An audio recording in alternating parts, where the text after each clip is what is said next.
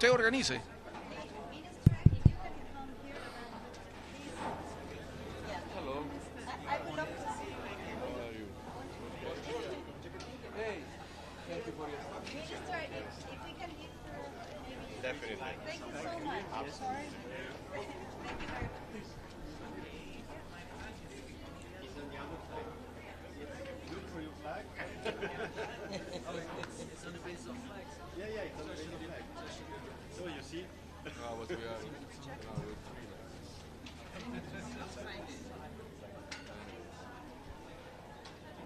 You say when?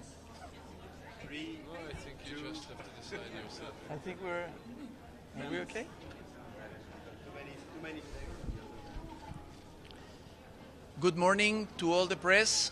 Thanks for being here in this such an important declaration. On Wednesday, 20 September 2023, the foreign ministers of the 10 elected members of the Security Council for 2023 came together. Elected members of the Security Council remain convinced of the critical role of the Security Council in upholding international peace and security based on the United Nations Charter and international law and the sovereign equalities of states. Today, we speak with one voice to reaffirm our commitment to multilateralism with the United Nations at its core. When the Security Council is united, we have seen the significant actions it can take to secure peace. In this regard, we call for all restraint in the use of veto, especially on actions aimed at preventing mass atrocities. The elected members constitute 2/3 of the membership of the Security Council and bring important and diverse perspective and experience to the Council work. We aspire and are committed to a Council that is able to tackle the complex and pressing threats to peace and security that we collectively face. We will live up to the responsibilities and obligations entrusted to through our elections by the members of these United Nations and uphold the letter and the spirit of the United Nations Charter. We highlight the urgent need for Security Council reform. Working together of the Council is a prerequisite for a more effective Council. We therefore underline and reiterate the E10 recent joint statement on 5th September 2023. We will continue to play a constructive role aiming to bridge divides and identify useful compromise on issues on the Council agenda. The E10 and its memberships will also continue to lead initiatives that bolster international peace and security. We will continue to work collectively towards a more effective, transparent, inclusive, representative Council for all. In the current turbulent global circumstances and their implication for international peace and security, we urge concrete steps towards the complete elimination of all weapons of mass destruction, particularly nuclear weapons, and the redoubling efforts toward reducing nuclear risk.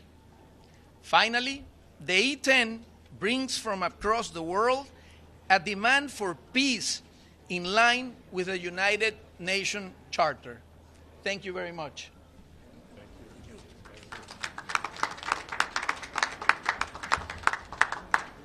I heard we're not taking answers.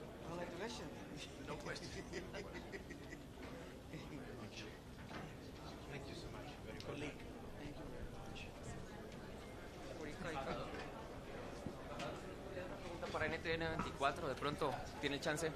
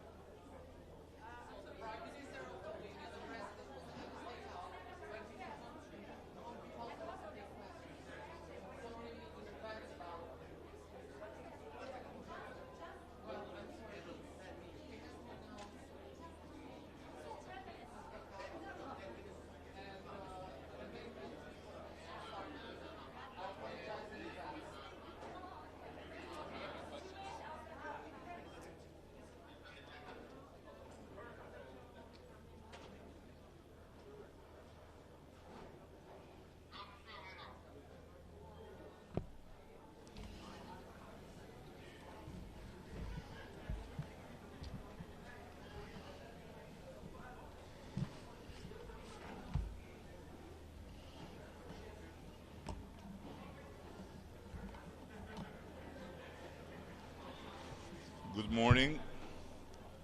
In a few minutes, the Security Council will hold the first high-level open debate on maintenance of international peace and security through the respect of the purposes and principles of the UN Charter in the context of the war in Ukraine. I am pleased and honored to chair this meeting. I welcome the high-level participation, including President Zelensky, and the impressive number of world dignitaries inscribed in the list of speakers. It could not be otherwise. An unprovoked, unjust, and unjustified war of choice has brought a deadly and enduring conflict in the heart of Europe. Nothing good has come out of it, only death, destruction, and misery for Ukraine and its people, but not only. As we all are aware, the detrimental effects of the war are not limited to Ukraine and Europe only. They continue to send shockwaves in every corner of the world and are threatening, again, food security worldwide. This is why we need to stay engaged and committed to bring to the Security Council the truth and the sad reality of this unnecessary and totally avoidable widespread destruction, and by doing so to counter a distorted narrative that seeks to justify occupation and annexation. This is what Albania and many other countries have been doing continuously on the Council. We need to stand for the rules-based international order, which has proved itself again the prophecy that might is right. We need to defend multilateralism and resist to all forces of destruction which want to further fragment the international community at a time when it needs to be united in purpose and in action, in efforts to stop this war, but also to find common solutions to many urgent, pressing issues. This meeting is timely and necessary to also share ideas and opinions about the best way to grasp every possibility for peace, a just peace based on the UN Charter and the resolutions adopted by the UN General Assembly. Helping Ukraine defend itself by halting Russia today sends the right message and the best one to anyone thinking to engage into similar adventures tomorrow. It reassures those who seek peace and cooperation. It warns those who dream of conflict and confrontation, because if aggression will succeed, it may signal the end of the world as we know it, the end of the unviability of borders. We need to prove that if a permanent member of the Security Council can veto a resolution in the Security Council, it cannot veto the freedom of its neighbor, their right to exist, and their ability to choose their future. Let me conclude by recalling that we will use this meeting to renew our call to Russia to resume the Black Sea Grain Initiative for the sake of those hundreds of millions who look at the UN for help, for food, for their life. Thank you.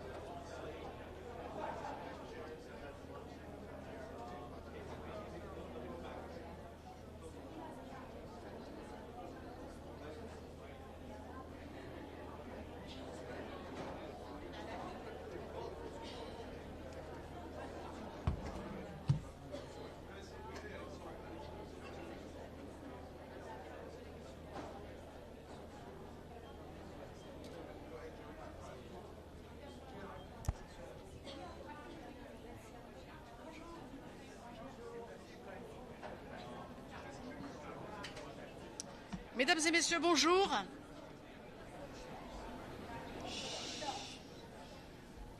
Mesdames et messieurs, bonjour. Quelques mots sur cette réunion du Conseil de sécurité, puisque le Conseil de sécurité se réunit aujourd'hui en présence du président Zelensky, alors que la Russie mène une guerre d'agression contre l'Ukraine depuis 18 mois. C'est une guerre contre un pays souverain, mais c'est aussi une guerre contre les principes fondamentaux de la Charte des Nations Unies, au premier rang desquels la souveraineté et l'intégrité territoriale des États. Mais je voudrais insister sur ce point. Cette guerre est une guerre contre les principes qui fondent notre sécurité collective. C'est aussi une guerre contre tous les pays qui souffrent de l'insécurité alimentaire que la Russie aggrave volontairement. Car c'est la Russie, et la Russie seule, qui bloque la mer Noire. C'est la Russie qui détruit les infrastructures portuaires en Ukraine et qui détruit des centaines de milliers de tonnes de céréales. Alors je redirai à l'occasion de cette réunion du Conseil de sécurité notre détermination à mettre cette agression en échec, car si nous la laissions réussir, ce seraient d'autres agressions qui se produiraient là ou ailleurs. Nous aiderons l'Ukraine, vous le savez, aussi longtemps qu'il le faudra, en lui donnant les moyens de se défendre et les moyens de se reconstruire. Nous nous assurerons que la Russie rende des comptes pour les crimes qu'elle commet en Ukraine. Nous soutiendrons aussi la préservation de la sûreté des centrales nucléaires civiles ukrainiennes menacées par l'occupation russe. Nous maintiendrons notre action de solidarité au bénéfice des pays que les actions russes fragilisent sur le plan de la sécurité alimentaire. Et enfin, nous aiderons l'Ukraine à faire valoir la vision pour la paix que porte le président Zelensky, car voyez bien que l'Ukraine, même agressée, est là seule à proposer un plan de paix. Elle est prête à travailler avec tous les pays de bonne volonté qui, comme nous, veulent défendre la Charte des Nations Unies, la paix et la sécurité internationale. Je vous remercie. Thank you very much, Madam Minister. Edith Lederer from the Associated Press. There's been another conflict taking place this week in Europe. Azerbaijan launched an offensive against Armenian positions in Nagorno-Karabakh. There's been a ceasefire declared, but how serious is this for Europe and for France? Thank you for your question. I'll answer in French, if I may, if you allow me to do so. Dès hier, Madame, la France a condamné l'offensive militaire russe, pardonnez-moi, que mène l'Azerbaïdjan au Haut-Karabakh. Dès hier, la France a condamné l'offensive militaire. Il y a, vous le dites, des victimes civiles, comme nous le craignons. Un cessez-le-feu, en effet, semble avoir été établi. Nous verrons si c'est bien le cas. Je voudrais surtout insister sur une perspective plus large. La France a toujours soutenu et soutient une solution négociée, garantissant aux populations arméniennes du Haut-Karabakh leur droit à vivre en paix, dans le respect de leur histoire, dans le respect de leur culture. Et bien sûr, cette garantie ne peut pas résulter d'un diktat. Nous tenons, je l'ai dit hier, mais je le répète, nous tenons l'Azerbaïdjan pour responsable du sort des populations. Et enfin, les informations qui nous parviennent faisant état d'un possible exode de ces populations sont extrêmement préoccupants.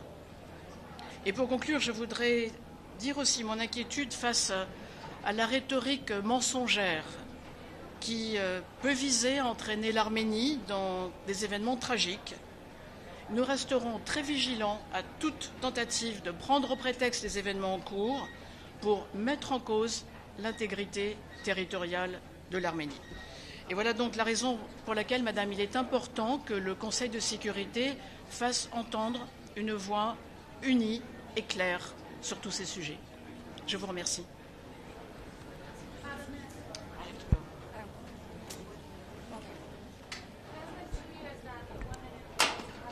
Able to go to school in Afghanistan. Do you think the international community needs to take a more concrete step towards rights in Afghanistan? We do care about this awful issue. We do act, as a nation, as France tries to do very visibly to help women and girls to go to school, to have access to health and education. We have special programs. We are going through direct channels and not through the Taliban, of course not. And I do condemn this discrimination policy that has this awful result to progressively erase women from the picture. This is not acceptable. Thank you.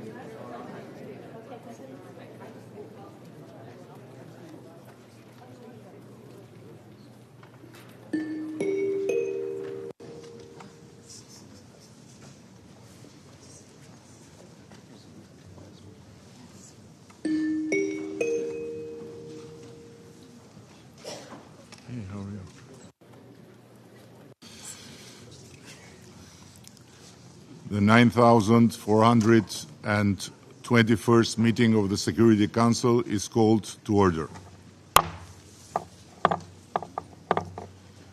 The provisional agenda for this meeting is maintenance of international peace and security, upholding the purposes and principles of the United Nations Charter through effective multilateralism, maintenance of peace and security of Ukraine.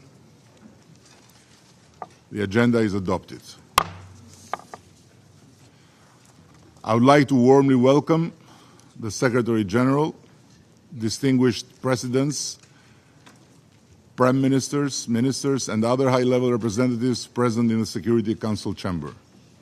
Your presence today underscores the importance of the subject matter under discussion. In accordance with Rule 37 of the Council's Provisional Rules of Procedure, I invite representatives of Argentina, Australia, Austria, Belarus, Belgium, Bosnia and Herzegovina, Bulgaria, Canada, Chile, Croatia, Czechia, Denmark, Estonia, Germany, Greece, Guatemala, Hungary, India, Indonesia, Ireland, Italy, Kuwait, Latvia, Liechtenstein, Lithuania, Mexico, Montenegro, the Kingdom of the Netherlands, North Macedonia, Panama, Poland, Portugal, Qatar, the Republic of Korea, Romania, Sierra Leone, Slovakia, Slovenia, South Africa, Spain, Turkey, Ukraine, and the Bolivarian Republic of Venezuela to participate in the meeting. In accordance with Rule 39 of the Council's Provisional Rules of Procedure, I also invite the following briefers to participate in this meeting. His Excellency Mr. Charles Michel, President of the European Council. His Excellency Mr. Bujar Osmani, Chairperson in Office of the Organization for Security and Cooperation in Europe. And His Excellency Grand Chancellor Riccardo Paterno di Montecupo, Sovereign Order of Malta. It is so decided.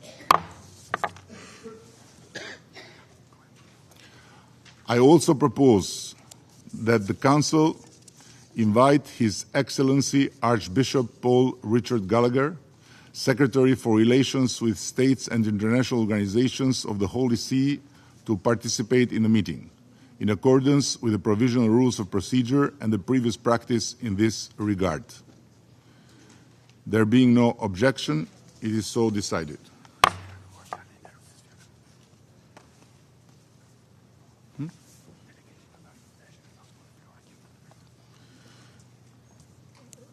The delegation of Russian Federation has asked for the floor.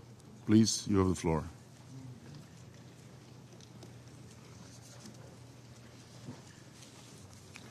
Господин председатель, вы поторопились сказать слова «it is so decided». У нас было два вопроса к вам.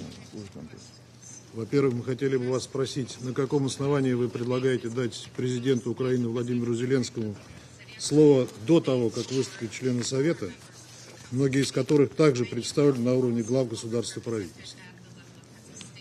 И второй вопрос, который мы хотели задать, на каком основании вы приглашаете министра иностранных дел Северной Македонии на сегодняшнее заседание в качестве председателя ОБСЕ?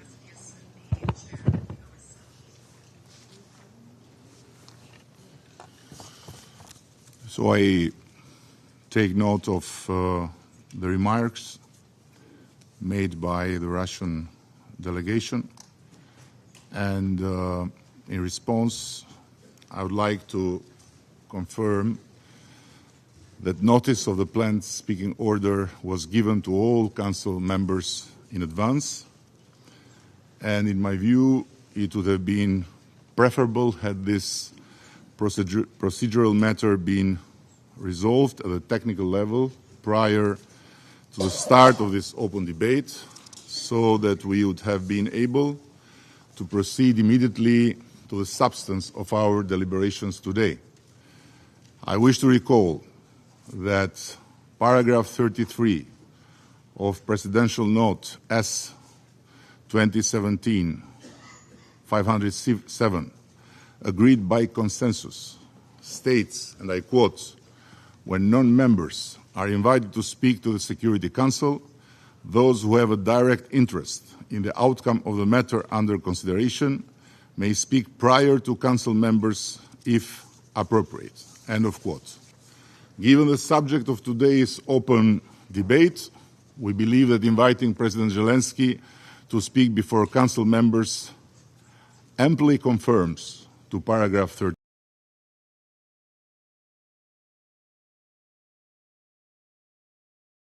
opportunity for Council members and the other member states participating today in such impressive numbers to respond to his remarks. Previously, in February of this year, the Russian delegation raised the same issue and was assured by then the Council President that ample precedents exist of non-Council member states taking the floor before Council members. Several cases were cited at that time, and others could be mentioned.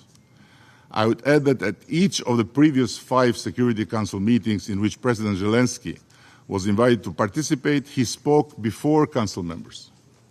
I want to assure our Russian colleagues and everyone here that this is not a special operation by the Albanian presidency, but a continuation of a long and well-established practice of this Council, and today's speaking order therefore is in full conformity with the Council's guidelines and practices. As for the second question, I have a certain difficulty to understand what's the problem, because OSCE has an important role and is here because of its contribution to this meeting considered of essence. Yes, the OSCE representative here is an Albanian from North Macedonia, but if you would be more explicit what's the problem, I would be happy to help you.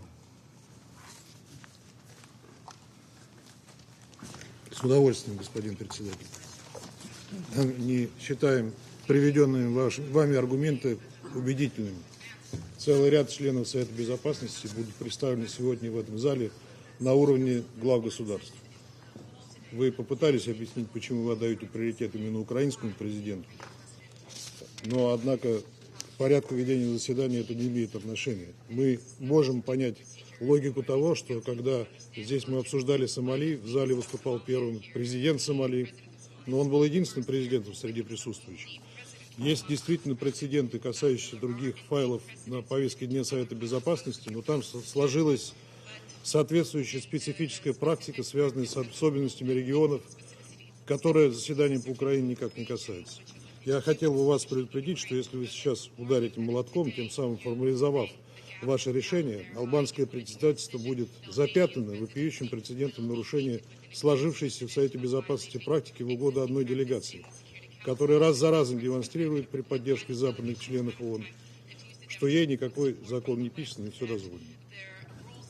Сначала западные члены Совета Безопасности трижды продавливали участие Владимира Зеленского в заседаниях Совета по видеосвязи, что является откровенным пренебрежением к авторитету этого ключевого органа.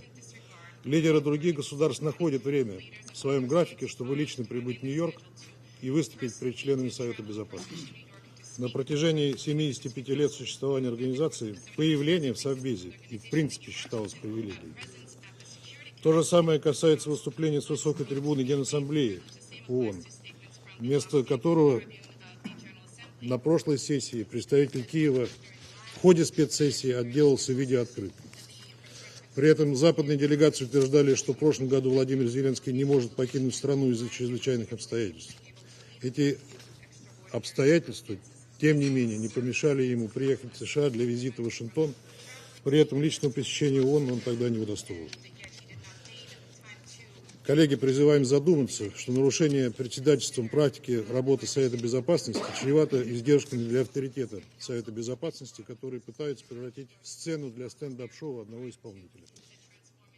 Для этого албанское председательство собрало в формате открытых дебатов большую группу поддержки из числа натовских стран. И для всех очевидно, по крайней мере для многих, что сегодняшнее заседание не более чем спектакль. Хочу подчеркнуть для протокола и для тех, кто пытается извратить нашу позицию. Мы не против участия президента Украины в заседании, но это должно быть сделано в соответствии с правилами процедуры и сложившейся практикой, в соответствии с которой страны, приглашаемые по правилу 37, выступают после членов Совета. Тем более, когда как члены Совета, так и целый ряд других участников по правилу 37 представлены на уровне глав государств и правительств. Что касается участия Минотдела Албании, Минотдела Северной Македонии, в качестве действующего председателя ОБСЕ. Наше недоумение никак не связано с его национальностью, господин председатель. И мы возражали против его участия в этом качестве, о чем мы известили албанское председательство еще вчера. Насколько нам неизвестно, никакого обсуждения вопроса о его участии в открытых дебатах Совета Безопасности ООН в Вене, где расположена штаб-квартира ОБСЕ, не было. И обращаем внимание, что в соответствии с утвержденными правилами, с утвержденными постсоветом ОБСЕ принципами Любые заявления действующего председателя, генерального секретаря ОБСЕ и уполномоченных ими официальных представителей должны соответствовать их мандатам и не должны расходиться с консенсусной позицией ОБСЕ. Если албанское председательство настаивает на том, чтобы допустить господина Османи выступить на сегодняшнем заседании, мы исходим из того, что он может озвучивать только консенсусную позицию организации. Отдельно отмечаем, что ОБСЕ из-за деструктивной линии, занятой западными делегацией, уже давно никак не участвует в урегулировании украинского кризиса и никакого вклада в этот процесс не вносит, а только усугубляет ситуацию. Видим, в попытках продавить, вопреки сложившейся в Совете Безопасности и в ОБСЕ практике, участие господина Османи, все то же навязчивое стремление западной делегации, выгодное только им. Однобокие правила игры в рамках печально известного порядка, основанного на правилах. Призываем членов Совета Безопасности занять принципиальную позицию по этим вопросам и выступить против подобных заходов. Сожалеем, что албанское председательство демонстрирует открытое пренебрежение к процедурам и практикам Совета Безопасности ООН, ставя общенатовские политические и идеологические установки выше обязанностей председателя Совета Безопасности, которому предписано быть стражем процедуры и занимать беспристрастную позицию. К сожалению, с этой задачей Албания сегодня не справилась. Благодарю вас.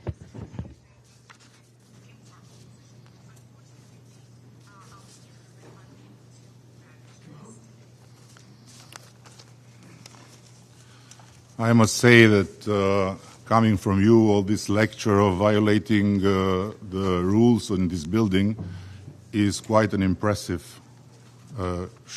shoot. But as far as you repeated many times that the violation here is about President Zelensky speaking before the Council members, there is a solution for this if you agree. You stop the war and President Zelensky will not take the floor. So what made him here important and what makes important for all of us to hear him first and then discuss is made from you, not from us. Thank you very much. I take note and will continue with our session. You want the floor again? Okay. Господин председатель, хочу обратить ваше внимание, что вы сейчас выступаете в роли председателя Совета Безопасности, а не в национальном качестве представителя Албании. Ваша задача вести заседание так, как это предписано правилами процедуры Совета Безопасности, а не давать политические оценки в своем качестве председателя Совета Безопасности. Благодарю вас.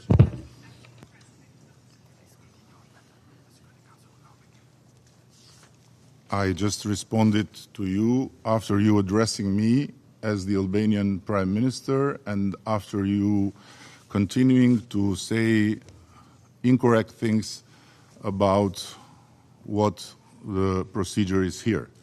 If you don't want me to answer as an Albanian Prime Minister, don't provoke me as such. Anyhow, let's keep going now.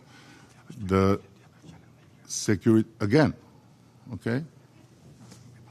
Господин председатель, я к вам обращался только как председатель Совета Безопасности. Я ни разу не обратился к вам как премьер-министр Албании. Еще раз подчеркиваю, я с вами сейчас веду процедурный диалог, а не субстантивный. И от политических оценок воздержитесь, пожалуйста, до начала своего выступления в Совете.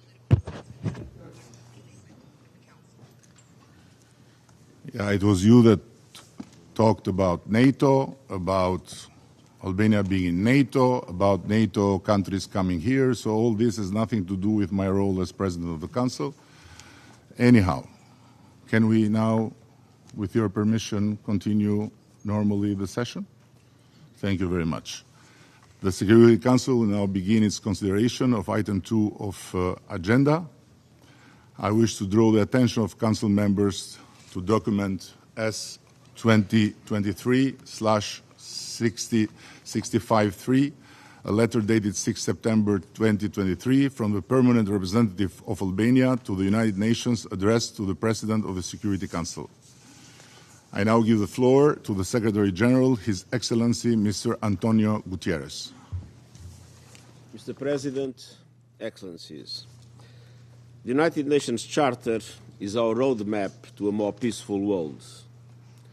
The tools and mechanisms founded on the principles of the Charter are a how-to manual to resolve conflict.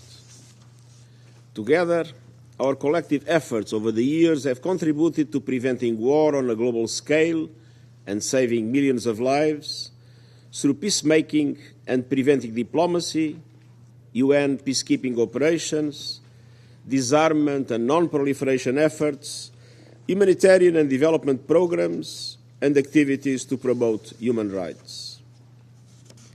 Cette semaine, le sommet sur les objectifs de développement durable a adopté un plan de sauvetage pour les ODD, objectif qui constitue un outil essentiel pour prévenir les conflits et les crises de toutes sortes. Le multilatéralisme fonctionne, il est essentiel et efficace. Mais les outils et les mécanismes multilatéraux s'affaiblissent. Face à la montée des tensions et des défis géopolitiques, certains cadres multilatéraux échouent, tandis que d'autres, dont on a besoin de toute urgence, n'existent pas encore. Le nombre de décès liés aux conflits a presque doublé l'année dernière. Les opérations de paix des Nations Unies sont soumises à une pression sans précédent. Le désarmement nucléaire est à l'arrêt et il n'existe aucun cadre mondial adéquat pour faire face aux menaces que les nouvelles technologies font peser sur la sécurité. J'exhorte les États à aller plus loin et à faire mieux pour renouveler leur engagement vis-à-vis des obligations de la Charte des Nations Unies, à utiliser l'ensemble des outils diplomatiques qu'elles mettent à leur disposition, à donner la priorité à la prévention des conflits et des crises et à tenir compte des propositions de nouveaux cadres et outils présentés dans le nouvel agenda pour la paix. Mr. President, Russia's invasion of Ukraine, in clear violation of the United Nations Charter and international law, is aggravating geopolitical tensions and divisions, threatening regional stability, increasing the nuclear threat, and creating deep fissures in our increasingly multipolar world. All this comes at a time when cooperation and compromise for multilateral solutions are needed more than ever to tackle challenges from the climate crisis to unprecedented levels of inequality to disruptive technologies. The United Nations organs have been clear in condemning the war. The General Assembly overwhelmingly approved a resolution demanding that Russia leave Ukraine, and the second rejected Russia's effort to annex Ukrainian territory. I have consistently and repeatedly called for a just and sustainable peace in Ukraine, in line with the Charter and international law, for Ukraine, for Russia, and for the world. Russia's invasion was followed by relentless, systematic attacks against civilians and civilian infrastructure and services, including health and education facilities. The war has killed or injured tens of thousands of civilians, destroyed lives and livelihoods, traumatized a generation of children, torn families and communities apart, devastated the economy, and turned vast areas of farmland into deadly minefields. Attacks on civilians and civilian infrastructure must stop immediately. Nearly half of Ukraine's population, some 18 million people, need humanitarian assistance and protection. More than 6 million Ukrainians have fled the country. The United Nations has worked collectively to mitigate the impact on people, both in Ukraine and around the world, and to support civilians. Our humanitarian programs have stepped up, distributing aid to more than 8 million people this year, in partnership with over 450 humanitarian organizations, half of them Ukrainian. The International Atomic Energy Agency has established a presence at Zaporizhia nuclear plant and other major Ukrainian nuclear sites to monitor safety, security, and safeguards. Together with the International Committee of the Red Cross, we successfully organized the evacuation of civilians from the Azovstal steel plant in Mariupol last year. Evidence of shocking and widespread human rights violations has been documented by UN agencies, including conflict-related sexual violence, arbitrary detentions, summary executions, mostly by the Russian Federation, and the forcible transfer of Ukrainian civilians, including children, to territory under Russian control or to the Russian Federation. This documentation is vital for accountability. And accountability for all human rights violation is crucial in line with international norms and standards. Mr. President, the war contributed to an unprecedented surge in global food prices, threatening millions with hunger and poverty. Starting in July 2022, we succeeded in mitigating that impact through the Black Sea Initiative and the Memorandum of Understanding between the UN and the Russian Federation. During its one-year period of operation, the Black Sea Initiative, together with Memorandum of Understanding on facilitating exports of Russian food products and fertilizers, helped to reduce global food prices by over 23% from the record high reached in March last year. The Black Sea Initiative enabled the export of nearly 33 million metric tons of grain and foodstuffs and allowed the World Food Programme to transport 725,000 metric tons of wheat for humanitarian aid to countries including Afghanistan and Somalia. Under the Memorandum of Understanding, the United Nations delivered solutions on several of the most challenging areas of trade facilitation for Russian food and fertilizers, with continuous work on the remaining issues. We deeply regret that Russia ended its participation in the Black Sea Initiative in July of this year, and that immediately upon leaving, Russia launched a bombardment of Ukrainian ports and grain storage facilities on the Black Sea and the Danube River. Attacks against terminals and grain stores are unacceptable, and such assaults must end. Civilian shipping in the Black Sea has also been threatened. Further escalation could instantly shock the markets and destabilize the region. Volatility and uncertainty have already returned to international grain markets, while supplies from the harvest in Ukraine pile up. The bombardment is also undermining our efforts in the implementation of the Memorandum of Understanding with the Russian Federation. It has led many of those whose goodwill is needed, notably in the private sector, to question whether there is any real interest in returning to the Black Sea Initiative. We remain engaged with all parties, aiming to ensure safe and secure exports of grain and fertilizer from Russia and Ukraine, and these must be put on a stable footing without the repeated threat of interruption. I'm grateful to the government of Turkey for its contributions and urge all member states to support our efforts.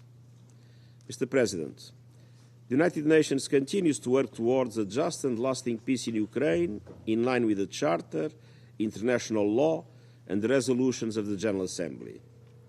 I urge all countries to do their part to prevent further escalation and to lay the foundations for sustainable peace. We are fully committed to the sovereignty, independence, and territorial integrity of Ukraine within its internationally recognized borders. This war is already causing limitless suffering. Its continuation risks further perilous escalation. There is never an alternative to dialogue, diplomacy, and a just peace. Thank you. I thank the Secretary General for this briefing, and I now give the floor to His Excellency Mr. Volodymyr Zelensky, President of Ukraine. Thank you so much. Дуже дякую.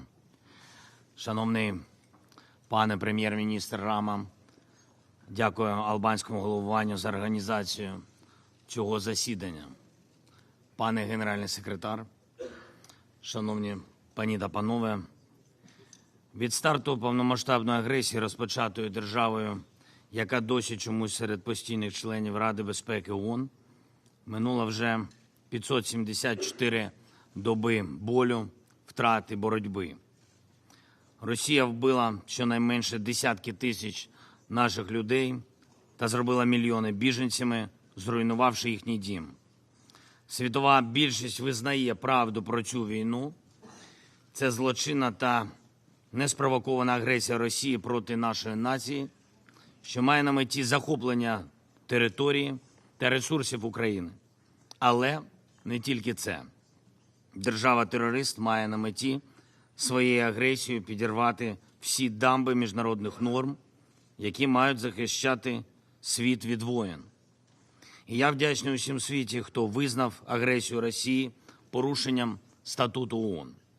Україна здійснює своє право на самооборону, допомагати Україні у цьому зброєю, застосуванням санкцій, здійсненням всебічного тиску на агресора, голосуванням за відповідні резолюції означає допомагати захищати статут ООН.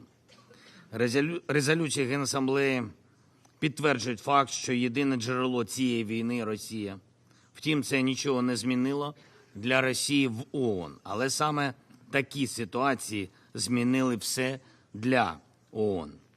Ми маємо визнати, організація в глухому куті щодо агресії. Людство вже не покладає надій на ООН, коли йдеться про захист суверенних кордонів націй.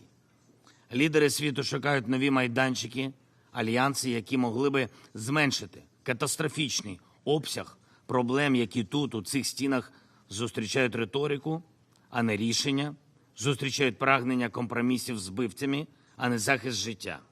Життя варто захищати безкомпромісно, аби захист був успішним.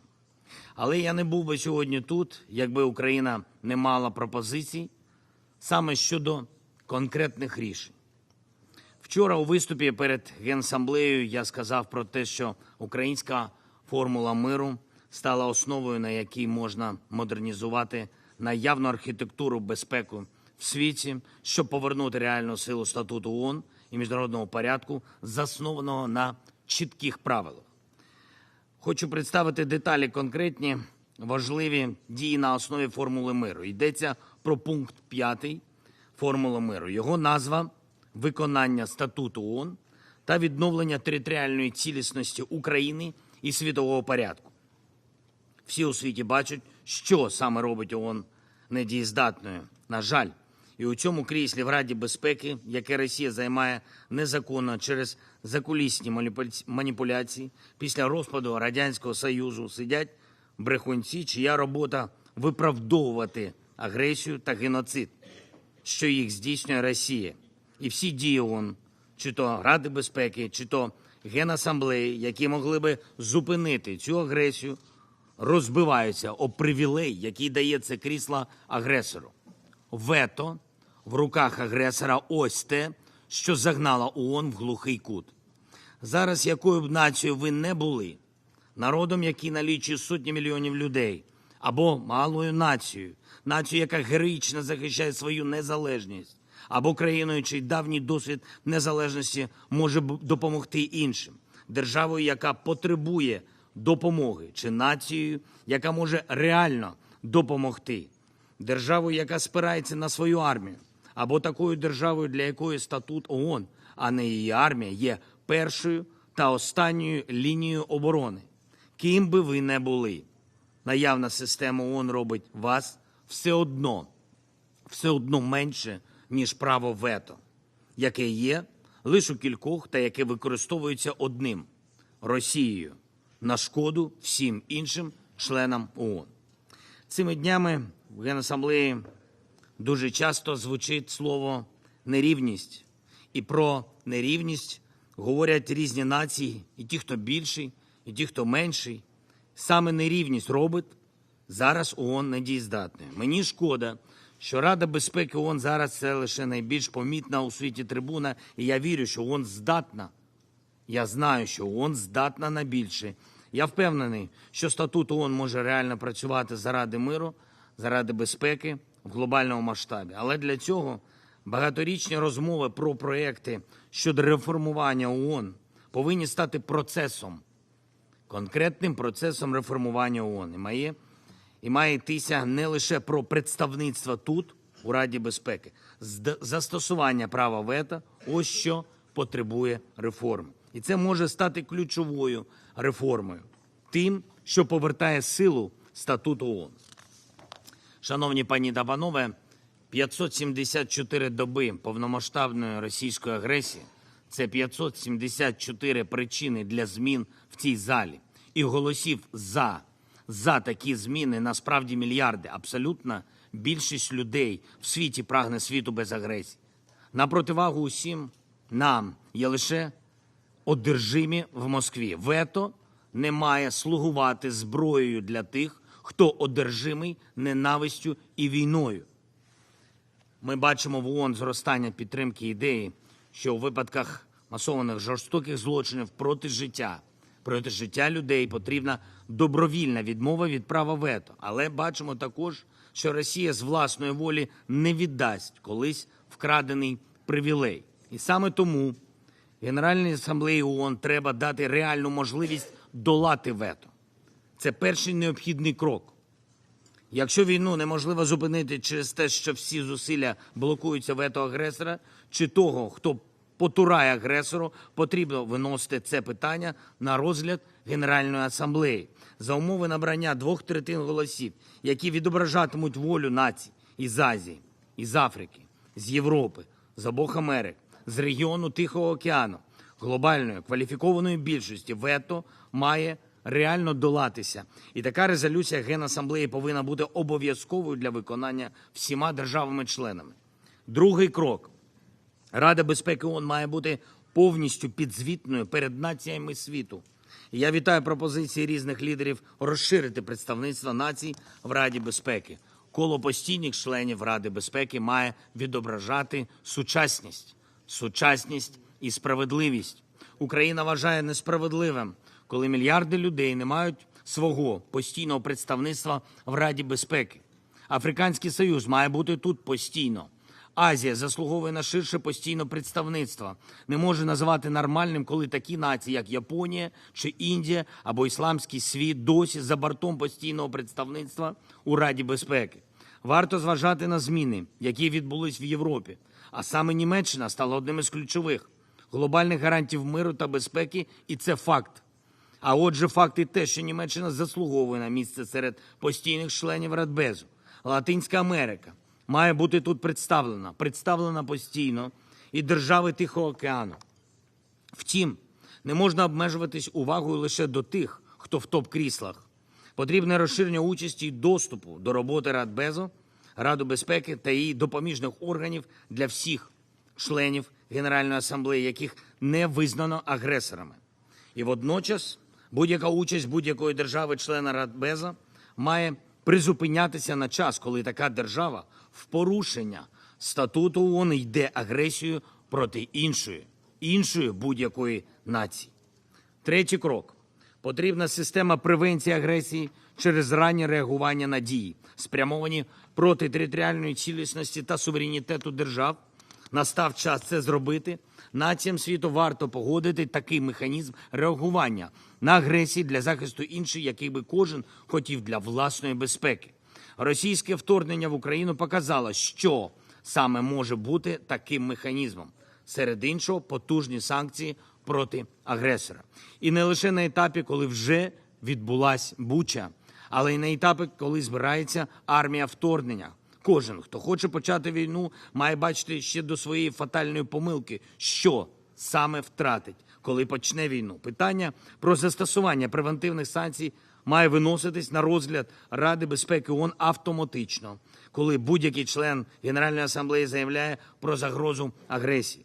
Українські солдати зараз своєю кров'ю роблять те, що Рада безпеки ООН має робити своїми голосуваннями. Зупиняють агресію та захищають принципи статуту ООН. А тепер, що стосується територіальної цілісності. Цей елемент і статуту ООН, і нашої формули миру невід'ємно пов'язаний із питанням про очищення суверенної території держави від окупантів. Окупація – це бездонне джерело тротилу під міжнародним порядком, заснованим на правилах. Тож я наведу приклад конкретних дій, які мають бути реалізовані, аби архітектура безпеки була міцною. На прикладі України і дуже конкретні речі, конкретні, як і ми, українці. Перше. Повне виведення усіх російських військових та військових формувань, включно з Чорноморським флотом Росії або тими дірявими коритами, які від нього залишаться за час війни, а також виведення усіх найманців та квазівійськових формувань Росії з усієї суверенної території України в межах наших міжнародно визнаних кордонів 1991 року.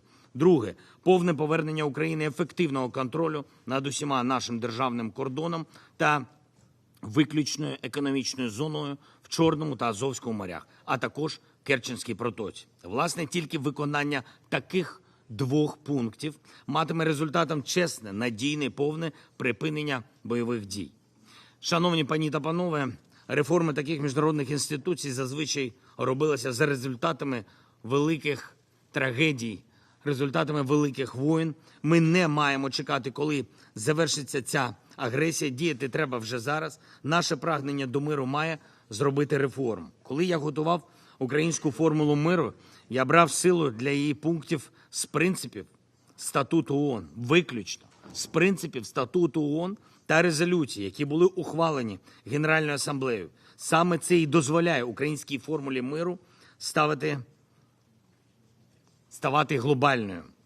Нації, які долучаються до роботи з формулою, усвідомлюють, що працюють заради міжнародного порядку, заснованого на правилах, заради захисту територіальної цілісності та суверенітету держав, захисту людських прав, недопущення агресії, геноцидної політики. Природньо, що епіцентром такої роботи має бути ця зала Ради безпеки ООН. І в ще більшій мірі зала Генеральної асамблеї. Якщо для цього треба провести реформу інституцій ООН, значить треба не боятися реформ. Ми готові спільно з членами ООН, які беруть участь у формулі миру, працювати над відповідними проектами резолюцій та поправок до Статуту ООН. І я хочу, щоб для усіх в світі було чітким, що саме Україна пропонує, коли звертається до націй світу із закликом приєднуватись до спільної роботи над реалізацією формули миру. Кожна держава може проявити своє лідерство в рамках того чи іншого або кількох чи усіх пунктів формули миру. Формуємо групи згідно із пунктами формули миру, в яких працюють радники лідерів держав з питань національної безпеки та дипломатичні представники. В групах визначається перелік рішень та нормотворчих пропозицій, які мають бути імплементовані, щоб відповідний пункт формули миру був реалізований. Ми готові провести установчий саміт лідерів, далі 10 конференцій на рівні радників, дипломатичних представників, голів парламентів згідно із 10 пунктами формули миру. Згодом ці проекти, підготовлені радниками, виносяться на розгляд лідерів держав на відповідному заключному саміті. Таким чином, всі нації світу, які поважають мир, можуть реально взяти участь в поверненні саме миру. Співпраця – це завжди ключове слово для України в міжнародних відносинах. Саме це слово ключове саме для миру. Тож, хай панує мир, хай сильніше стають наші з вами інституції і наша з вами співпраця. Я вам дуже дякую за можливість звернутися, дякую за запрошення, дякую за увагу. Слава Україні! I thank His Excellency President Zelensky for his briefing, and I shall now make a statement in my capacity as the Prime Minister of the Republic of Albania. Mr. Secretary General, Excellencies, Head of State and Governments, distinguished representatives, thank you all for being here today. The presence of such considerable number of dignitaries speaks to the very high importance of the issue at hand. Thank you, Secretary General, for your remarks. They resonate with and reflect the values and principles of our organization. President Zelensky, I'm grateful for your presence here at such a tragic moment in your country's history. Your strong words translate the pain of your compatriots and convey very clearly, together with your firm determination, the grit of your people and the unwavering hope of your nation. Excellencies, while today the world needs more than ever an acute sense of responsibility from all of us to confront the multiple challenges and threats facing our planet, conflicts, unconstitutional seizures of power, climate change, devastating floods and unforgiving droughts, including unpredictable and severe wildfires. What we witness instead is more and more disruptive attitudes, reckless acts, and growing conflictuality within and among states. In many parts of the world, the examples of force have proliferated, while the force of example has become a rarity. Who could have imagined, until not long ago, that in the third decade of the 21st century, a disastrous war started by a permanent member of this Council would put Europe at risk by brutally undermining all the principles that gave birth to the United Nations?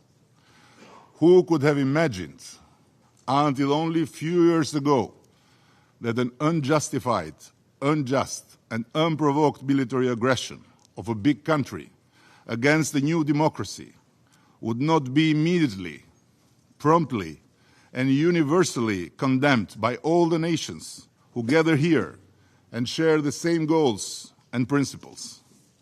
How to understand the yes, buts, or calls on both sides with arguments in order to avoid calling a spade, and which refuse to call a brutal aggression by its only and real name, a man-made tragedy that is inflicting untold suffering to the Ukrainian people, but also reverberating across world regions, hurting growth, raising prices, and threatening with hunger and starvation hundreds of millions of people. An aggression in the heart of Europe cannot be Europe's problem only, as some think, as some say, or as some whisper. Cynics may think that Ukraine is just a problem dropped on the lap of the democratic West to deal with, and they even mumble that what goes around comes around, implying that this is a natural payback for what might have happened before, elsewhere, in other times. Is it? Really? I invite everyone to think twice. This war of aggression must be everyone's business. Let me remind us by paraphrasing the tragic account by Martin Niemöller.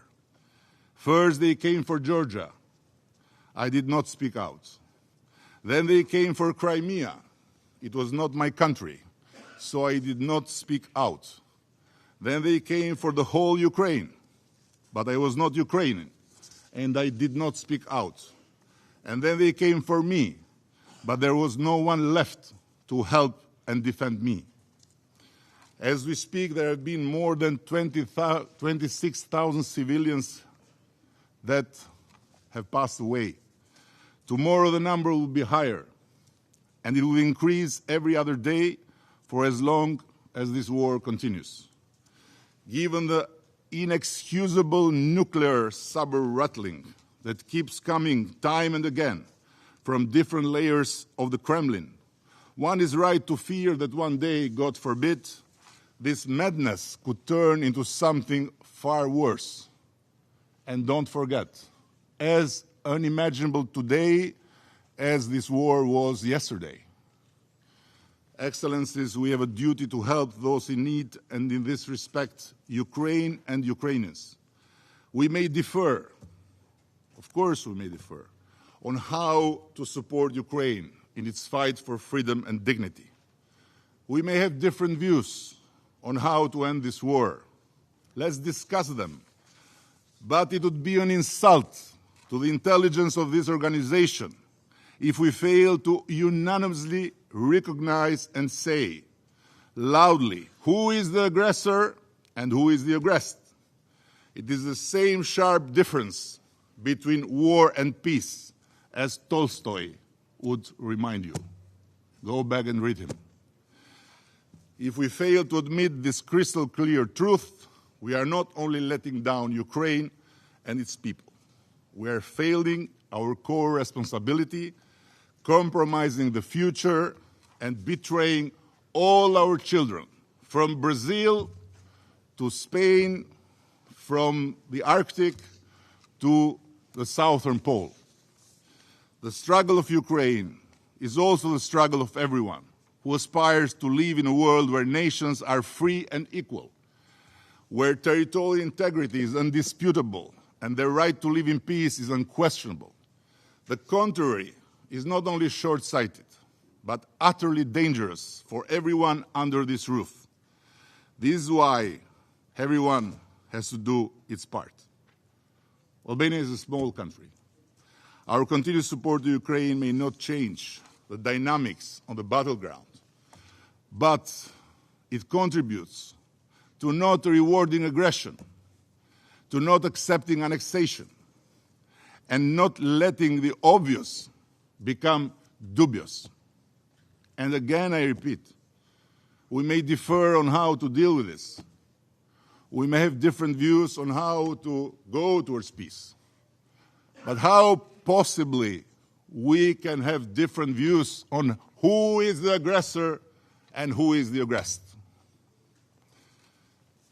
Excellence, le devoir principal du Conseil de sécurité est d'agir, et ce de manière décisive, au nom du monde entier et à son service. On ne peut pas en vouloir à ceux, toujours plus nombreux, qui se demandent « Mais que fait-il le Conseil de sécurité ?» L'usage abusif du droit de veto a tristement pris le Conseil de sécurité en otage. Il l'a paralysé, mais il ne l'a pas réduit au silence quand même, comme en témoigne cette réunion. Nous ne pouvons pas accepter que la force des règles et des valeurs qui nous réunissent soit remplacée par la règle de la force et des antivaleurs. Nous refusons d'être complices d'un bouleversement dangereux de l'ordre mondial dont les conséquences ne peuvent qu'être imprévisibles, sinon tragiques pour tous. Excellencies, let me conclude by recalling the experience of the Western Balkans. We have seen where the path of brutality can lead to, and the tremendous costs it brings for all, including for the perpetrators. History has confirmed that those who saw war as a shortcut to achieve their goals ended up regretting it forever. Russia has tried many times to use, or better, misuse, the changed reality in the Western Balkans, particularly the birth of the Republic of Kosovo, to justify their neo-imperial dreams and the subsequent nightmare they have exported in Ukraine.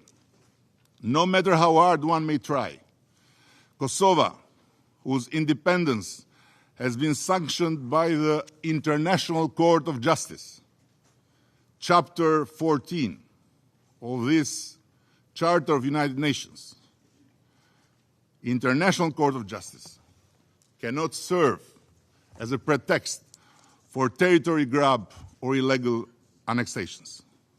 If today a lasting peace in our region is within reach, this has to do first and foremost with the lesson learned that the most efficient way to overcome the past and shape a common future is through cooperation, not through division, by promoting free movement of people, goods, services, capitals, not by raising artificial barriers, by building bridges for our kids to enjoy freedom and prosperity, whatever their language, whatever their race, whatever their nationality, not erecting walls for our ghosts of the past to seek and hide in endless blame games. I'll end with this. The preamble of the United Nations Charter calls on us to practice tolerance and live together in peace with one another as good neighbors. Important decisions are never a matter of chance. They are always a matter of choice. Albania has made its choice to stand for peace, development and progress, to stand with the aggressed, not with the aggressors, to stand with and to stand for Ukraine. Thank you. I resume now my function as President of the Council. I now give the floor to His Excellency, Mr. Guillermo Lasso Mendoza, Constitutional President of the Republic of Ecuador.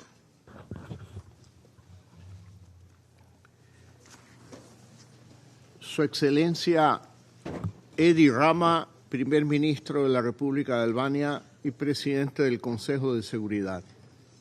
Permítame primeramente felicitarlo por la impecable conducción del Consejo de Seguridad durante este mes de septiembre.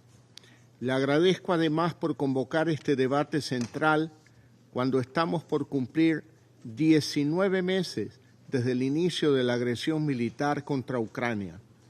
Destaco también la exposición del secretario general Antonio Guterres y apoyo su permanente llamado a la Federación de Rusia para que le dé a la paz una oportunidad. Esta guerra no puede continuar un día más. La Federación de Rusia debe suspender de inmediato sus operaciones militares, conforme le fue ordenado por la Corte Internacional de Justicia, el más alto tribunal de esta organización, el 16 de marzo del 2022.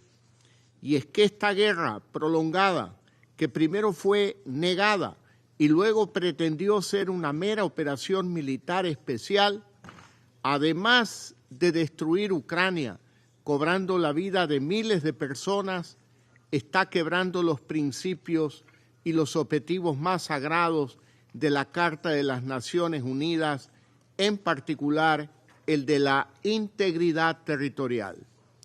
Al origen de esta organización, nosotros, los pueblos de las Naciones Unidas, resolvimos preservar a las generaciones venideras del flagelo de la guerra y con tal fin a practicar la tolerancia y convivir en paz como buenos vecinos. Sobre esa base se erigió la Carta de las Naciones Unidas, que es una sola. El Ecuador ya lo ha dicho antes y hoy insistimos. No hay una carta para el sur y otra para el norte, ni hay una para Occidente y otra para Oriente. En todos los idiomas, el contenido de la carta es el mismo. Ella es una e indivisible. No hay una versión en ruso y una distinta en español.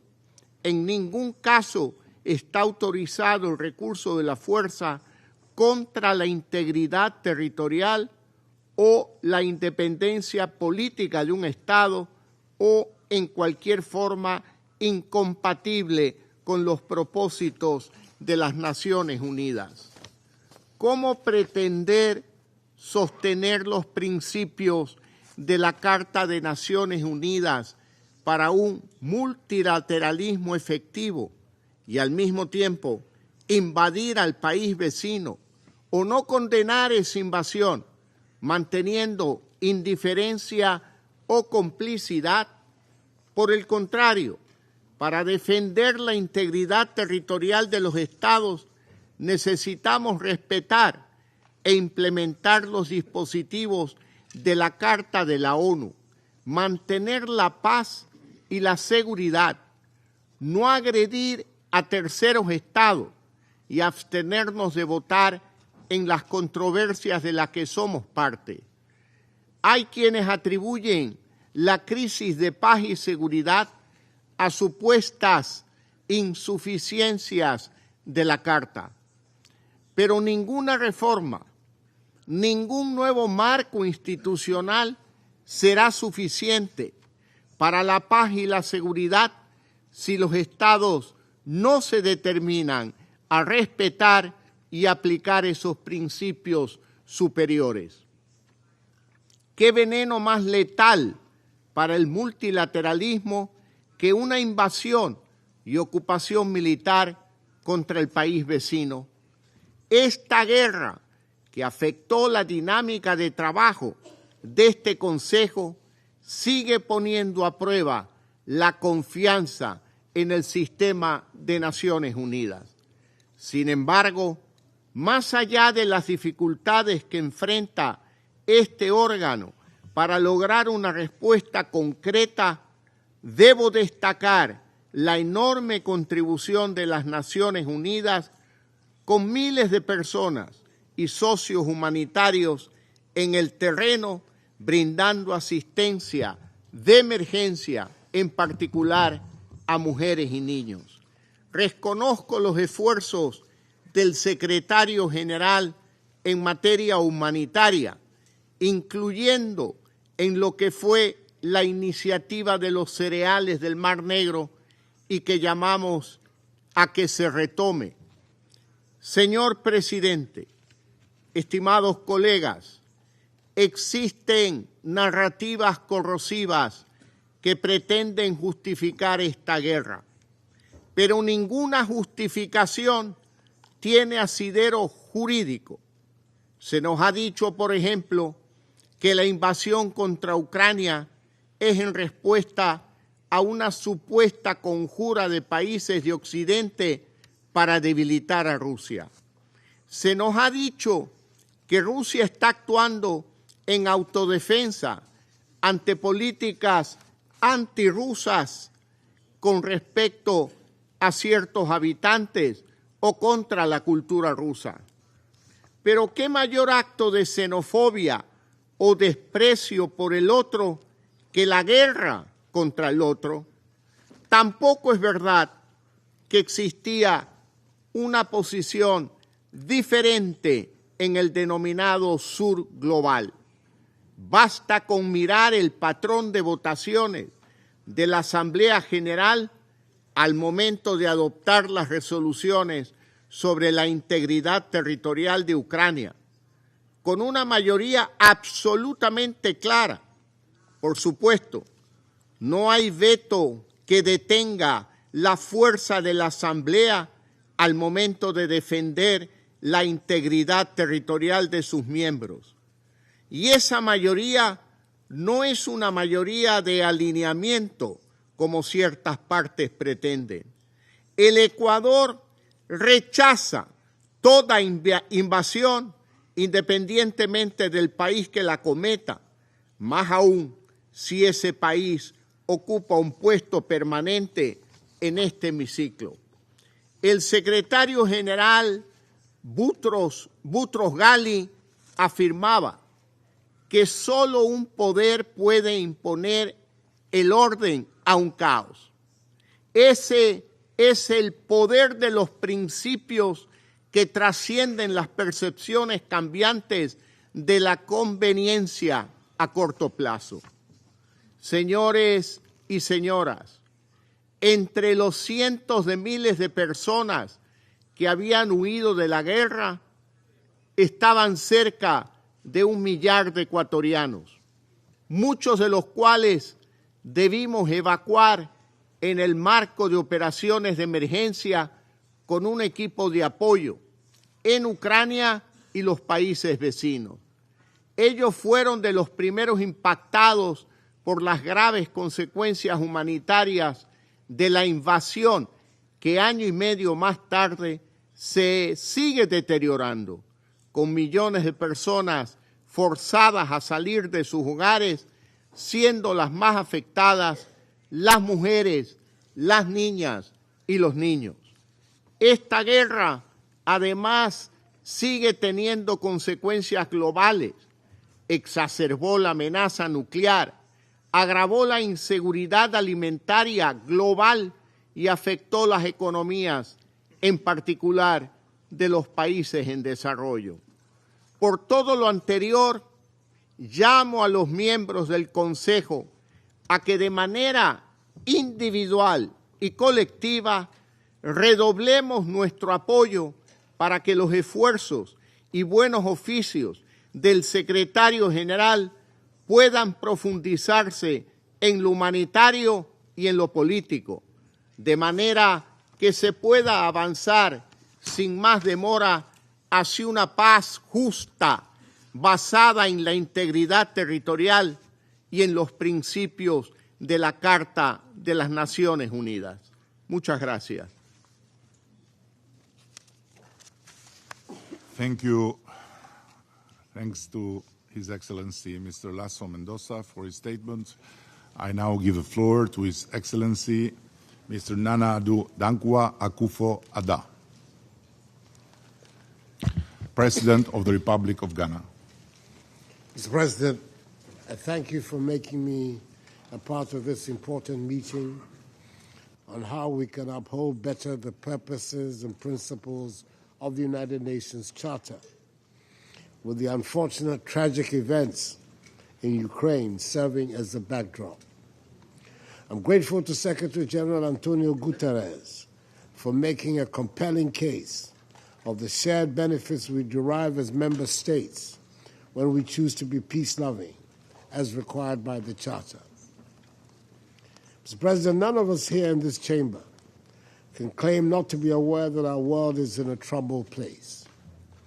The sharp differences in geopolitical competition among major powers and the intense convergence of the crises in the world, particularly of conflicts, climate change, inequality, unconstitutional changes of government, and unsustainable development, have undermined global trust and solidarity and unraveled the common logic that has prevailed since 1945, which is, it is better to suffer the inadequacies of the multilateral system for the greater good than to pursue the chaos of the unknown for national advantage.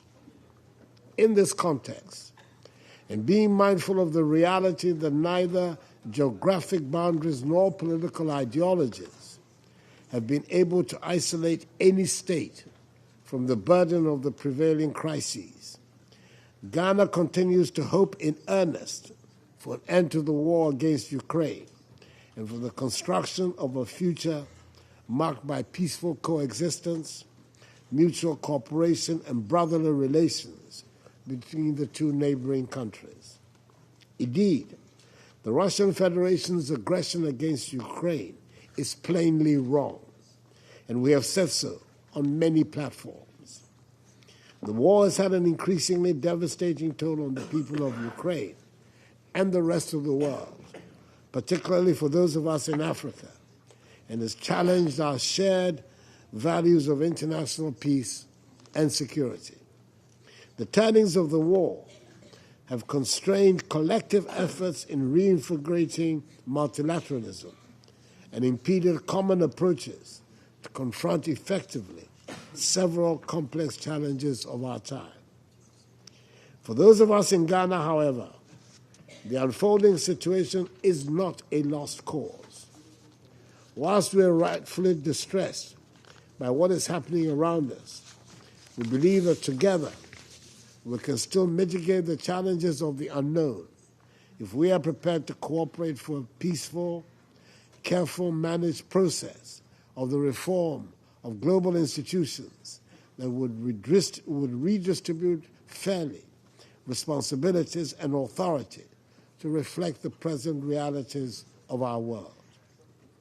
We also believe that history has a lesson to teach, and the painful lessons of the two previous world wars inspired the solemn commitments made by the founders of the United Nations to refrain from the use of force in their relations among states. That common understanding to replace force and might with the rule of law, cooperation, and the peaceful settlement of disputes underpins the purposes and principles of the United Nations Charter and remains valid if we are to avoid a Hobbesian state of affairs in interstate relations. We must thus work together strongly to reverse the growing fragmentation of our world and the elevation of nationalist ideologies and actions above commonly accepted rules.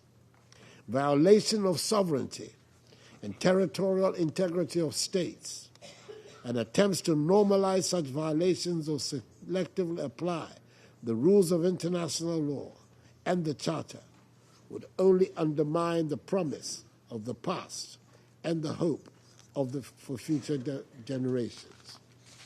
It is in this regard that Ghana continues to be a firm advocate for dialogue and diplomacy in resolving the Russian war against Ukraine.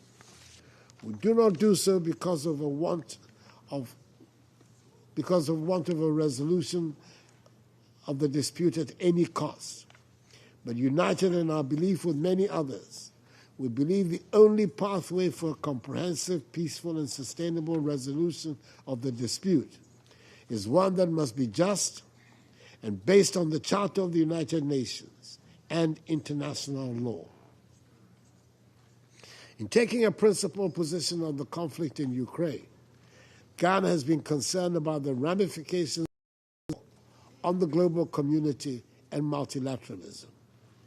We therefore welcome the opportunity that the new agenda for peace provides, which is to reset our common understanding on how, among others, we relate with each other as states, can reinforce the preemptory norms of international law that have provided us stability for almost 8 decades, and find new ways of addressing old challenges that continue to undermine states and the sovereignty of nations. Mr. President, in support of the choices we need to make for a renewed and inclusive and multilateralism, I would want to share 3 key messages.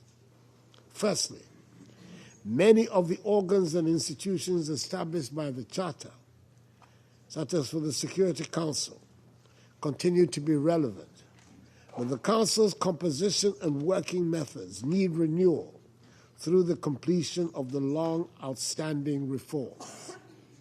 In support of the Common African Position on Security Council reforms contained in the Azulwini Consensus, Ghana urges a transformation of the dialogue among member states to envisage an endpoint that delivers a Security Council that is representative and which also addresses the historical injustice done the continent of Africa. To overcome knotty discussions around the veto, we encourage the ongoing efforts to limit its use and the subsequent placement of a moratorium on its use that will lead progressively to its removal over a reasonable period of time. We cannot continue to have a Security Council that is structurally limited from being effective and yet demands universal acceptance for its decisions. As with many other things in life, with changes, we need to adapt, and with authority comes a responsibility that must be kept. Secondly, the peace of the world is indivisible and integrated with all other global arrangements beyond our collective security. Our efforts of preventive diplomacy must be comprehensive and broad-based. We need to be aware that, for instance, inimical economic and financial policies have an enduring impact on peace, and that global policies in the structure and functioning of international institutions cannot remove the centrality of peace from their raison d'etre. We must strengthen in a comprehensive and integrated manner our efforts in preventing the outbreak of violence or resurgence of new conflicts.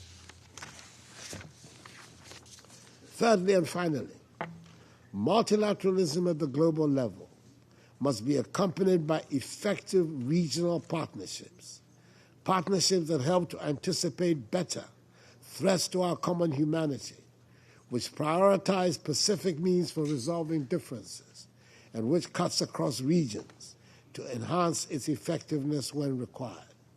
When we fail to leverage fully the potential of regional bodies, we can only have ourselves to blame when multilateral efforts at the global level are unable to deliver. In ending, I call again for peace in Ukraine and emphasize, as my delegation has often done in this Council, that there is no alternative to winning the peace in Ukraine. We hope the Council can help this United Nations to assume an enhanced role in support of peace efforts around the world, but in particular in Ukraine, for the benefit of all peoples. Mr. President, I thank you for your indulgence. I thank His Excellency Mr. Akufo-Addo for his statement. And now I give the floor to His Excellency Mr. Alain Berset, President of the Swiss Federation. Merci beaucoup, Monsieur le Président. Tout d'abord, pour avoir organisé ce débat, j'aimerais aussi saisir cette occasion pour remercier le secrétaire général des Nations Unies pour son intervention, mais bien au-delà de son intervention, pour l'engagement inlassable pour faire progresser la paix, pour faire progresser le dialogue, même, plutôt surtout quand c'est le plus difficile. Excellences, Mesdames et Messieurs, le constat tout d'abord. Ce constat, il n'est pas positif. L'époque que nous traversons est marquée par la remise en question du multilatéralisme, la multiplication des conflits, le creusement des inégalités. Et la question qu'on doit se poser, c'est où est notre responsabilité ici? Où est notre responsabilité commune, à nous qui sommes réunis ici? Eh bien, c'est au moins, pour le minimum, de rappeler les principes essentiels inscrits dans la Charte des Nations Unies. J'en ai un exemplaire avec moi, évidemment. Et c'est de veiller à remplir le mandat qu'elle nous a confié. Ce texte fondamental exprime notre volonté commune, la volonté commune de tous les peuples de vivre en paix. Et ce texte est le garant des valeurs universelles, des grands principes de l'ordre multilatéral, de l'égalité souveraine des États, à l'interdiction du recours à la force, de la défense des droits humains, en passant par le progrès économique et social des peuples. Et dans la guerre, eh bien, nous le savons, dans la guerre, c'est la souffrance des civils qui est un dénominateur commun. C'est toujours la souffrance des civils. Or, le droit international humanitaire nous impose des obligations à toutes les parties à un conflit. Comme vous le savez, la Suisse est dépositaire des conventions de Genève. Nous sommes fidèles à une très longue tradition dans ce domaine et nous sommes très déterminés à défendre et à faire respecter le droit humanitaire international. Et comme membre de ce Conseil, nous nous engageons à remplir ce mandat clair, ce mandat unique que la Charte des Nations Unies nous confère, à nous toutes et tous ici, le maintien de la paix et le maintien de la sécurité internationale.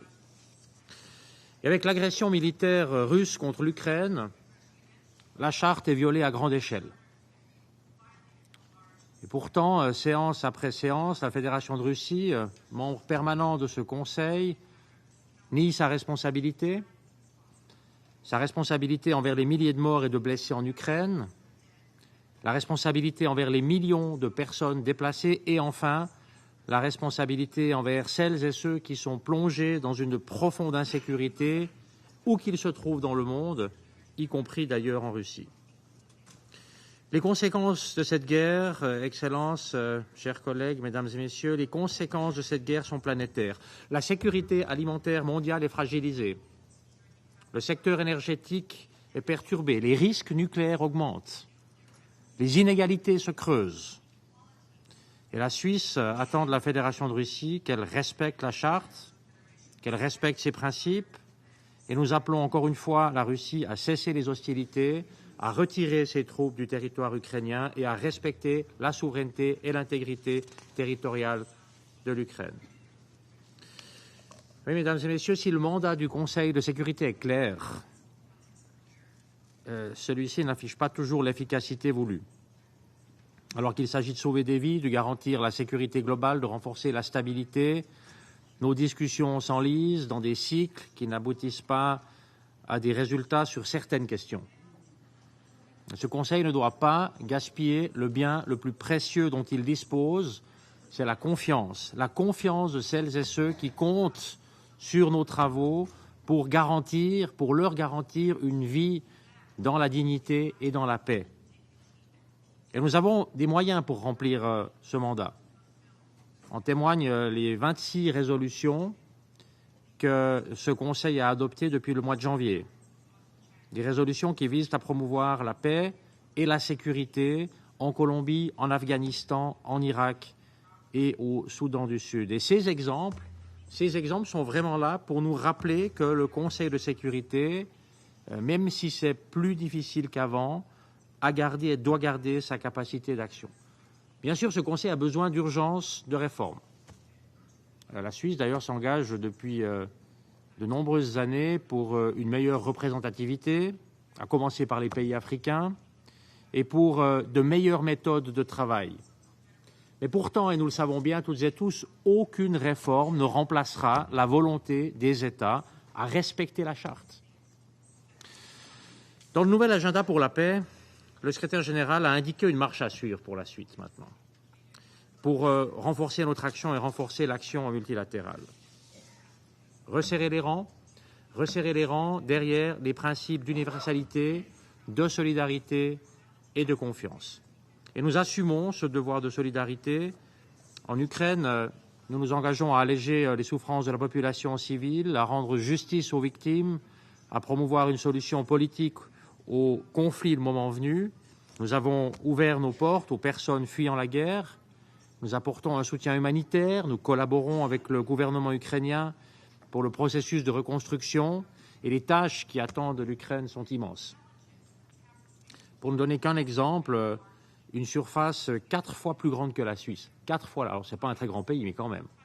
4 fois la Suisse, ça représente le territoire en Ukraine qui est miné. Et là aussi, nous soutenons le déminage humanitaire avec notre savoir-faire et ainsi qu'avec la livraison de matériel. Et c'est un engagement que nous allons encore renforcer. Et c'est dans ce même esprit de solidarité que nous appelons à une relance de l'initiative de la mer Noire. Et l'occasion aussi d'exprimer toute la gratitude de la Suisse envers le secrétaire général pour son engagement infatigable dans ce sens. Excellences, chers collègues, le multilatéralisme est la seule option. C'est la seule option pour parvenir à la paix, c'est la seule option pour sortir des logiques individuelles dans lesquelles chacun ne cherche qu'à défendre ses intérêts ou à maximiser son influence. C'est la seule option pour relancer la recherche de solutions communes durables qui permettent de garantir une vie digne pour toutes et tous.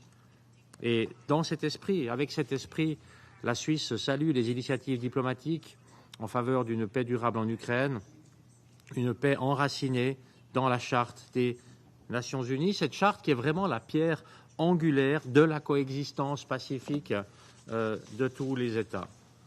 Hier comme aujourd'hui, le repli, la menace, la violence n'apporteront pas de réponse au dysfonctionnement, au déséquilibre du monde dans lequel nous vivons.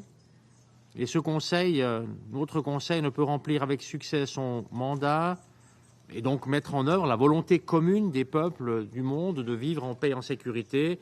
Nous pouvons le faire que si nous agissons dans un esprit de confiance et de collaboration. Cet esprit doit guider nos actions, chacun d'entre nous autour de cette table. Aujourd'hui, nous avons l'opportunité de changer les choses. Nous avons l'opportunité de changer les choses, mais il faut le vouloir. Il faut le vouloir ardemment. Parce qu'une paix durable vaut plus que tout gain éphémère. Merci. Mr. Berset for his statement.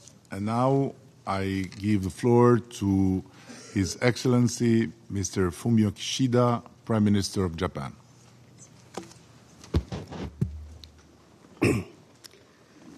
議長、最初に多国間主義とウクライナ情勢に関する安保理首脳級会合を開催したラマ・アルバニア首相のリーダーシップを高く評価いたします。また、ゼレンスキーウクライナ大統領の参加を歓迎いたします。現在、法の支配に基づく国際秩序は未曾有の危機、課題に直面をしています。国際秩序の基礎にあるのは国連憲章です。国連憲章は安全保障理事会が国際の平和及び安全の維持に主要な責任を負うと定めています。その安全保障理事会の一常任理事国が法の支配を蹂躙していることが原因となり、我々は今日この場に集まっています。議長、私は本年3月、キーウとブチャを訪問し、惨劇の現場も訪れました。その時の胸の張り裂けそうな思いは決して忘れません。日本はウクライナと共にある、その決意を新たにいたします。ロシアによるウクライナ侵略は、国連憲章を含む国際法の明白な違反であり、最も強い言葉でこれを非難いたします。侵略を直ちに停止し、即時かつ無条件に軍を撤退させなければなりません。平穏に確立した領域の状況を力や威圧によって一方的に変更しようとする試みは、世界のどこであっても許してはなりません。無責任な核のレトリック、ベラルーシへの核兵器配備、ザポリッチャ原子力発電所の占拠、軍事化は世界の平和と安定を脅かしています。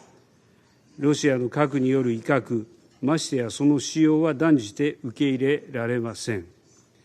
安保理の決定を妨害し、その信用を失墜させる拒否権を乱用することは、国際社会として認められるものではありません。議長、ウクライナ侵略は世界中で無法の支配への懸念を深刻化させています。第2、第3のウクライナを生み出してはなりません。法の支配に基づく国際秩序を守り抜くためには、国連憲章の原則に基づく包括的、公正かつ永続的なウクライナの平和を実現させることが不可欠です。国連憲章に沿った基本原則を平和フォーミュラにおいて掲げるゼレンスキー大統領の真摯な取り組みを支持いたします。私自身、5月に広島でウクライナを含む国際社会の幅広い国々の首脳等とともに、主権や領土一体性の尊重、紛争の平和的解決といった国連憲章の諸原則の重要性を確認いたしました。こうした議論を踏まえ、ウクライナに関する国家安全保障補佐官会合が2回開催されました。いわゆるグローバルサウスを含む多くの国が参加したことを歓迎し、引き続き我が国も積極的に貢献していきます。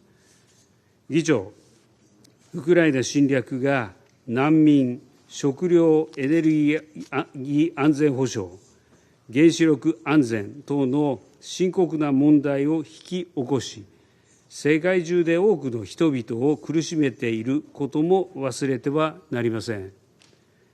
日本は各国と連携し、苦しむ人々に手を差し伸べる取り組みを進めることで一致いたしました。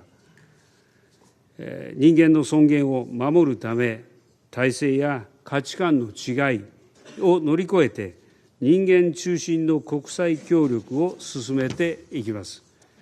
議長、本日の討論のテーマである効果的な多国間主義が今ほど求められている時代はありません。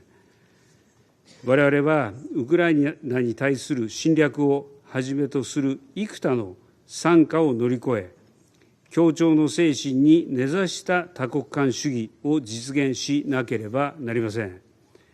こうした思いのもと、私自身、各国の首脳と議論を積み重ねてきました。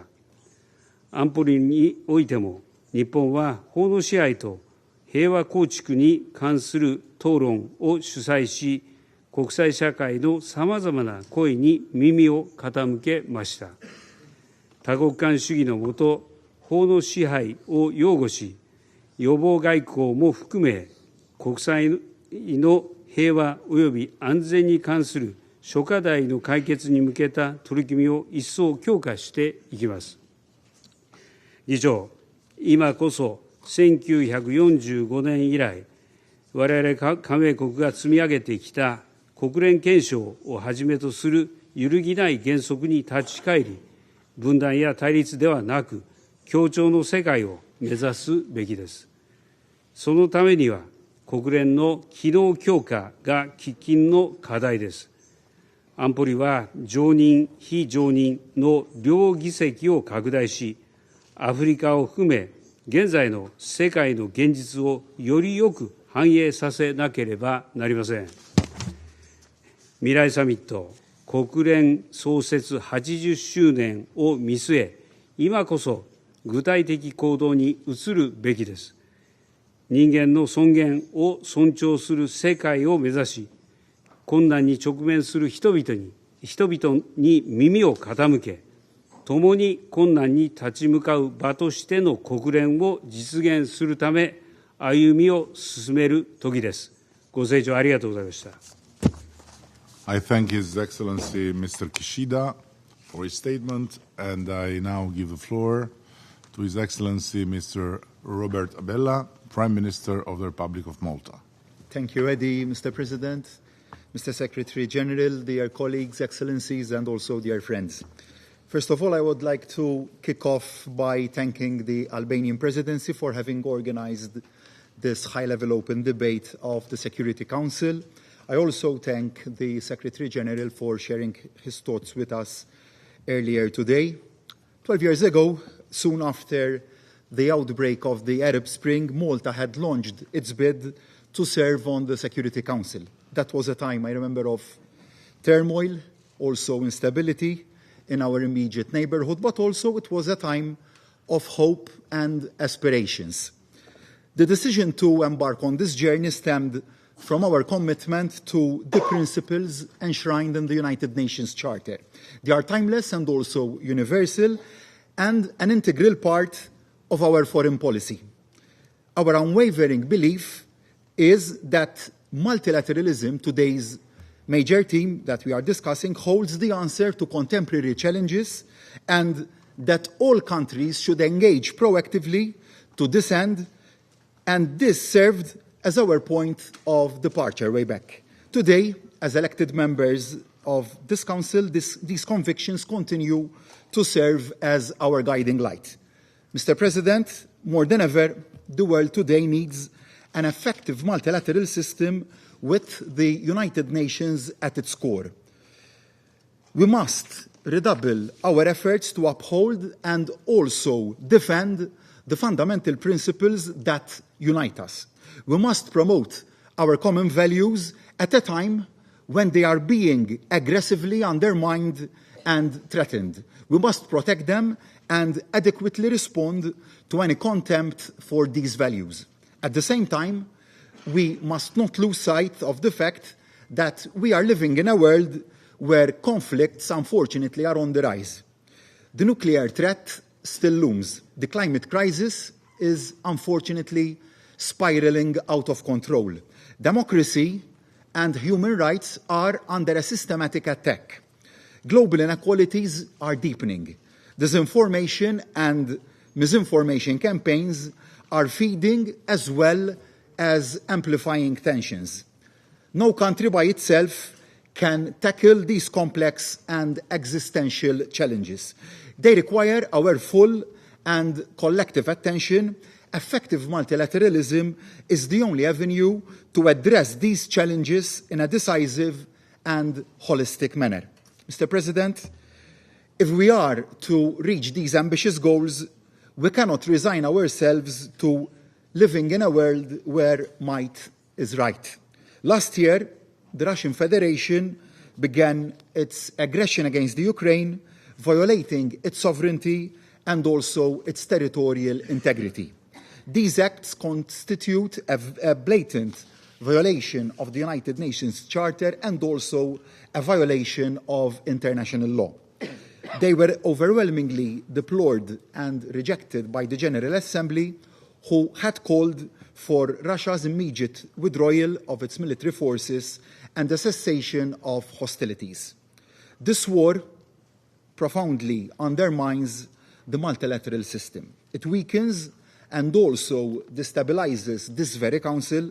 The immediate and long-term consequences of such actions by a permanent member of this Council cannot be emphasized enough.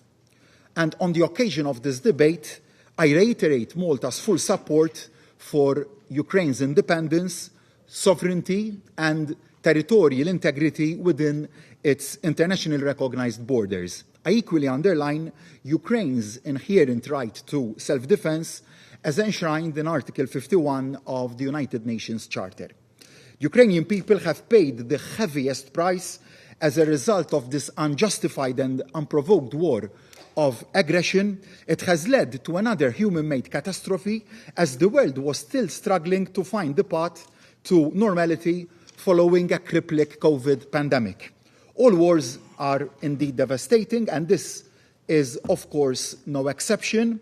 Lost lives are gone forever and will never be recovered. The scars of those wounded, injured, and traumatized by conflict never fully heal. Once the fighting is over, the road to recovery will still be a long and arduous one. Through its actions, Russia did not only bring war back to Europe's shores, it also generated a global food crisis that has seriously impacted mostly developing countries around the world. And while the Black Sea Grain Initiative allowed almost 33 million tons of grain to be shipped, Russia's unilateral decision to pull out of the deal has seen grain prices unfortunately soar up. Again, I once again state Malta's here uncompromising position that using hunger and food supplies as weapons of war is completely unacceptable. In closing, Mr. President, I reiterate and emphasize once again that there can be no peace in our future if the strong can trample on the weak. There can be no peace if international law can be brushed aside, if geopolitical interests so demand. There can be no peace if the rights of states and individuals can be suspended or revoked at any time. Malta's commitment to peace, dialogue, and multilateralism remain as strong as ever. We remain firm in our resolve to stay at the forefront of the defense of the United Nations Charter. No matter how difficult or disheartening circumstances may seem, we must never give up on peace. We must never give up on dialogue, and we simply cannot afford to do so. In this time of upheaval, our collective reply is to redouble our efforts and continue to invest in our multilateral system. In doing so, we must also reform this council to make sure it is truly fit for purpose in today's world. A council that is more transparent, more effective, more representative, more accountable, and also more democratic. Meanwhile, we remain convinced that the only step towards a lasting peace in Ukraine is for Russia to immediately cease all hostilities. It must unconditionally withdraw all its forces and also its military equipment from the entire territory of Ukraine within its internationally recognized borders. Thank you. I thank His Excellency Mr. Abella for his statement. Et je donne maintenant la parole à Son Excellence Monsieur Raymond Dansima, Premier ministre de la République du Gabon.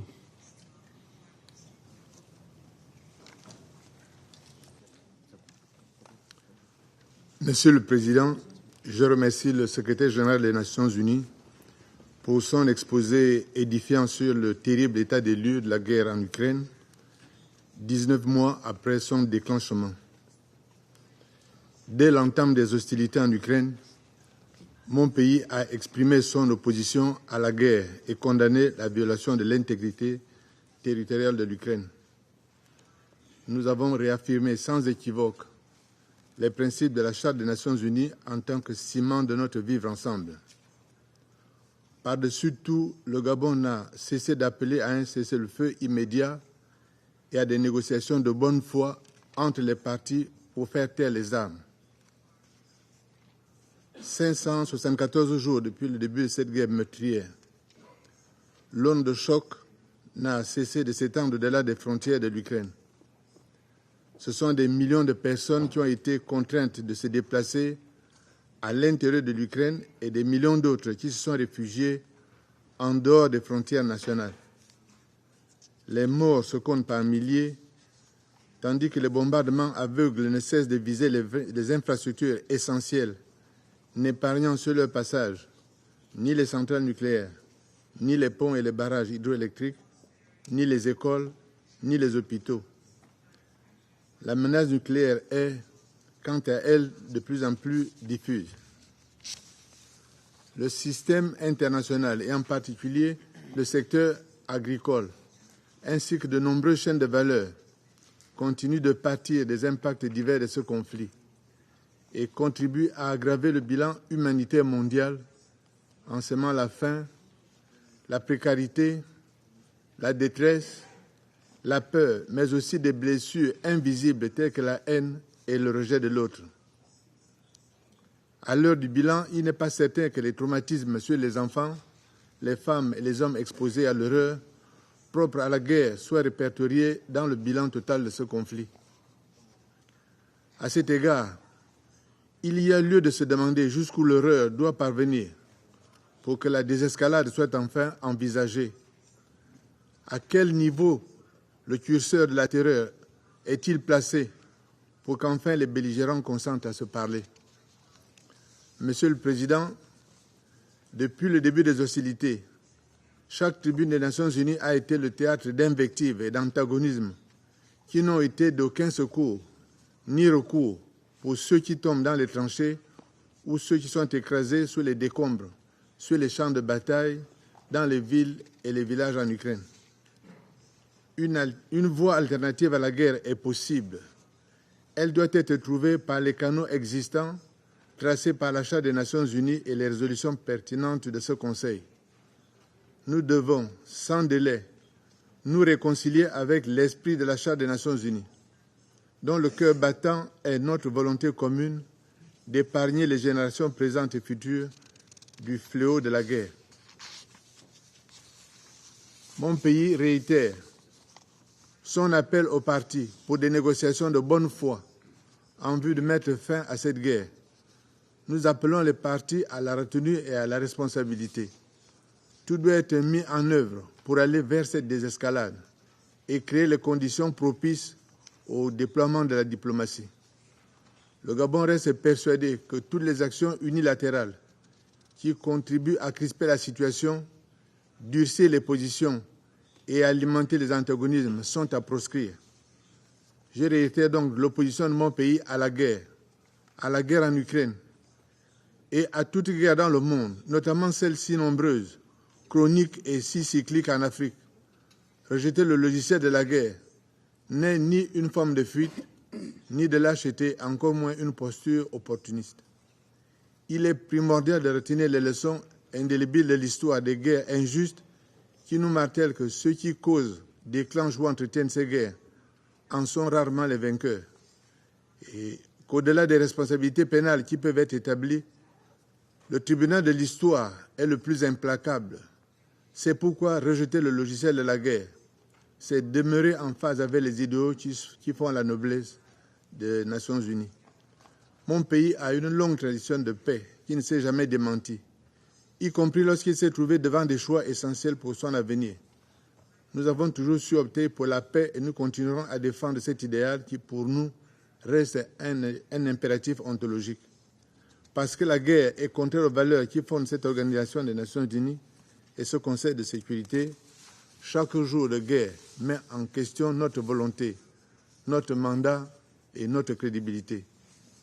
Pour terminer, je voudrais engager l'ensemble des partis à œuvrer pour le retour de la paix en Ukraine, parce que nous sommes pour la paix en Ukraine. Nous soutiendrons chaque processus de paix, chaque pas vers le dialogue et chaque initiative qui s'inscrit dans l'activation des canaux de la diplomatie en vue de faire taire les armes en Ukraine. Nous soutiendrons les initiatives en faveur de la cohabitation pacifique entre la Russie et l'Ukraine. Je vous remercie. Je remercie Son Excellence M. Ndonsima pour sa déclaration. I now give the floor to His Excellency the Right Honourable Oliver Dowden, a Member of Parliament, Deputy Prime Minister of the United Kingdom of Great Britain and Northern Ireland. Thank you, President. I am proud to sit here today in solidarity with President Zelensky. He and the Ukrainian people have met Russia's invasion of their country with bravery and with courage. I pay tribute to their fortitude. Ukraine's fight against Russian aggression is not only a fight for freedom, it is also a fight for the principles upon which the United Nations itself is based. Principles underpinned by our Charter, which says that all state sovereignty is equal, that territorial integrity is inviolable, that disputes should be settled peacefully, and that we must protect those things together. When Russia's tanks rolled into Ukraine, they trampled over every single one of those principles. They have done so ever since. Every missile, every bomb, every false arrest, every piece of propaganda has been a flagrant assault not only on freedom, but on our multilateral, rules-based system. If we allow Russia to lay waste to what we have built here, the risks to world order, the risks to us all, are grave. For over a year and a half, Ukraine has been suffering the terrible consequences of Russia's war of choice. We must never forget the human cost. 9,500 people killed, 17,000 people injured, reports of 500,000 military casualties on both sides. Russia has callously targeted schools, hospitals, even playgrounds. Ukrainians have been tortured and they have been raped. Men, women, and thousands of children have been forcibly deported from their homes. And the devastation flows beyond Ukraine's borders. Thanks to their destruction of thousands of tons of grain, the hungry and malnourished people of the developing world are Russia's victims too. That is why the United Kingdom will contribute a further £3 million to the World Food Programme to continue President Zelensky's Grain from Ukraine initiative. Of course, the only way to end this widespread suffering is through a just and lasting peace. Ukraine has demonstrated their commitment to peace time and time again, including in Copenhagen and in Jeddah this summer. But they have also shown on the battlefield this summer that they are capable of restoring the sovereignty and territorial integrity that must be the foundations of any peace. Ukraine's counteroffensive has put Russia under pressure. In total, Ukraine has regained 50% of the territory seized since the war began. And in Kharkiv and Kherson, the yellow and blue flag flies high once again. That flag flies throughout the rest of the world, reflecting the solidarity we feel to Ukraine. Yet, we may wonder, what difference does this support make when Russia seems so impervious to United Nations demands? When it seeks to fuel its aims with arms from sanctioned states such as Iran and the DPRK, and when it conducts sham elections in Ukraine's own sovereign territory.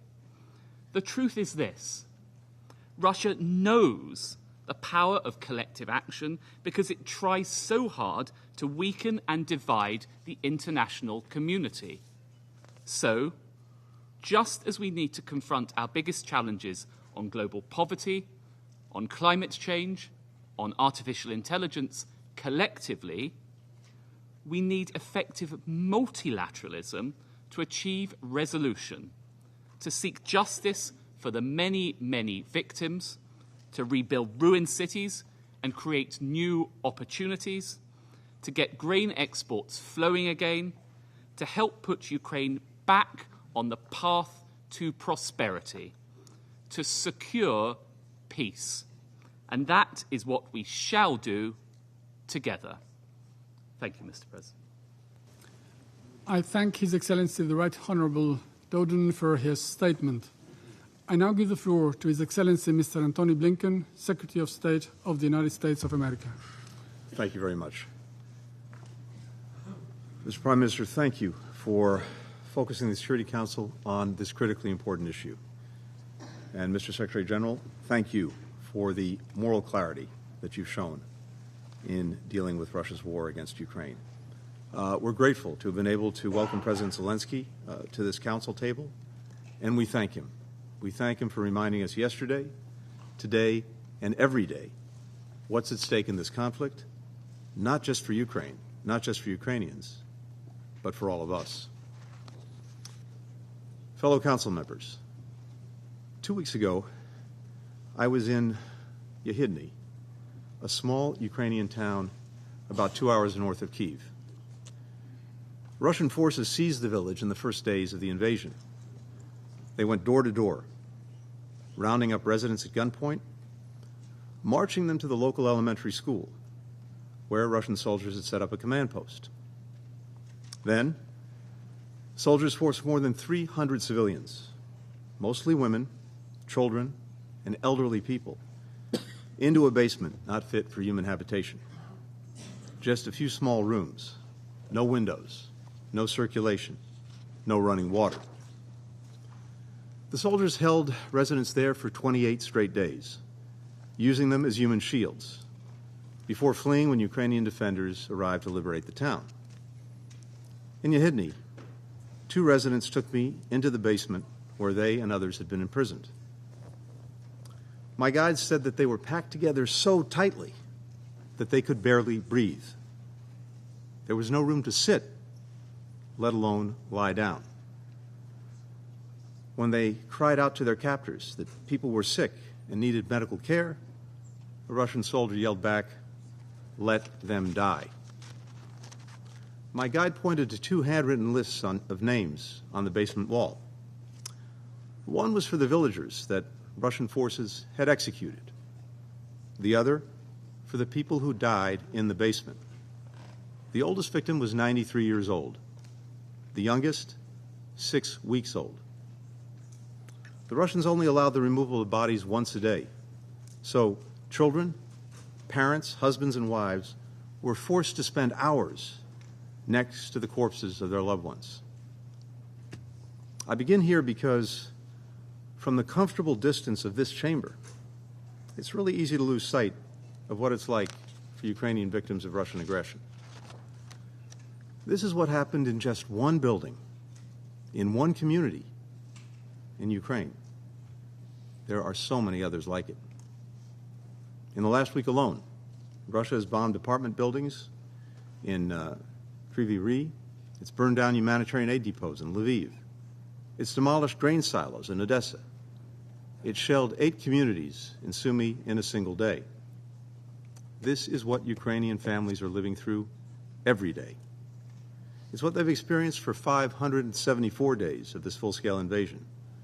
It's what they'll endure tomorrow and the day after that, for as long as Russia wages his vicious war. A war that President Putin openly declared from the outset is aimed at erasing Ukraine from the map as a sovereign country and restoring Russia's lost empire. In this war, there is an aggressor and there is a victim. One side is attacking the core principles of the UN Charter. The other fights to defend them. For over a year and a half, Russia has shredded the major tenets of the United Nations Charter, the Universal Declaration of Human Rights, international humanitarian law, and flouted one Security Council resolution after another. Let's review. First, Russia's invasion itself violates the central pillar of the UN Charter, respect for the sovereignty and territorial integrity of all nations.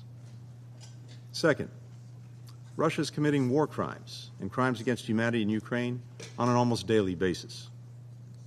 Third, Russia continues to engage in reckless nuclear saber-rattling, announcing that it's stationing nuclear weapons in Belarus and continuing to use Europe's biggest nuclear power plant and its employees as a shield for its aggression, risking catastrophic consequences. Fourth, Russia is weaponizing hunger. Thanks to the Black Sea Grain Initiative, brokered by the Secretary General and Turkey, approximately 33 million metric tons of grain reached global markets, driving down food prices around the world. Nearly 2/3 of the wheat exported through that deal went to developing countries. Not only did Putin pull out of the deal, but Russia is now mining Ukraine's fields, bombing its ports and rails, burning its silos. As a result, Ukraine's wheat exports will likely fall by 2.8 million metric tons this year. That is the equivalent of 5.5 billion loaves of bread. trapped in the world's breadbasket. Russia, meanwhile, on track for a record year of grain exports. The hungrier the world is, the more Moscow profits. Fifth, Russia is using Iranian drones to attack Ukrainian civilians. Drones that Russia procured from Iran in violation of Security Council Resolution 2231. Finally, just last week, Russia hosted North Korean dictator Kim Jong-un. Putin said that they discussed ways to cooperate militarily, while Kim pledged the DPRK's, and I quote, full and unconditional support, end quote, for Russia's war of aggression. Of course, the transfer of arms between Moscow and Pyongyang would violate multiple resolutions of this council. It's hard to imagine a country demonstrating more contempt for the United Nations and all that it stands for. This from a country with a permanent seat on this council. President Putin is betting that if he keeps doubling down on the violence, that if he's willing to inflict enough suffering on enough people, the world will cave on its principles and Ukraine will stop defending itself. But Ukrainians are not giving up, for they've seen what life would look like if they submit to Russian control. It's that basement in Yehidny. It's families having their children torn away from them and deported to Russia. Children taken away from their parents and deported far away. It's the rubble of Mariupol. It's the mass graves of Bucha. We are not giving up either. Indeed, since we were last here, a growing number of countries have come together to try to forge a different way forward. In June, over a dozen countries met with Ukraine in Copenhagen to discuss the path toward a just and lasting peace, one that upholds the United Nations Charter and its core principles. 2 months later, more than 40 countries, including many members of this council, carried forward that discussion with Ukraine and Jeddah. President Zelensky has put forward a 10-point plan for such a peace. President Putin has put forward nothing. Now, some argue that continuing to stand with Ukraine and holding Russia accountable distracts us from addressing other priorities, like confronting the climate crisis, expanding economic opportunity, strengthening health systems. That is a false choice. We can and we must do both. We are doing both. We must work together to tackle the global challenges that are affecting our people, meet the Sustainable Development Goals, invest in a world where all people have an opportunity to reach their full potential. The United States is the world's leading contributor to these efforts. And as President Biden told the General Assembly yesterday, we will continue to do more than our share to answer the imperatives of our time. At the same time, as President Biden has made clear, we must continue to shore up the pillars of peaceful relations among nations, without which we will be unable to achieve any of our goals. That's why we must send a clear message, not only to Russia, but to all would-be aggressors, that we will stand up, not stand by, when the rules that we all agreed to are being challenged. Not only to prevent conflict, instability, and suffering, but to lay the foundation for all that we can do to improve people's lives in times of peace. I opened by sharing the horrors that I saw in Yehidny. Let me close by telling you what else I saw that day in Ukraine. I saw volunteers rebuilding homes that had been razed by Russian bombs, farmers harvesting fields, people reopening businesses, citizens clearing mines and unexploded ordnance, children returning to schools. In short, I saw a nation rebuilding and reclaiming its future. That is the right of all members of our United Nations. That's what we defend when we stand up for the international order. The right of people not only to survive, but to thrive, to write their own future. Our people, Ukraine's people, the people of all nations, get to write their own future. We cannot, we will not let one man write that future for us. Thank you. I thank His Excellency Mr. Blinken for his statement, and now I give the floor to His Excellency Mr. Sergei Lavrov, Minister for Foreign Affairs of the Russian Federation. Господин председатель, господин генеральный секретарь, коллеги, существующий международный порядок был построен на руинах и по итогам колоссальной трагедии Второй мировой войны. Его основой стал Устав ООН, ключевой источник современного международного права. Во многом благодаря ООН удалось предотвратить новую мировую войну, чреватую ядерной катастрофой.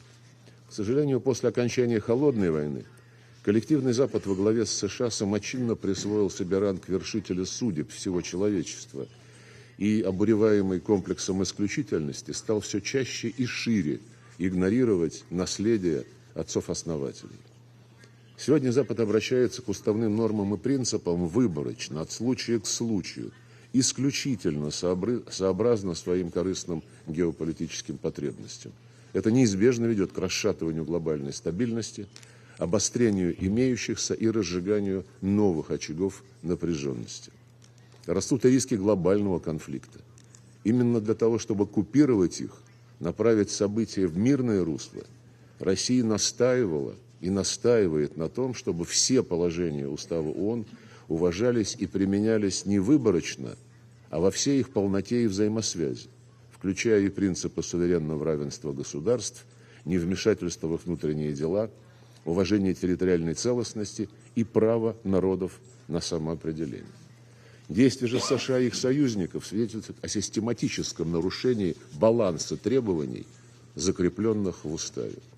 С момента распада СССР и образования на его месте независимых государств США и их союзники грубо и неприкрыто вмешивались во внутренние дела Украины, как публично и даже с гордостью в свое время признала замгоссекретаря Виктория Нуланд в конце 2013 года. На пестование послушных Западу политиков в Киеве Вашингтон потратил $5 миллиардов. Все факты инжинирования украинского кризиса давно известны. Однако их пытаются всячески замолчать, отменить всю историю до 2014 года.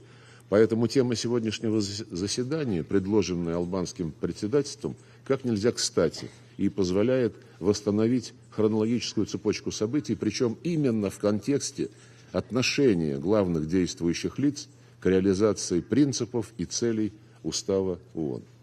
В 2004-2005 годах Запад с целью привести к власти проамериканского кандидата санкционировал первый государственный переворот в Киеве, заставив Конституционный суд Украины принять неправовое решение о проведении непредусмотренного Конституцией страны третьего тура выборов. Еще более бесцеремонное вмешательство во внутренние дела проявилось в ходе второго Майдана в 2013-2014 годах. Тогда целая череда западных вояжеров прямо поощряла вмешательство во внутренние дела,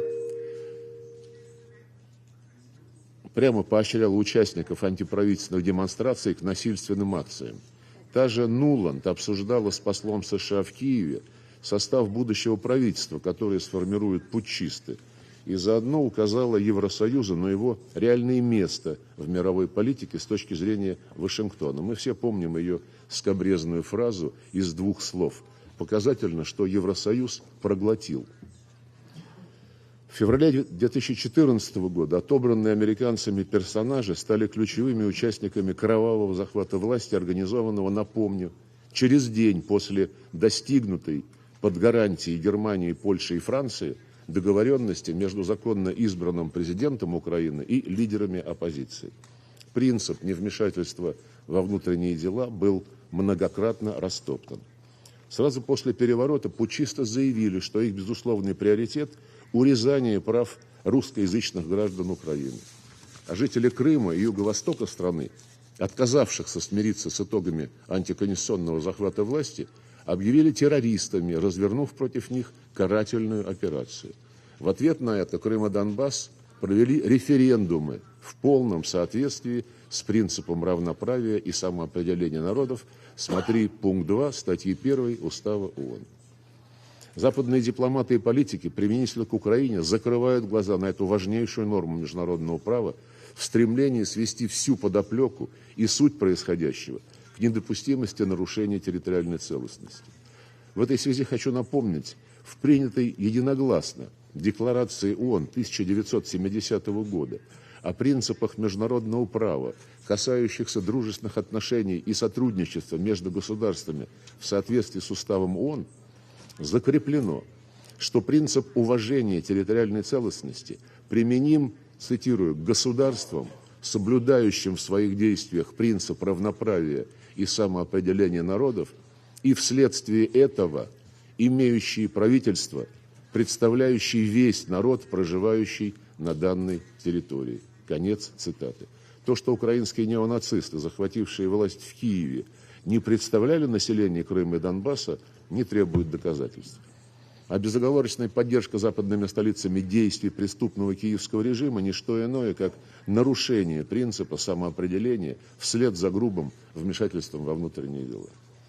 Последовавшее за госпереворотом в годы правления Порошенко и затем Зеленского принятие российских законов о запрете всего русского – образования, средств массовой информации, культуры, уничтожение книг и памятников, запрет Украинской православной церкви и захват ее собственности стало вызывающим нарушением пункта 3 статьи 1 Устава ООН об уважении прав человека и основных свобод для всех, без различия расы, пола, языка и религии. Не говоря уже о том, что эти действия прямо противоречили Конституции самой Украины, в которой зафиксирована обязанность государства уважать права русских и других национальных меньшинств. Когда мы слышим призывы реализовать формулу мира и вернуть Украину в границы 1991 года, возникает вопрос. Те, кто к этому призывают, знакомы с заявлениями украинского руководства о том, что они собираются сделать с жителями соответствующих территорий. Так вот, в их адрес публично, на официальном уровне, многократно звучат угрозы истребления юридического или физического. Кстати, аналогичным образом Запад не только не сдерживает своих протеже в Киеве, но и с энтузиазмом поощряет их российскую политику. Кстати, аналогичным образом члены Евросоюза и НАТО десятилетиями поощряют действия Латвии и Эстонии по поражению в правах сотен тысяч русскоязычных жителей, которых нарекли негражданами. Теперь уже всерьез обсуждают введение уголовной ответственности за использование родного языка. Высокие должностные лица официально заявляют, что распространение сведений о возможности прохождения местными учащимися российских дистанционных школьных программ должно рассматриваться чуть ли не как угроза национальной безопасности и требует внимания правоохранительных органов. Возвращаясь к Украине. В заключении в феврале 2015 года Минских договоренностей было одобрено специальной резолюцией Совета Безопасности в полном соответствии со статьей 36 Устава, поддерживающей, цитирую, любую процедуру для разрешения спора, которая была принята сторонами, в данном случае Киевом, Донецком и Луганском. Однако в прошлом году все подписанты Минских договоренностей, кроме Владимира Путина, имея в виду Меркель, Оланда и Порошенко, публично и с каким-то даже удовольствием признали, что, подписывая этот документ, они не собирались его выполнять, а лишь стремились выиграть время для укрепления военного потенциала Украины и накачивания ее оружием против России. Все эти годы ЕС и НАТО прямо поддерживали саботаж Минских соглашений, подталкивали киевский режим к силовому решению проблемы Донбасса, и делалось это в нарушении статьи 25 Устава, согласно которой все члены ООН обязаны подчиняться решениям Совета Безопасности и выполнять их. Напомню, что в пакете с Минскими соглашениями руководители России, Германии, Франции и Украины подписали декларацию, в которой Берлин и Париж обязались много чего сделать, включая помочь восстановить банковскую систему на Донбассе. Но они и пальцем не пошевелили, лишь наблюдали, как, вопреки всем этим обязательствам, Порошенко объявил торговую, экономическую и транспортную блокаду Донбасса. В той же декларации Берлин и Париж обязались содействовать укреплению трехстороннего сотрудничества в формате Евросоюз, Россия и Украина для практического решения беспокоящих Россию вопросов в сфере торговли, а также продвигать, цитирую, создание общего гуманитарного и экономического пространства от Атлантики до Тихого океана. Данная декларация тоже была одобрена Советом Безопасности и тоже подлежала выполнению в соответствии с статьей 25. Но и это обязательство лидеров Германии и Франции оказалось пустышкой, очередным нарушением уставных принципов. Легендарный министр иностранных дел Советского Союза Громыко не раз справедливо отмечал: лучше 10 лет переговоров, чем 1 день войны. Следуя этому завету, мы долгие годы вели переговоры, добивались заключения соглашений в сфере европейской безопасности, одобрили основополагающий акт России НАТО, приняли на высшем уровне декларации ОБСЕ о неделимости безопасности и в 1999 и в 2010 годах. А начиная с 2015 года мы настаивали на безусловном выполнении Минских договоренностей, явившихся результатом переговоров. И все в полном соответствии с уставом ООН, который требует, цитирую, обеспечивать условия для справедливости и уважения обязательств, вытекающих из договоров и других источников международного права. Конец цитаты. Западные коллеги попрали и этот принцип, когда подписывали все эти документы, заранее зная, что не будут их выполнять. Говоря о переговорах, мы и сейчас от них не отказываемся. Об этом многократно, в том числе совсем недавно, говорил президент Путин. И хотел бы напомнить уважаемому государственному секретарю, что президент Зеленский подписал декрет, запрещающий вести переговоры с правительством Путина. Если США так заинтересованы в них, я думаю, не составит труда дать команду, чтобы этот декрет Зеленского был отменен. Сегодня в риторике наших оппонентов мы слышим только лозунги: вторжение, агрессия, аннексия. Ни слова о глубинных причинах проблем, о том, как долгие годы они пестовали откровенно нацистский режим, открыто переписывающий итоги Второй мировой войны и историю собственного народа.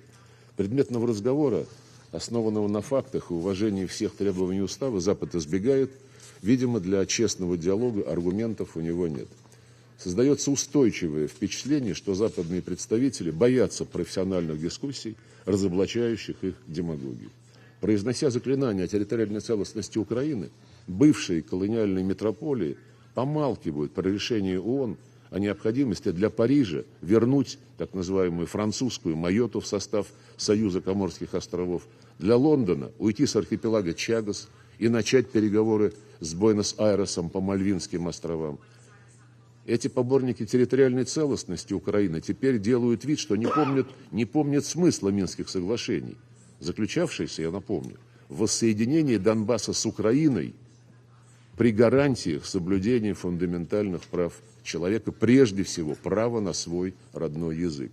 Сорвавший выполнение этих соглашений Запад несет прямую ответственность за развал Украины и разжигание там гражданской войны. Из других принципов устава, уважение которых могло бы предотвратить кризис в сфере безопасности в Европе и помочь согласованию мер доверия на основе баланса интересов, отмечу статью 2 главы 8.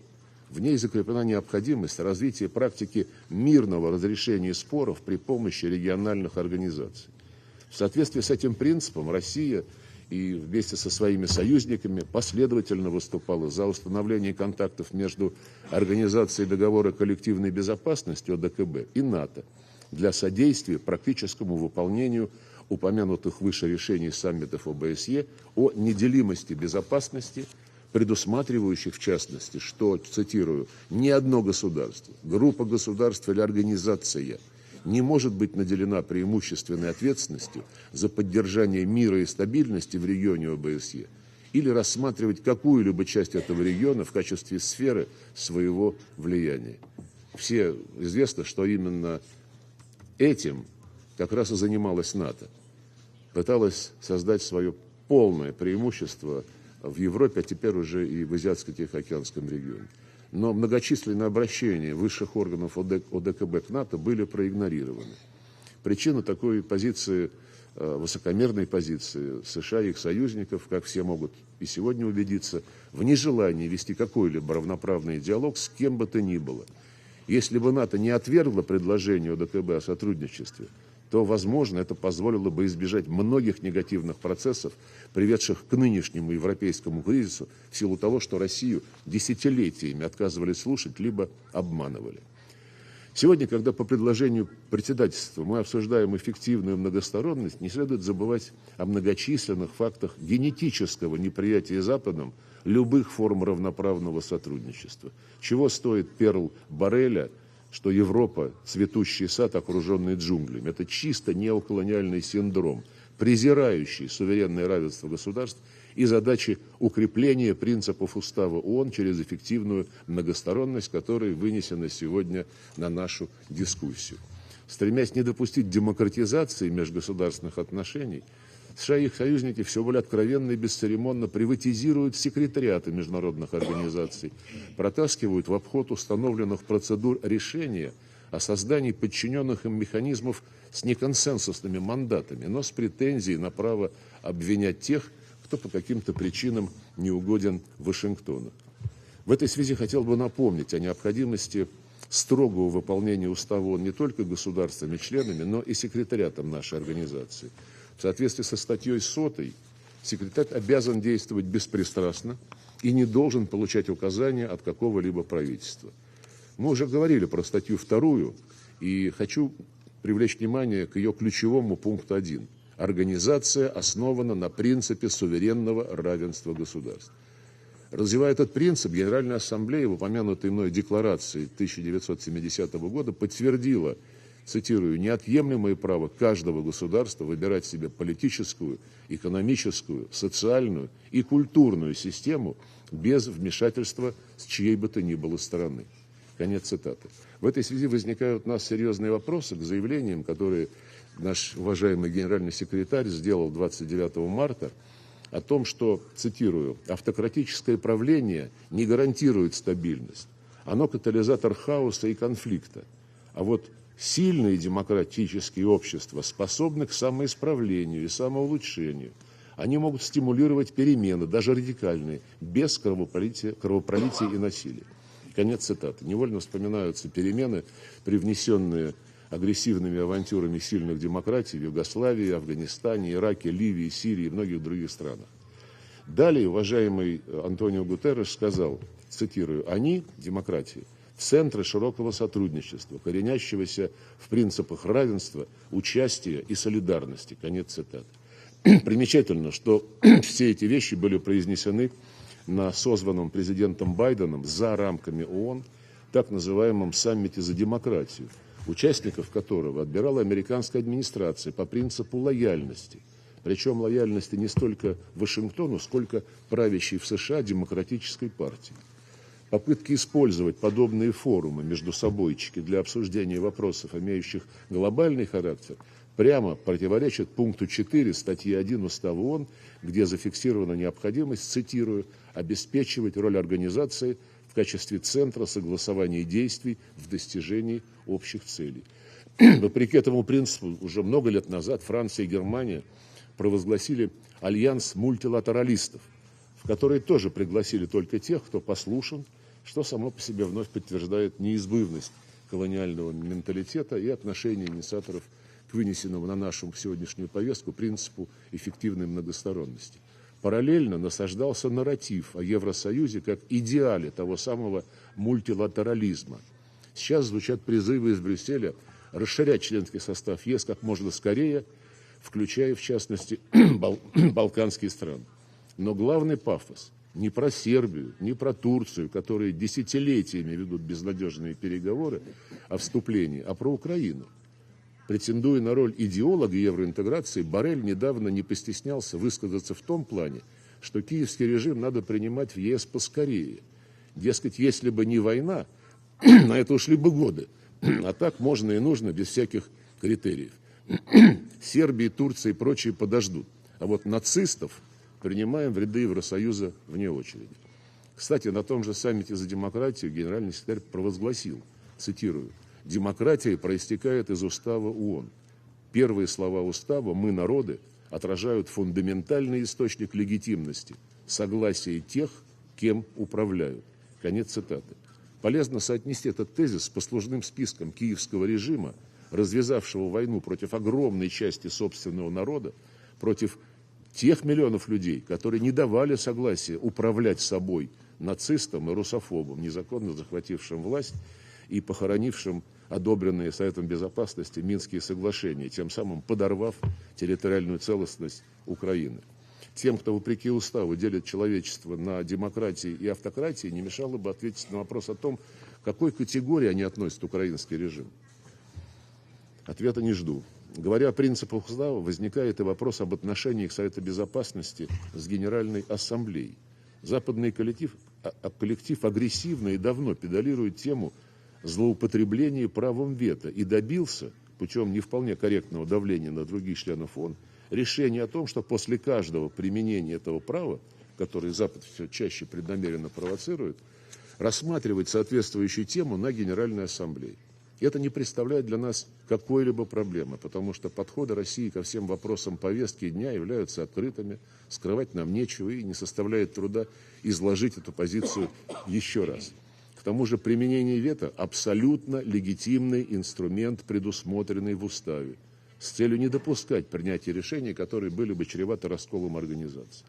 Но раз уж процедура обсуждения на Генассамблее случаев применения вето одобрена, почему бы не подумать и о тех резолюциях Совета Безопасности, которые не были заветированы, были приняты, в том числе много-много лет назад, но так и не выполняются, несмотря на положение статьи 25 Устава. Почему бы Генассамблее не рассмотреть причины такого положения дел? Например, в отношении резолюции Совета Безопасности по Палестине, по всему комплексу проблем Ближнего Востока и Севера Африки, по совместному всеобъемлющему плану действий, ну и, конечно, по резолюции 2202, одобрившей Минские договоренности по Украине. Требует внимания проблемы, связанные с санкционными режимами. Стало уже нормой. Совет Безопасности после длительных переговоров в строгом соответствии с уставом одобряет санкции в отношении конкретной страны, а затем США и их союзники вводят против того же государства дополнительные, так называемые, односторонние рестрикции, не получившие одобрения в Совете Безопасности и не включенные в его резолюцию в рамках согласованного пакета. В этом же ряду еще один вопиющий пример, только что принятое Берлином, Парижем и Лондоном решение через свои национальные законодательные нормы продлить истекающие в октябре ограничения в отношении Ирана, которые подлежат юридическому прекращению в соответствии с резолюцией 2231. То есть европейские страны и Британия заявляют, срок действия решения Совета Безопасности истек, а нам до этого дела нет, у нас свои правила. Все это делает тем более актуальным рассмотрение вопроса о том, чтобы после принятия Советом любой санкционной резолюции никто из членов ООН не имел бы права обесценивать ее путем введения собственных нелегитимных рестрикций против той же страны. Также важно, чтобы все санкционные режимы по линии Совета Безопасности были ограничены по времени, поскольку их бессрочный характер лишает Совет гибкости в плане влияния на политику подсанкционных правительств. Требует внимания и тема так называемых гуманитарных пределов санкций. Было бы правильно, чтобы впредь внесение в Совет Безопасности любых санкционных проектов сопровождалось предоставлением оценок об их последствиях для граждан по линии гуманитарных агентств ООН, а не демагогическими увещеваниями западных коллег о том, что простой народ не пострадает. Уважаемые коллеги, факты говорят о глубочайшем кризисе международных отношений, об отсутствии у Запада желания и воли к тому, чтобы этот кризис преодолеть. Но надеюсь, что выход из сложившегося положения все же существует и будет найден. Для начала всем необходимо осознать ответственность за судьбы нашей организации, за судьбы мира в историческом контексте, а не с точки зрения конъюнктурных, электоральных, сиюминутных раскладов на ближайших национальных выборах того или иного государства-члена. Напомню еще раз, почти 80 лет назад, подписав устав ООН, мировые лидеры договорились об уважении суверенного равенства всех государств, больших и малых, богатых и бедных, монархий и республик. Иными словами, уже тогда человечество признало необходимость равноправного, полицентричного мироустройства как гарантии устойчивости и безопасности своего развития. Поэтому сегодня речь не о том, чтобы подчиниться некоему миропорядку, основанному на правилах, а о выполнении всеми обязательств, принятых на себя при подписании и ратификации устава во всей их полноте и взаимосвязи. Благодарю за внимание.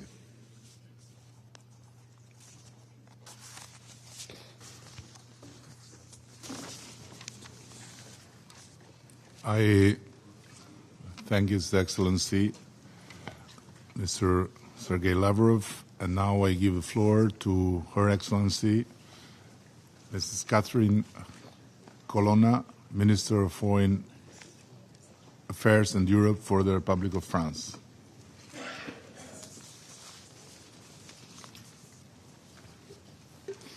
Merci, Monsieur le Président.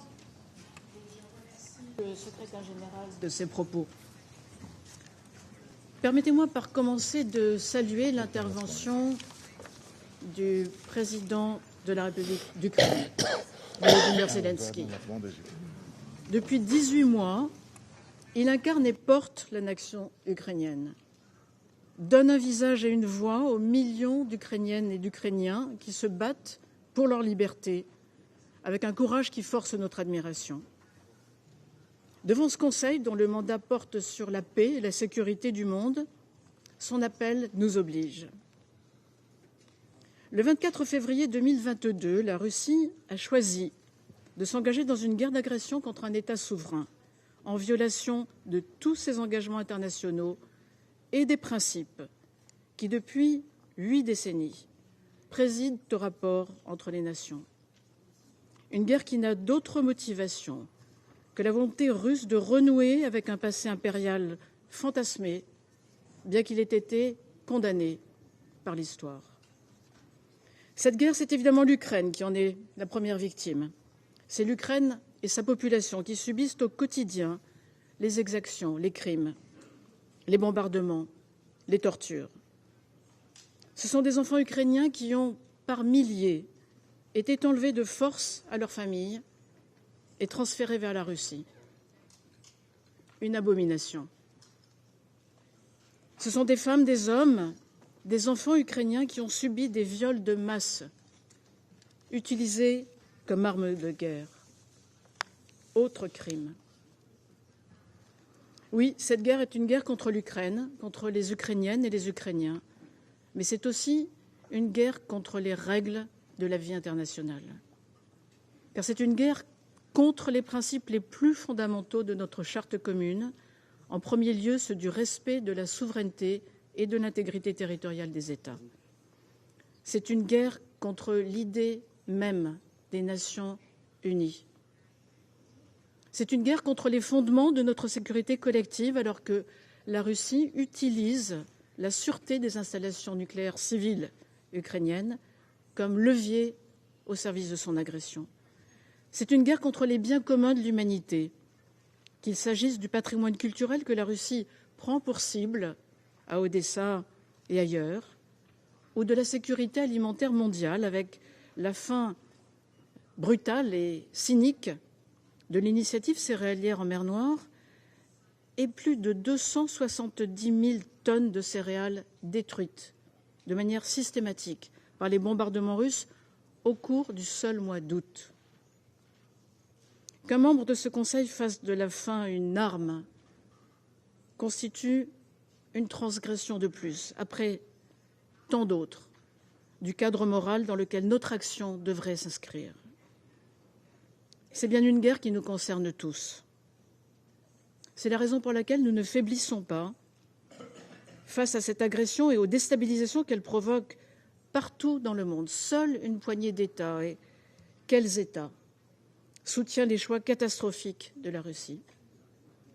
L'Assemblée générale, comme notre Conseil, sont largement unis autour de nos principes communs. Chacun comprend que renvoyer dos à dos l'agressé et l'agresseur n'apporte ni paix, ni justice, ni stabilité.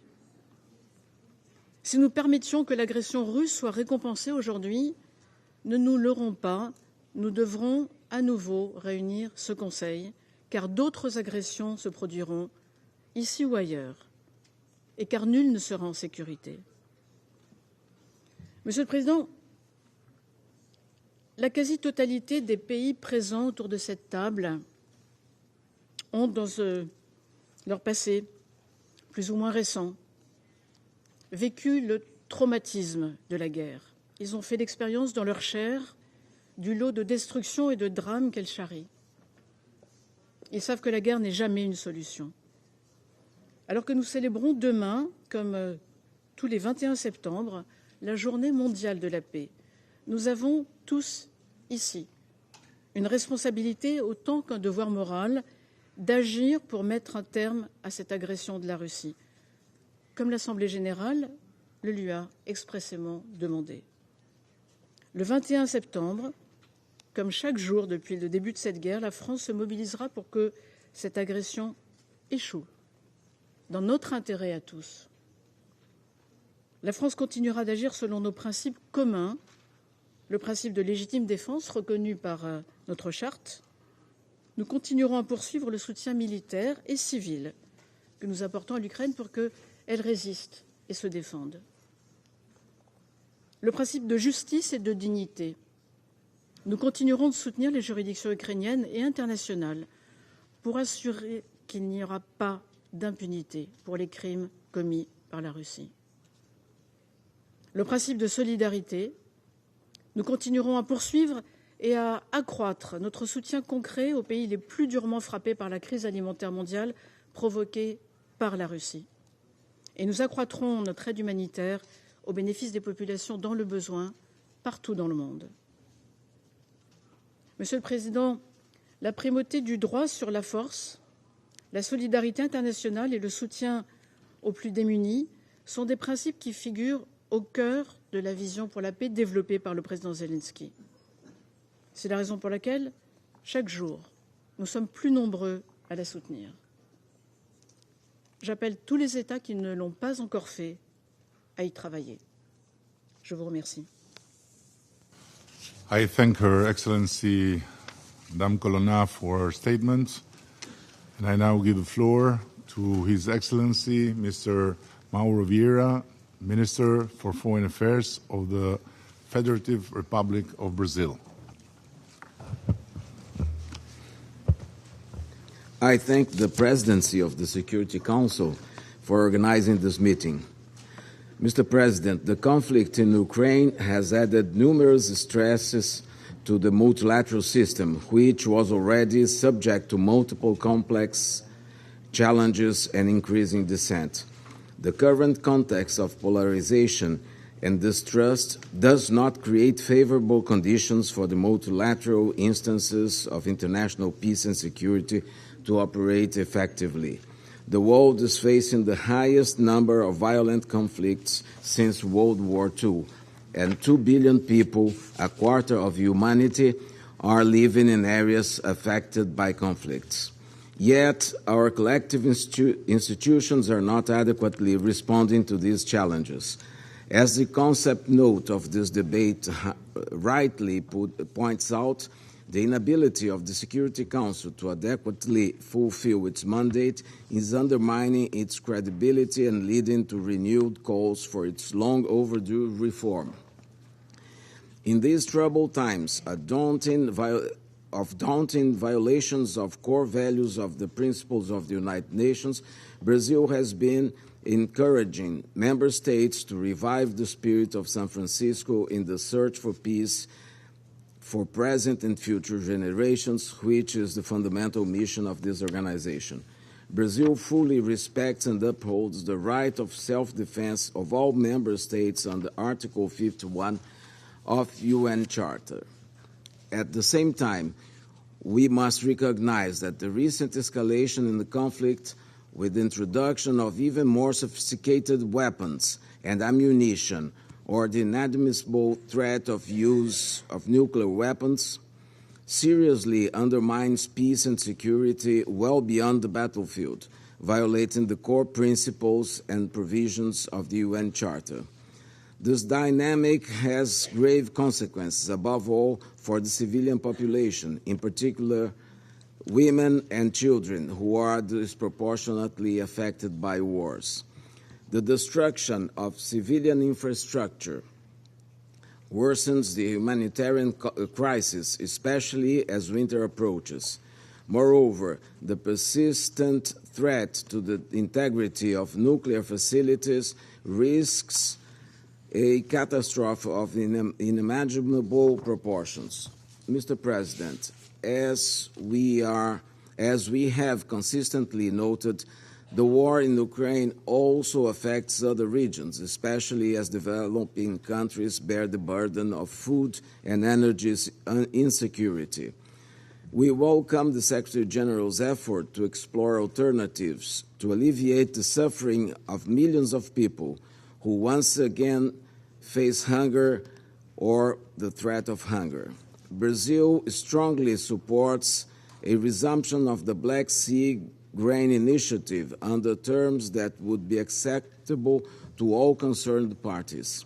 Brazil also underscores the need for addressing the root causes of food and energy insecurity, such as excessively high interest rates and external debt that severely impact prices and the ability of developing countries to invest in sustainable food and energy production.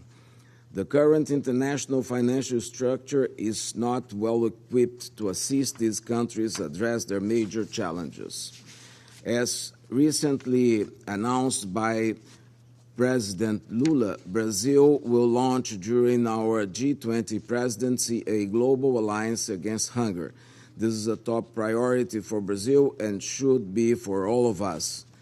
Mr. President, it's worrisome that we are witnessing a conflict with such geopolitical reverberations well into the 21st century. We must reserve this course.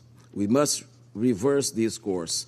Brazil, along with many others, continue to call for the de-escalation of hostilities, the resumption of dialogue, and a peaceful solution to the conflict. This is an obligation of all member states under Article 33 of the UN Charter.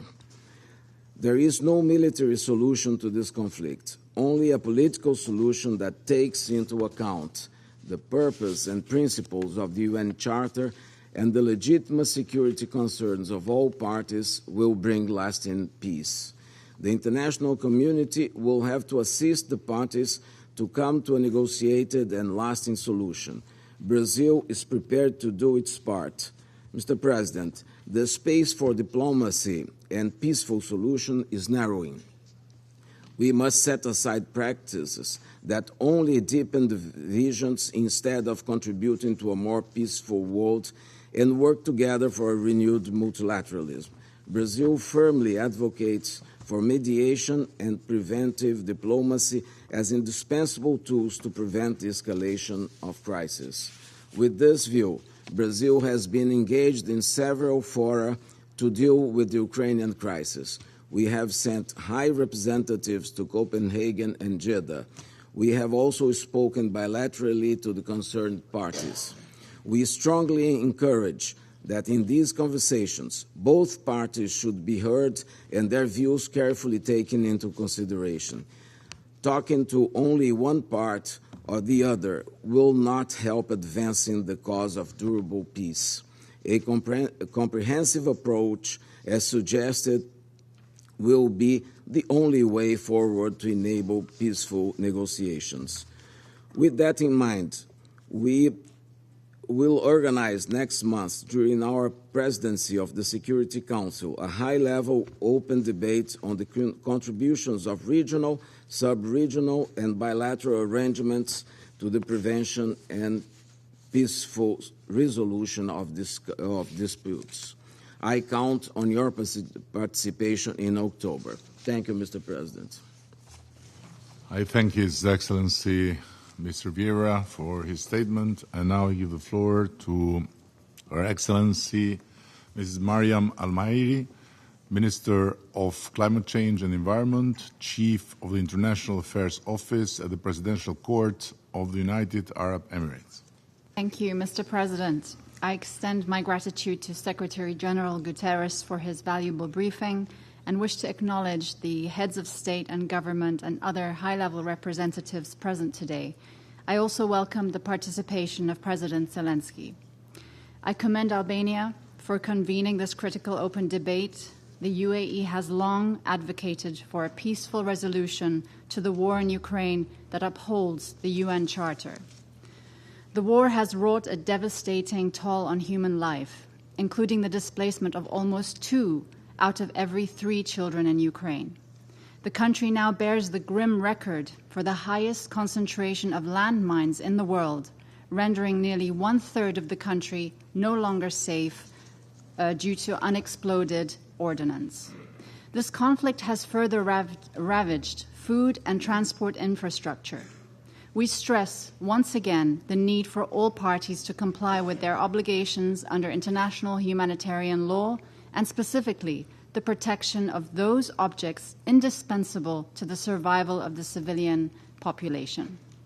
We are deeply concerned by the ramifications of the destruction of infrastructure on survivor services, health care, and other critical forms of support, especially on women and children, who already bear the brunt of armed conflict.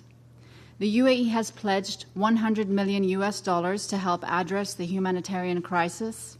We have sent 11 airlifts of relief and medical supplies for children and the elderly, provided more than 2,500 generators, and sent 23 ambulances just this week.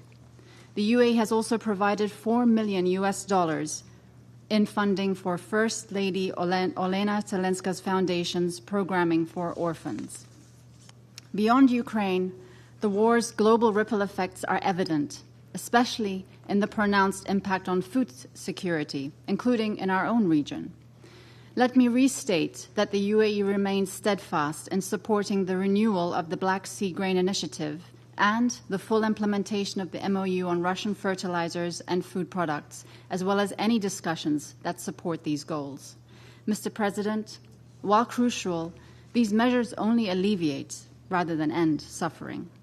World leaders, especially this week in the General Assembly, have made clear the global desire for a just and sustainable peace in Ukraine, one that upholds the UN Charter. A diverse set of countries is increasingly coming together around the common cause of peace in Ukraine.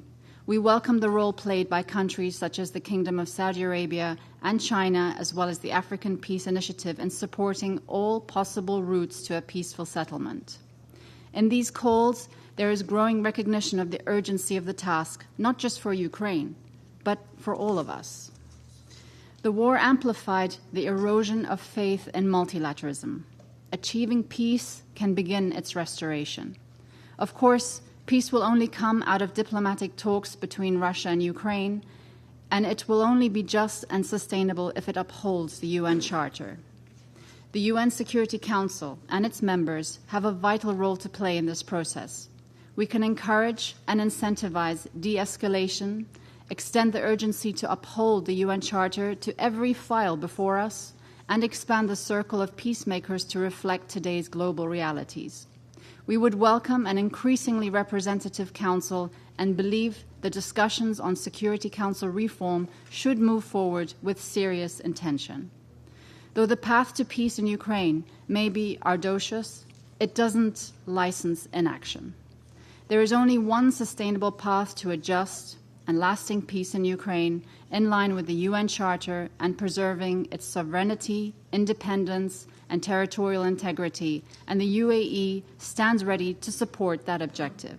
Thank you, Mr. President. I thank Her Excellency, Ms. Almairi, for her statement, and I give the floor to His Excellency, Mr. Ma Jiaosu, Executive Vice Minister of Foreign Affairs of the People's Republic of China.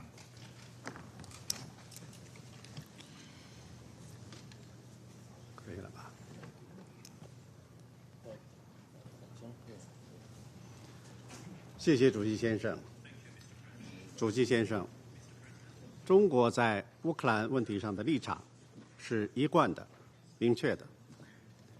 习近平主席先后提出4个应该、4个共同和3点思考主张，成为中国处理乌克兰问题的根本遵循。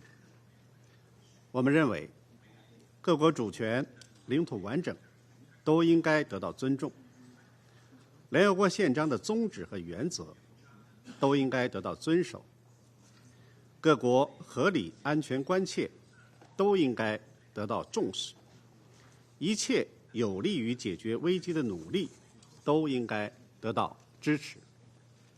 今年2月，中方发布了关于政治解决乌克兰危机的中国立场文件，提出尊重主权、停火止战、启动和谈、停止单边制裁等12条主张，核心就是劝和促谈。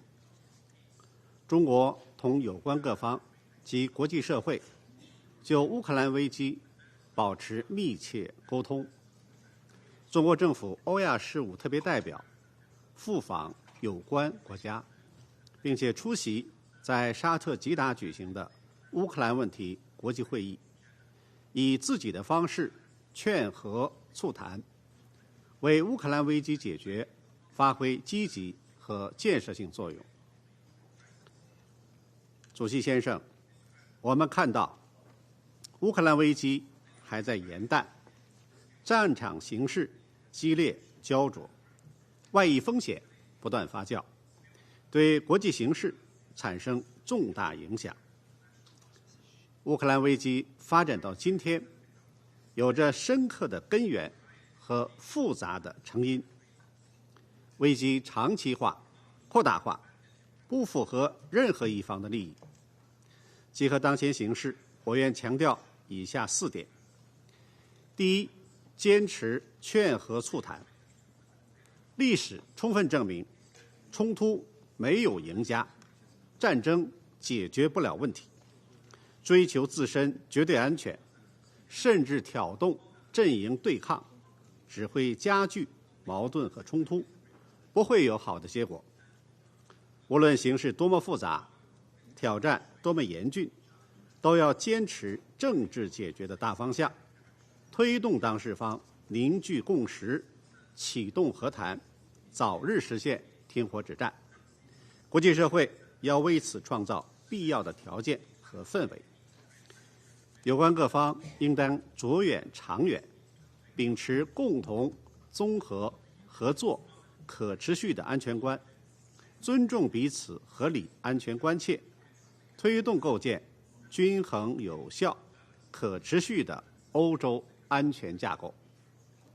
第二，避免拱火浇油，各方均应保持克制，不加剧紧张，不激化矛盾，不采取任何导致局势不断升级的举措，为推进最终政治解决创造必要的条件。要严守核安全底线，防止出现人为和事故。第三，管控外溢风险。乌克兰危机对世界经济复苏和全球发展造成了巨大的冲击，严重影响全球粮食、能源和金融安全，发展中国家首当其冲。有关国家应该停止滥施单边制裁和长臂管辖，保障全球产供链安全畅通。我们支持相关方就黑海粮食运输协议同俄乌保持沟通，在平衡照顾双方关切的基础上重启协议，切实维护全球粮食安全。第四，缓解人道危机。2023年，全球需要人道主义援助的人口数量高达3.39亿人，比2022年初增长近7000万人。乌克兰危机导致数百万民众流离失所，多处重要大型基础设施被毁。冲突当事方要严格遵守国际人道法，遵循必要、区分和对称的原则，保护平民和民用基础设施，提供快速、安全、无障碍的人道准入，减轻平民遭受的苦难。国际社会和人道机构要恪守人道救援原则，加大对受危机影响民众的人道救援力度，帮助他们渡过难关。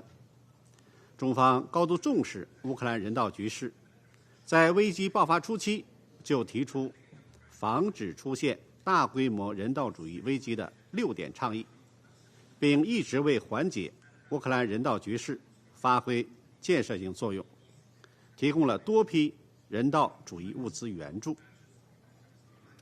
主席先生，中方将坚持真正的多边主义，始终秉持客观公正立场，站在对话一边，站在和平一边，站在历史正确一边。我们愿同安理会成员和有关各方一道，为推动政治解决乌克兰危机继续发挥建设性作用。谢谢主席先生。Thank you, Your Excellency, Mr. Ma, for your statement. And now I give the floor to representatives of Mozambique. Thank you very much, Mr. President. I wish to thank the Albanian presidency for convening this briefing. We also wish to express our deep gratitude to the Secretary General for his invaluable insights. Mr. President, it is not redundant that we remind ourselves of the importance of multilateralism, fostering cooperation, partnership, interaction between states based on a shared system of norms and values. Multilateralism also involves consultation, dialogue, inclusion, respect, solidarity, and is guided by collectively developed rules that ensure sustainable and effective cooperation.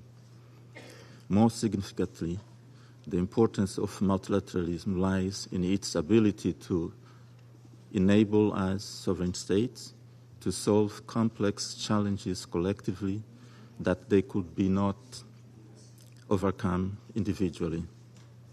By nurturing peace before, during, and after conflicts, multilateralism contributes to sustainable and lasting peace.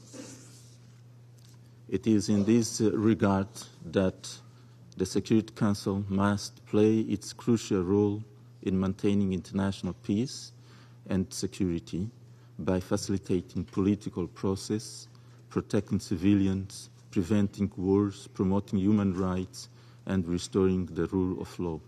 Mr. President, this protracted conflict between Russia and Ukraine constitutes a grave risk to the maintenance of global peace and security.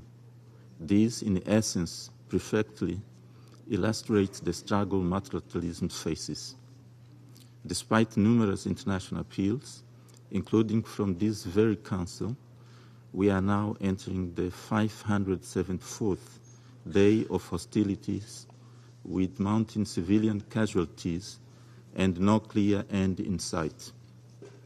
It is indeed a 21st century tragedy unfolding under our collective gaze and the scrutiny of the entire world.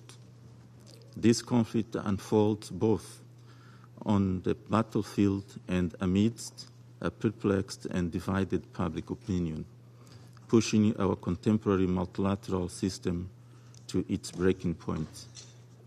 Our multilateral system, as we all can attest, has, despite its imperfections, weathered numerous crises. This ongoing crisis pose a serious threat to this foundational principle of global stability. Not only has the conflict caused immense suffering for Ukraine and its people, but it has also compounded global food security issues, pushing more individuals into poverty and destabilizing regions far from the conflict's epicenter.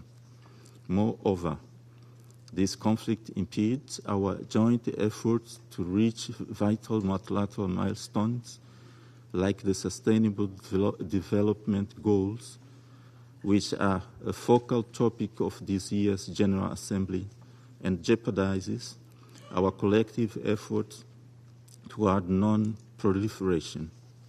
Mr. President, of particular concern to Mozambique is the intensification of military rhetoric and the possibility of further escalation. It is evident that involved parties continue to prioritize military strategies over dialogue and compromise, increasing the risk of severe miscalculations. We maintain that there can be no purely military resolution to this crisis. Should one be pursued, it will weigh heavily on the Council's conscience for a generation to come. We remain unyielding in our advocacy for a political and negotiated end to this conflict. We once again urge all parties to silence the guns, engage in earnest in diplomatic efforts aimed at the swift resumption of direct negotiations. A lasting peace, consistent with the Charter, remains the sole viable solution. I thank you, Mr. President. I thank the distinguished representative of Mozambique, and now I give the floor to His Excellency, the Chancellor of Germany, Mr. Scholz. Mr. President, colleagues, excellencies, it has been almost 19 months since Russia started a brutal war of aggression against its sovereign neighbor, Ukraine. Tens of thousands of soldiers and Ukrainian civilians have been killed. Countless Ukrainian children have been abducted. Russian troops have murdered, raped, and tortured. They are razing towns and villages to the ground. They are mining entire regions, turning cornfields into death traps. This war is taking place in Europe, but its repercussions are felt throughout the world. Russia has deliberately removed millions of tons of grains and fertilizer from the world market, which countries around the globe need to guarantee food security. Russia is deliberately targeting grain silos and port infrastructures. And Russia has withdrawn unilaterally from the Black Sea Grain Initiative, triggering more poverty and more food insecurity all over the world. There is no justification for that. Any claims that sanctions are hampering Russian exports of crops and fertilizer are false. There are no sanctions impeding such exports. On the contrary, Russia dominates the global fertilizer market. 2022 was a record year for Russian wheat exports. The reason for the continued suffering in Ukraine and around the world is shockingly simple. Russia's president wants to follow through with his imperialistic plan to conquer his sovereign neighbor, Ukraine. Mr. President, the United Nations has expressed very clearly what it thinks of Russia's war of aggression, most recently on the 23rd of February of this year. The General Assembly called for a comprehensive, just and lasting peace. This demand is directed at Russia. It remains unanswered. Nothing rings out louder today than Russia's silence in response to this global call for peace. Some argue that this war could have been prevented by diplomatic means. In fact, France and Germany have held hundreds of meetings with Moscow and Kiev since the beginning of Russia's attack on eastern Ukraine in 2014. Our aim was to find a diplomatic solution that is in line with international law. All these endeavors failed because one party, Russia, chose war over diplomacy. But there has been no lack of diplomatic efforts. Some call for immediate ceasefire. I acknowledge their good intentions. We all want an end to the killing today rather than tomorrow. And yet we must beware of seemingly easy solutions that promise peace in name only. Peace without freedom is oppression, and peace without justice is a dictate. In the resolutions of the General Assembly, we have laid out the path towards peace. Peace means respecting the UN Charter. Peace means respecting the territorial integrity and political independence of Ukraine. That is the promise of UN Charter gives to every United Nations member state. No one longs for peace more than the Ukrainians. The peace plan that the Ukrainian president has laid out is proof of that. The recent meetings in Copenhagen and Jeddah were important. This work should be continued. It should be continued in the pursuit of one goal, finding peace that respects the principles of the UN Charter. Mr. President, the more decisively we rally behind these principles, the more determined we are in pushing for a just peace, and the more united we are in our rejections of Russian aggression, the sooner this war will end. The sooner this human suffering will end in Ukraine and around the world. This goal is worth our utmost efforts. Thank you. I thank the Chancellor of the Federal Republic of Germany, His Excellency Mr. Olaf Scholz. There are still a considerable number of speakers remaining on my list for this meeting, so I intend, with concurrence of members of the Council, to suspend the meeting until 15:30 or 3:30 p.m. for our American friends. So the meeting is suspending.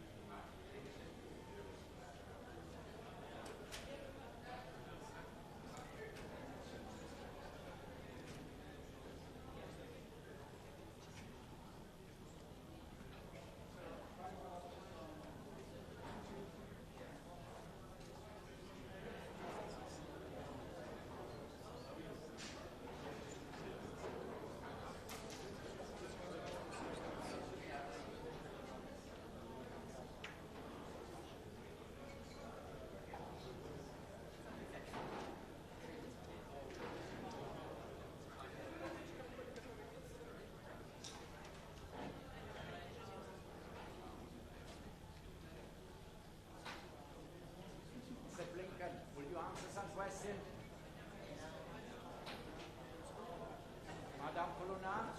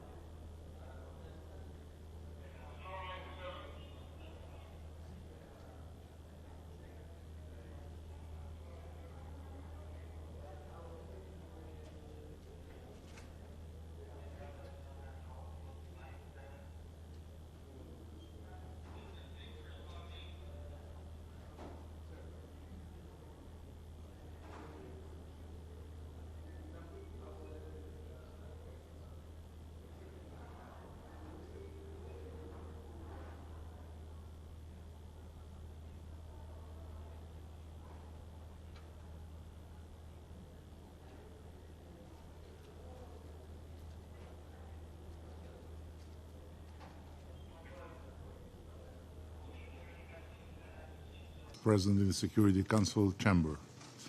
Your presence today underscores the importance of the subject matter under discussion.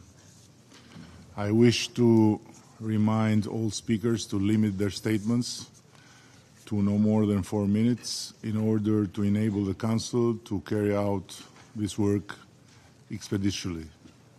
Flashing lights on the colors of the microphones will prompt speakers to bring their remarks to a close after 4 minutes. I now give the floor to His Excellency Mr. Alarkaris, President of the Republic of Estonia. Thank you, Mr. President. Thank you for convening today's debate, important not only for Ukraine, but for all of us who respect the UN Charter. We cannot remain silent when multilateralism and international law, the UN Charter at its core, are under unparalleled pressure. Russia's aggression against Ukraine violates all the values we believe in. It violates the fundamental principles enshrined in the Charter while exposing the structural deficiencies of the UN and its Security Council. A permanent member of the Council responsible for upholding international peace and security has launched a full-scale, unlawful and unjustified war against its sovereign neighbor, using its veto power to shield itself from accountability, shamelessly undermining the Council's credibility and the UN authority. I call on all responsible Council members and all the UN member nations to urgently reflect on how we can together fix the brutal ignorance of core principles of the UN. I am convinced that the one responsible for aggression and conflicts have to face justice, even the one with veto right in the Security Council, because a crime is a crime regardless who you are or what power you hold. Mr. President, from the beginning of a large-scale armed attack by the Russian Federation against sovereign Ukraine to this date, the office of the United Nations High Commissioner for Human Rights has recorded 27,149 civilian casualties in the country, with 9,614 people killed. 500,000 of them are children. These numbers are not bare statistics. These are people's lives, broken destinies, and lost dreams. For those who endure, there are no safe places, as homes, hospitals, food storages, and schools have been destroyed. Tens of thousands of children have lost their families or have been forcefully deported to Russia and Belarus, only to suffer abuse in re-education camps or to be stripped of their Ukrainian roots and identity in Russian families. A disgraceful practice executed already by our neighbor in the history of my country and in many other places. The human toll of this war extends far beyond Ukraine. By unilaterally leaving the UN-mediated Black Sea grain deal and obstructing Ukrainian grain export, Russia is using food scarcity as a tool to manipulate the world's most vulnerable populations. Let me repeat loud and clear. We have never sanctioned Russian exports of food to third countries. Russia and Russia alone is responsible for this war and for millions of people's lives who face starvation as Russia is destroying Ukrainian grain facilities, stealing grain from occupied territories, and bombarding Ukrainian ports. Russia's actions reveal its intention to manipulate the market and destabilize the international political climate by increasing the grain price and forcing countries to become reliant on Russian assistance. The UN cannot allow aggression to become a form of politics. Ukraine has presented its peace formula, the only comprehensive plan to overcome the Russian aggression and all its consequences. The points of peace formula reiterate all the basic principles of the Charter. An overwhelming majority of the UN members have voted for a just peace for Ukraine and protecting the Charter. However, the Security Council remains hostage of the aggression. Mr. President, it has become an unfortunate reality that the Security Council is unable to act decisively and fulfill its mandate. To ensure that the Security Council can carry out the tasks set by the UN Charter, there is no alternative but to adjust the structure and working methods of the Council while further reinforcing the power of the General Assembly. The veto initiative adopted last spring was a laudable, significant first step. But more has to be done. There should be no veto right if there is a suspicion that the one casting it may be have acted against the international law.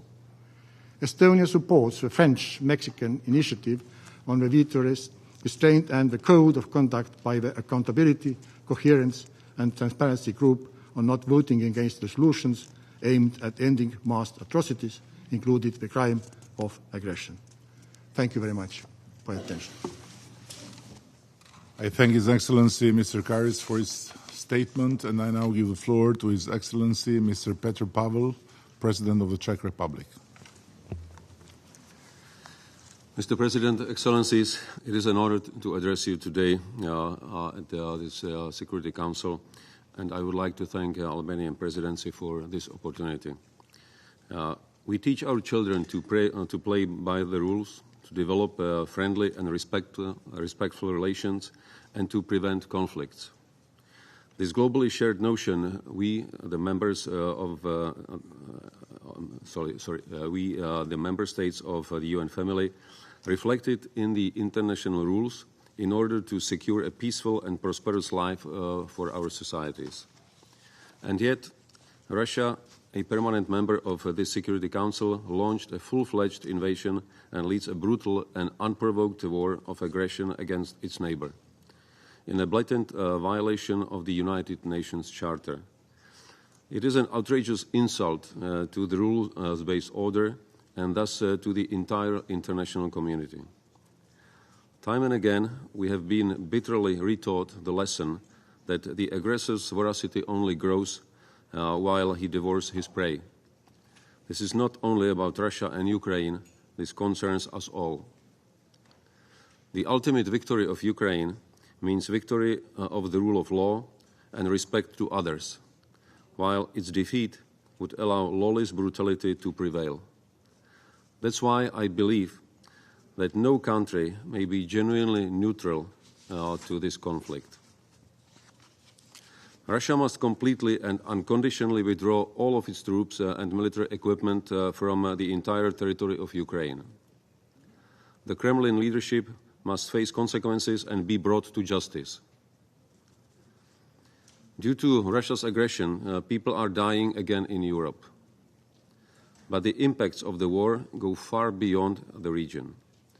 By violating the fundamental rights of Ukraine to its independence, sovereignty and territorial integrity, Russia is putting peace and security at risk globally, inspiring possible followers.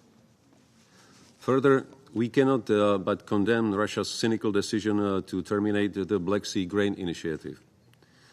It has led to massive increases of food prices, and it bluntly demonstrates how little Russia cares about the day-to-day struggle of the most vulnerable ones. The international community and almost all members of the Security Council have already expressed their desire for peace in Ukraine. But clearly, no one wants peace more than the Ukrainians themselves. A just and lasting peace. A peace that does not reward the aggressor. And this is why we support President Zelensky's effort in his peace formula. It is only Ukraine who can set the terms of any peace solution. Mr. President, Excellencies, as you know, my country has its own painful experience with Russian, that time called international assistance. They came without being asked to assist us against us. Today, we call it by proper names, imperialism and expansionism. We have been there. Czechia, therefore, feels a strong solidarity with Ukraine and its people. I am truly thankful that our government and our society have been supporting Ukraine so wholeheartedly. We are determined to stay side by side with Ukraine and support it as long as it takes, until peace and rule of law are restored. Thank you. I thank His Excellency Mr. Pavel for his statement. I now give the floor to His Excellency Mr. Marcelo Rebelo de Sousa, President of the Portuguese Republic. Senhor Presidente, Excelências, como se mede o sofrimento humano? Como se mede a dor de uma criança que ficou órfã? Dos pais que perdem os seus filhos? Dos mutilados e das vítimas da tortura? Como se resiste e sobrevive a tudo isto e se continua a lutar pela família, pela casa, pelo país? Estive há poucas semanas, dias seguidos, na Ucrânia, e é impossível ficar indiferente perante a indescritível devastação em Bucha ou em Moshun, exemplos trágicos de desumanidade e sofrimento.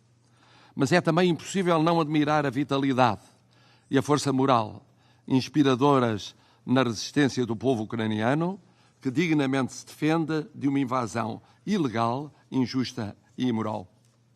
Saúdo, por isso, a iniciativa da presidência albanesa ao convocar este debate crucial em sessão aberta. A posição de Portugal é clara. Estamos e estaremos sempre ao lado do direito internacional, da Carta das Nações Unidas, bem como de qualquer resolução da Assembleia Geral que condena a agressão à Ucrânia e que exija a retirada das tropas da Federação Russa. Estamos e estaremos sempre solidários com a legítima defesa da Ucrânia e a sua fórmula para a paz, com a sua luta na reposição da soberania e apoiando o seu contributo para a segurança alimentar global. Estamos e estaremos sempre solidários com as vítimas, os refugiados que sempre acolhemos, os esforços do Secretário-Geral na criação de corredores humanitários e no retorno de milhares de crianças retiradas às famílias ilegalmente deportadas. Estamos e estaremos sempre comprometidos com um roteiro de paz justo, que reponha e credibilize o direito internacional, que reafirme a legítima aspiração da Ucrânia à plena integração nas organizações às quais soberanamente deseja aderir. Estamos e estaremos sempre dispostos a dar o nosso contributo para uma paz justa e sustentável, que viabilize um cessar-fogo imediato e duradouro, com a retirada das tropas da Federação Russa do território da Ucrânia e a garantia da segurança nuclear e das suas instalações sob monitorização da Agência Internacional de Energia Atómica. Uma paz justa e sustentável que assegura a libertação de prisioneiros e deportados, com especial urgência para as crianças, e a credibilização da justiça internacional através de uma investigação minuciosa aos crimes de guerra, aos crimes contra a humanidade e aos seus autores. Estes passos e a coragem política que eles exigem poderão permitir, a seu tempo, a assinatura de um tratado de paz e segurança entre a Federação Russa e a Ucrânia. Estejamos à altura da história, são os nossos povos, é a humanidade que o exige. I thank His Excellency Mr. Rebelo de Sousa for his statement. And now I pass the floor to Her Excellency Mrs. Katalina Novak, President of Hungary. Thank you so much, President. Mr. President, I would like to thank you personally, Mr. Edi Rama, Prime Minister of the Republic of Albania, for taking the effort to initiate this open debate. Open debates create for us, non-member countries of the Security Council, an opportunity to express our views on issues impacting our world. Our position is clear. The Russian Federation has crossed the Rubicon with the invasion of an independent and sovereign state, a member of the international community, and the member of the family of the United Nations. Our goal is a lasting, just peace in Ukraine. Mr. President, according to the 2022 Global Conflict Tracker of the Council of Foreign Relations, there were 27 armed conflicts around the world. Since the invasion of Ukraine by the Russian Federation, this number has significantly increased. We see that new armed and military conflicts emerge as we speak. For 1.5 years, we have witnessed a major war as never before since the Second World War, at least not us, Europeans. War itself is not unknown to us. In the early 90s, we saw the bloodshed and experienced the impact of the war in the Balkans, again, Hungary's direct neighborhood. And let us not forget the stability of the Western Balkans is even now the goal we have to work for, among others, with the speeding up of the EU integration of the region. Today, it is a nuclear power invading a European, for some of us, a neighboring country, also with the realistic threat of nuclear escalation, a scenario that none of us wants to experience. We Hungarians are hit by the war in Ukraine in 3 dimensions. As a direct neighbor, we feel threatened. Ethnic Hungarians, citizens of Ukraine, are fighting and are dying on the battlefield. The war in Ukraine directly threatens the security architecture of Europe. Since the war is being fought close to the eastern border of NATO, the emergence of a new Cold War is a disturbing reality. The war in Ukraine has serious impact not only on the European continent, but in the whole world. Inflation and rising energy prices remind us that in this interconnected world, local conflicts easily become regional, then global. We all need to work together to promote peace and security in Ukraine. Hungary supports and is open to take part in any peace initiative that creates a feasible environment for a lasting ceasefire and creates a roadmap towards a sustainable and just peace. We need organizations, countries, and personalities who can invite the warring parties to peace negotiation. Organizations. We acknowledge the United Nations and this Security Council of the UN as essential actors in this process. Being the fora where both parties concerned are around the table, there is a room and a chance for talks and actions. We need countries. We need strong nations, for example, the United States, China, or Turkey, that are capable or ready to set the table for a possible solution, are capable or ready to talk with both sides, and have the potential to influence the continuation further. Personalities we also need. Our history gives us so many examples that a small group of people or even a single person can have an effect or turn the flow of history. I am convinced that Pope Francis is someone who can facilitate peace in Ukraine. And let us not underestimate the power of women. Women leaders who join their forces to contribute to peacemaking can have a substantial contribution in this process. This brings me to congratulating Nataša Pirc-Musar, President of Slovenia, for their Security Council membership. Dear Natasha, your role is vital here. The personal presence of Mr. Volodymyr Zelensky, President of Ukraine, at this distinguished gathering before is also an indication that the moment has come to be serious about peace. I take this moment to reiterate that Hungary welcomes the Ukrainian peace initiative and is open to join the process. I also count on President Zelensky to take action and facilitate the restoration of rights of ethnic Hungarians in Ukraine, as he personally promised me during our last meeting in Kiev and also yesterday here in New York. With regard to the future of Ukraine, Hungary is interested in a stable, democratic, and prosperous Ukraine. In this spirit of good neighborhoodly relations, Hungary will keep providing political, economic, and humanitarian assistance to Ukraine, as we did ever since the war has started. The support that Hungary provided to 2.7 million Ukrainian refugees who crossed the Hungarian borders is a token of our unwavering support for the cause of peace in Ukraine. Thank you so much for your attention. Thank you, Your Excellency Ms. Novak, for your statement. And now I give the floor to His Excellency Ms. Nataša Pirc-Musar, President of the Republic of Slovenia. Thank you, Mr. President. Slovenia has been condemning the Russian Federation's aggression against Ukraine. We have joined the General Assembly in demanding that the Russian Federation ends in its invasion and unconditionally withdraw all its military forces from Ukraine. In this spirit, allow me to contribute to this debate with 3 points. The first addresses the impact of Russia's war against Ukraine on multilateralism and beyond. The second touches upon the importance of Security Council reform in the context of the crisis of multilateralism. The third sends a message to all those who still believe that they can commit crimes against humanity with impunity. Mr. President, the impact of the Russian Federation's aggression against Ukraine is multifold. It is primarily on the people of Ukraine who have felt the impact on a daily basis for almost 19 long months. Furthermore, the aggression has impacted on inter-ethnic relations and interstate relations in the region, but also globally. The aggression has also had a further human impact, with food security being further endangered as grains and their export have become part of the war tactics.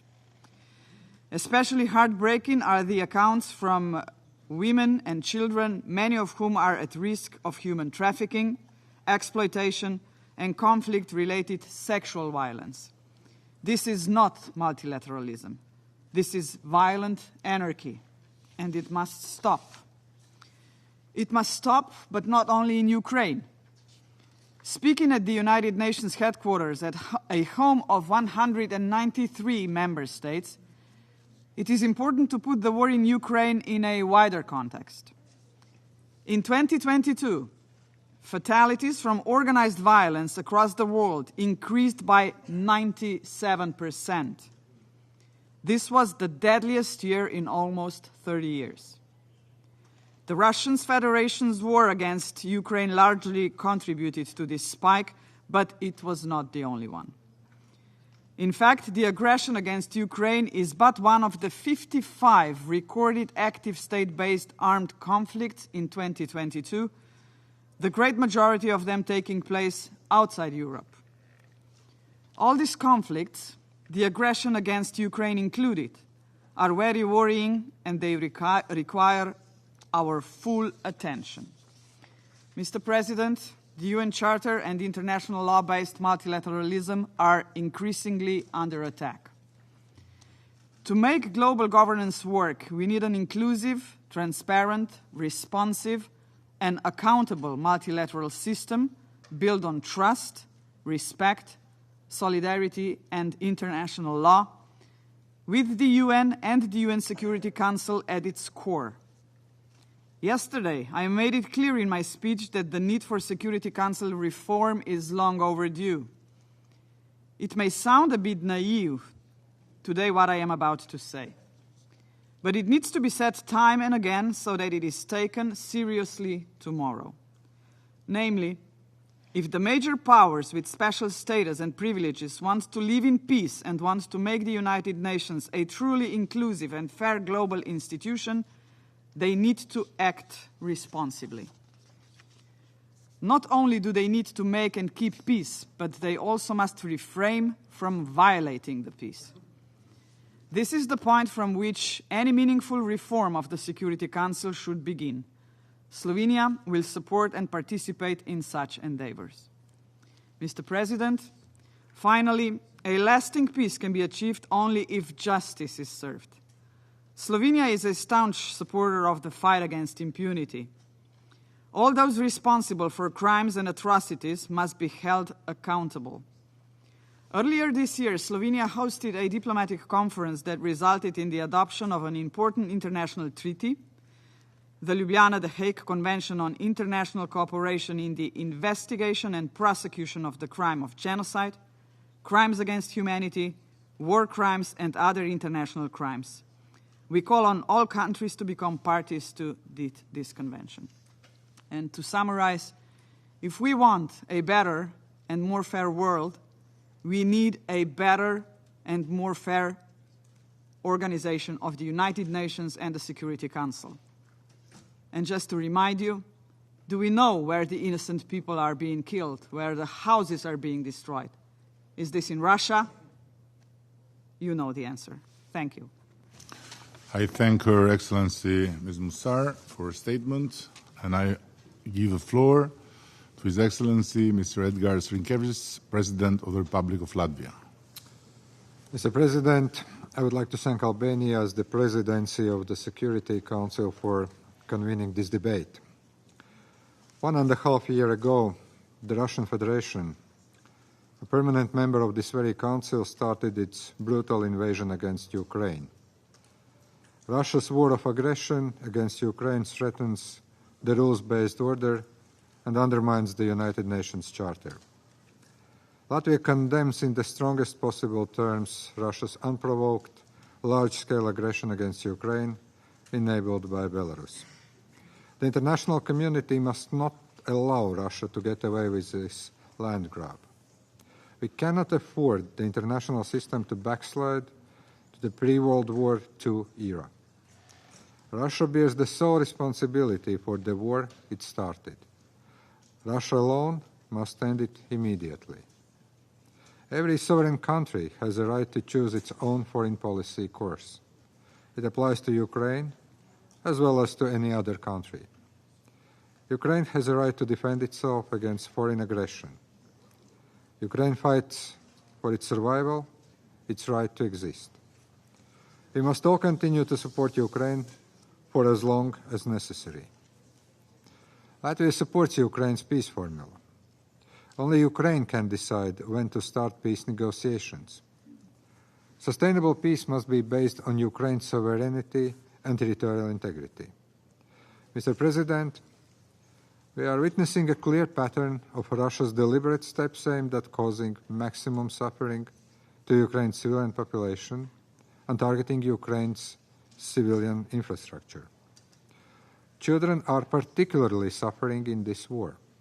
They are being deported to Russia or Belarus. There, they are forcefully re-educated and militarily trained, turned into Russian citizens or legally adopted. These crimes must stop. Russian leadership and military personnel must be held accountable for each and every international crime committed in and against Ukraine. By ensuring accountability, we will bring justice to the victims and prevent the return of such crimes in the future. Latvia reiterates the need to establish a special international tribunal to prosecute for the crime of aggression. Latvia invites more countries to join the register of damage created by the Council of Europe. It is an important first practical step towards a future international compensation mechanism. Mr. President, Russia's war against Ukraine is causing serious geopolitical, economic, and humanitarian consequences far beyond Europe's borders. It is Russia's war against Ukraine that has aggravated the shortage of food supplies, not the sanctions. Russia considers food as a weapon of war rather than essential humanitarian good to prevent hunger around the globe. Russia alone is responsible for stopping the Black Sea Grain Initiative. This initiative allowed to export millions of tons of foodstuffs to global markets and fed those in need. It is key to continue international efforts to mitigate the effects of global food insecurity. In conclusion, I hope the day when Russia ceases its brutal war of aggression comes soon. Our thoughts are with the brave heroes of Ukraine who defend freedom. Thank you. I thank His Excellency Mr. Rinkevics for his statement. And now I give the floor to His Excellency Mr. Alejandro Eduardo Giammattei Fala, President of the Republic of Guatemala. Thank you very much, Mr. President. Me complace pronunciar esta declaración en nombre del Grupo de Amigos de Rendición de Cuentas tras la agresión contra Ucrania, integrado por 49 Estados miembros y la Unión Europea. Hoy han pasado 574 días desde la invasión a gran escala por parte de Rusia en el territorio de Ucrania. La guerra ilegal de agresión de Rusia constituye una clara violación de la soberanía y la integridad territorial de Ucrania y constituye una violación flagrante del derecho internacional, incluida la Carta de las Naciones Unidas, como ha sido condenada clara y reiteradamente en las resoluciones adoptadas por la Asamblea General. El Grupo de Amigos apoyará todos los esfuerzos significativos para llevar a los autores de estas masacres ante la justicia. Esto incluye la justicia por crímenes contra niños, como los secuestros de niños ucranianos a Rusia, así como el restablecimiento de un sentido de justicia por las múltiples víctimas de la guerra. El camino hacia la justicia suele ser largo y costoso, pero estaremos ahí para sostener el proceso. El grupo de amigos está dispuesto a apoyar la iniciativa de Ucrania en favor de una paz justa y todas las demás iniciativas encaminadas a promover la paz de conformidad con la Carta de las Naciones Unidas, el derecho internacional y las resoluciones pertinentes de la Asamblea General. Todos debemos mantenernos unidos en torno a los principios fundamentales de la Carta de las Naciones Unidas y debemos seguir comprometidos a condenar la continua agresión rusa que va en contra del propósito y el espíritu mismo de la Carta de las Naciones Unidas. El mantenimiento de la paz y la seguridad internacionales solo pueden garantizarse mediante una paz justa en Ucrania. Hoy subrayamos la importancia de enjuiciar a los perpetradores de los crímenes internacionales porque al hacerlo defendemos las mismas normas de las que depende nuestro sistema internacional y esperamos que disuadamos a cualquier otro a cometer estas violaciones en el futuro.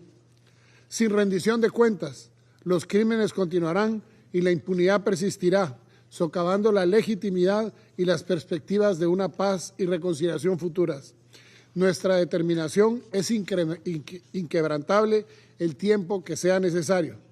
Señor presidente, en mi capacidad nacional, me permito reiterar que la República de Guatemala, como Estado de vocación pacifista, promotora de la paz y respetuosa de los valores de la Carta Fundacional de la Organización de las Naciones Unidas, hacemos un llamado para privilegiar la democracia, la resolución negociada y civilizada en el conflicto derivado de la invasión ilegal, injustificada y no provocada en el territorio soberano de Ucrania por parte de la Federación Rusa. En mi visita a Ucrania, como el primer presidente de Latinoamérica en llegar a ese hermano país, fui testigo de los horrores del enfrentamiento. Presencié la destrucción innombrable y oí testimonios de mujeres y niñas violadas por soldados rusos. Me horroricé al llegar a la iglesia ortodoxa de San Andrés, en cuyo jardín se descubrieron más de 400 cadáveres de civiles, muchos de ellos niños, que llenaban las fosas comunes, maniatados por la espalda, con vendas en los ojos y tiro en la nuca.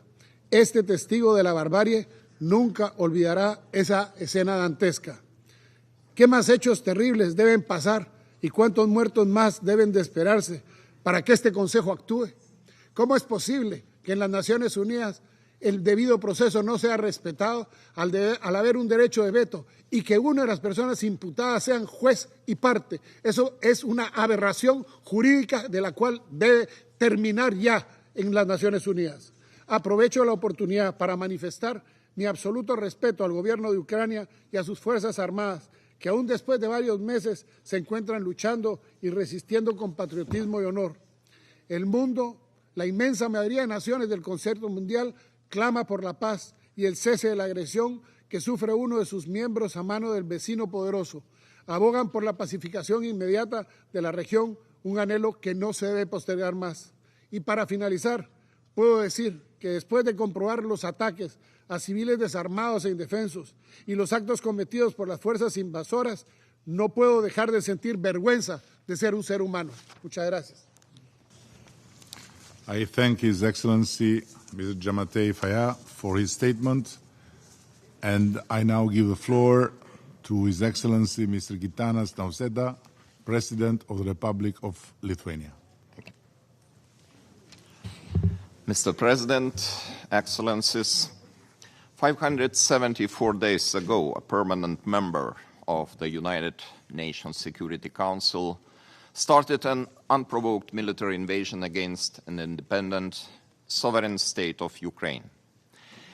It would be dangerous to forget this wasn't the start of the war.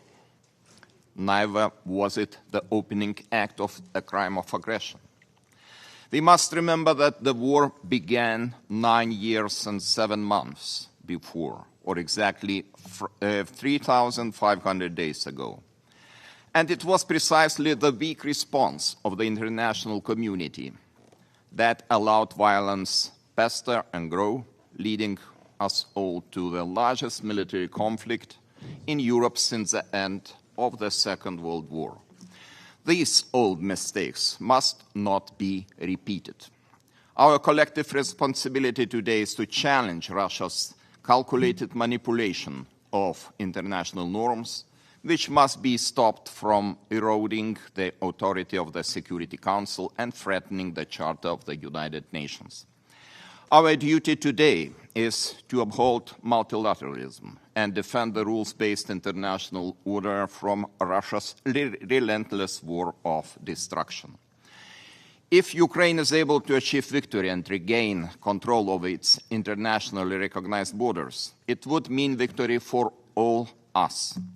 It would serve as a precondition for a fair and enduring peace and ultimately stabilize the whole international order. In any future negotiations, we must follow a set of clear principles. First, we must hold Ukraine's sovereignty and territorial integrity to be of fundamental importance. The Ukrainian peace formula backed by the General Assembly should not be in any way simplified or diluted. Ultimately, the final decision regarding peace on Ukrainian soil must rest with Ukraine itself. The Ukrainian Peace Summit organized by President Volodymyr Zelensky provides us with an ideal opportunity. Second, it is imperative that Russia puts an end to its aggressive actions and withdraws its troops and military equipment from Ukrainian territory. This withdrawal should be immediate, complete, and unconditional. Third, we must recognize that Russia bears sole responsibility for inflicting immense suffering upon the Ukrainian population, while also threatening the livelihood of our people in need around the globe. Russia's decision to terminate the Black Sea Grain Initiative and to attack Ukrainian ports and stockpiles has contributed to the worldwide food crisis and benefited only Russia itself. 4. Russia must be held accountable for numerous war crimes, including the crime of aggression. And finally, Russia must pay for the destruction it has inflicted. Ukrainians should not be forced to bear the burden of rebuilding their country. At this crucial moment, I call on every member of the international community and the United Nations Security Council to join forces. Let us all implement the fundamental responsibilities entrusted to the United Nations and its member states. Thank you. I thank His Excellency Ms. Nauseda for his statement, and now I give the floor to His Excellency Mr. Stevo Pendarovsky, President of the Republic of North Macedonia. Thank you. Distinguished Chairman of the Security Council, distinguished representatives of the member states of the Security Council, dear colleagues, the aggression by the Russian Federation against Ukraine dealt a strong blow to international peace and security, to the fundamental principles of international law, and to the international order. This war challenged multilateralism as the basis of the international order on an unprecedented level. And as we all know, the international and security architecture, the most important expression of which are the United Nations, is centered on multilateralism. The current situation is the result of the ignoring of the obligations enshrined in the UN Charter since 1945. Without respect for the sovereign equality and territorial integrity of each member state, we cannot talk about effective multilateralism. So far, we have seen several attempts to redefine the foundations of the international order, but none of those have ever received such wide support as the principles the civilized world established after the horrors of the World War II. In that sense, the deadlock in which the Security Council finds itself as the main body of the United Nations, entitled to preserve and promote international peace and security, was instigated precisely by the non-compliance, and I would say even the conscious bypassing of the basic principles of the international order. It is clear that this impasse diminishes the credibility and confidence of the people that the UN can effectively achieve the key goal for which it was established almost 8 decades ago.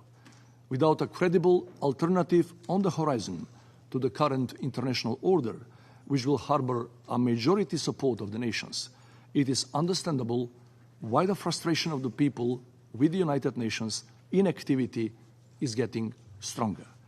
It is clear that the modern world is vastly different from the world in 1945, and the UN Security Council should face and reflect this new reality. Within the ongoing debates about the eventual reform of the prime UN body, the question of the veto of the permanent members has to be thoroughly assessed, especially when one of them is involved in a conflict. Ladies and gentlemen, the most urgent task of the Security Council is to be proactively engaged in putting an end to the war in Ukraine. The only way to achieve this goal is through diplomacy and negotiations based on respecting the sovereignty and territorial integrity of Ukraine within its internationally recognized borders. To that end, the first step should be an immediate and unconditional truce in order to create an ambient for a start of negotiations. During the entire process, the United Nations should establish a peacekeeping mission with the main task of monitoring the truce and humanitarian assistance to civilians.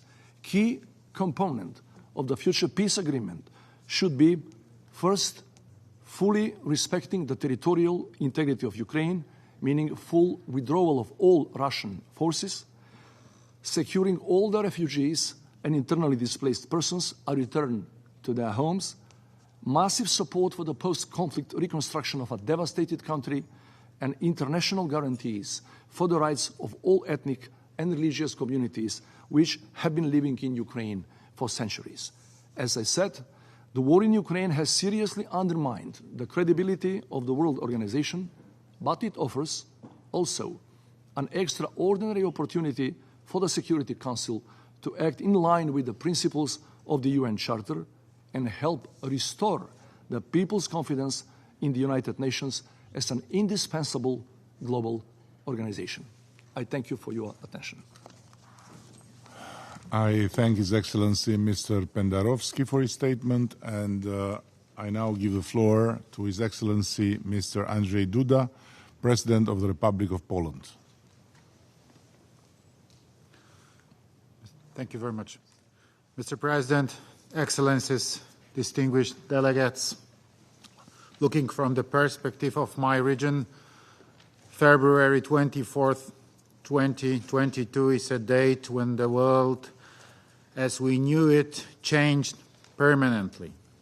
Russia's full-scale invasion of Ukraine was a defining moment in geopolitics, transforming Europe's security landscape and tearing down the core pillar of our international system. This strategic change is not temporary. We are living in a new era of uncertainty. The multilateral system established nearly 8 years ago, with its principles enshrined in the United Nations Charter, asserted the superiority of the rule of law over force in international relations. It gave nations a place to turn to when faced with regional or global challenges, often as a last resort.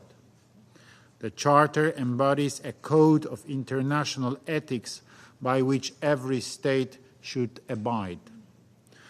When Russia replaced the Soviet Union as a permanent member of the United Nations Security Council, it took upon itself even greater responsibility than other nations to preserve international peace and security. Yet, its leadership made a deliberate decision to violate our basic principles, the key norms of international law, and it continues to do so repeatedly, from air attacks on critical infrastructure to electing global food crisis, from causing the ecological catastrophe in Nova Kakhovka to bombing cultural heritage sites in Ukrainian cities. Those hideous actions, together with continuous negation of the international order, including the UN Charter, prove that an imperialistic Russia is discrediting itself as a member of international community. Excellencies, Russia is abusing its veto power to prevent the Council from addressing the flagrant violation of international law the same Russia has committed. In this situation, the nations of the world cannot remain passive. The prohibition of aggression, as well as the elimination of genocide and crimes against humanity, are jus cogens norms, accepted and recognized by the international community. These are the norms from which no deviation is permitted. This means Russia's continuing neo-colonial aggression against Ukraine is not a bilateral or a regional issue. It concerns us all. If we don't act in solidarity today to defend the fundamental values of international law, tomorrow may be too late. This is why Poland has been making efforts to hold Russia and individual Russian citizens accountable for their flagrant violations of international law and the UN Charter. We support the work of the existing jurisdictions, such as the International Court of Justice, the International Criminal Court, and the European Court of Human Rights. Because the Russian aggression as such cannot be a subject of assessment by the International Criminal Court, we support the creation of a special international tribunal ad hoc. Moreover, Poland is striving to create an international mechanism to repair the damage and compensate for the losses caused by Russia. The perpetrators of international crimes must not go unpunished.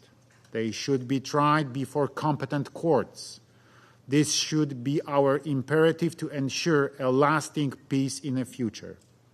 Mr. President, distinguished delegates, the war in Ukraine has permanently changed the global security architecture. Regardless of its final result, we will have to face a new political, military and economic reality which will last until a new security system is formed, a system with no place for aggression, imperialism, and neocolonialism. Thank you. I thank His Excellency President Duda for his statement, and now I give the floor to His Excellency Mr. Charles Michel, President of the European Council. Thank you. Dear President, Excellencies, ladies and gentlemen, Ukraine is a crime scene, and the perpetrator is sitting in this very room. You know who you are.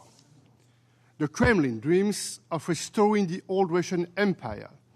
After Ukraine, who would be next? Who would be next to satisfy Putin's fantasy of the past? And if Russia succeeds in Ukraine, what other countries would be tempted to copy its actions? At this crime scene, we also have the victim, the attacked, Ukraine and all Ukrainians, fighting a battle they did not start, defending their country against a war they did not want, and protecting their children against suffering nobody deserves. And to save them from another horror of this war, the forced abduction to Russia, so-called adoption. In reality, these are deportations of children. I ask you all, including the Russian representatives, could you bear having your child stolen and deported? Your child forced to forget your family. Your child forced to forget your language, your land, so-called education. In fact, this is an attempt at cultural genocide. By defending their children, Ukrainians are defending what is most precious, their family, their future, their freedom. And that's why we, the EU, we stand firmly with Ukraine to defend itself. As long as the innocent are attacked, we will help them to defend themselves, and we'll stay by their side for as long as it takes. Ladies and gentlemen, Excellencies, at this crime scene, we also have the witnesses, all of us around the world, and all of us sitting right here, the witnesses in this Security Council. What have we done about this crime? What have we done about this aggression? What have we done as one of the permanent members attacks its neighbor? What have we done as it wields its veto power against each of us, against the UN Charter, its veto power against the core principles of the UN Charter? Do we not sit together in this chamber for one reason, and for one reason only, to protect peace and security for all people, no matter their country or continent?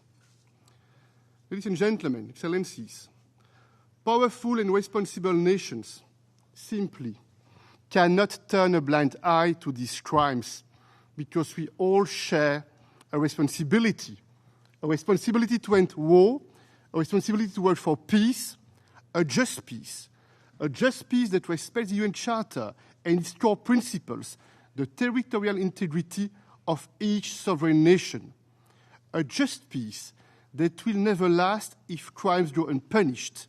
And that's why I'd like to speak directly to each of you around this table. As responsible nations, we all have a role to play in building global peace and stability. And I'd like to particularly speak to the esteemed Chinese representative. You have warned Russia against the use of nuclear weapons, and we welcome this. And now we are asking you, let's go further. Let's join forces to persuade Russia to end this criminal war that's hurting so many. Let's join forces to convince Russia to respect the principles of the UN Charter. Excellencies, the consequences of this crime extend across the globe. And the Kremlin's latest cynical actions are only making things worse. By pulling out of the Black Sea Grain Initiative, for instance, when you shoot missiles at grain silos in Odessa, they also strike Africa and kill the most vulnerable, destroying the lives of millions. Excellencies, a tragic crime is unfolding before our very eyes, and we are the witnesses, all of us. We must stand strong by the side of the attacked, especially right here in this Security Council. And that's why this chamber was born, and that's why we are here today to say no to aggression, and to protect peace, security, and cooperation between people and between all our nations. I thank you. I thank His Excellency Mr. Charles Michel, the President of the European Council, and I give now the floor to His Excellency Mr. Dritan Abazovic, Prime Minister of Montenegro. Thank you very much, Chairperson, dear colleagues. The idea of United Nations coming after the biggest social disaster in our history. And we should not wait for another big disaster to make steps to change our reality, to make a reform of United Nations, including Security Council, and to be more productive and more effective in protective of international law. This is what happened in Ukraine after the aggression of Russia Federation. It's totally unacceptable. Violence, any kind of violence, and getting the political goal with the violence is unacceptable in 21st century. Montenegro giving the strong support to the Ukrainian people. Because Ukrainians today are not defeat only own population and own citizen.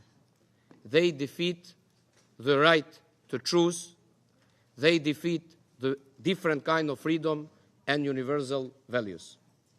If we are ready to protect the democratic values and to promote the peace and stability, we should say the truth and giving the all support, because today is Ukraine, tomorrow can be some another country.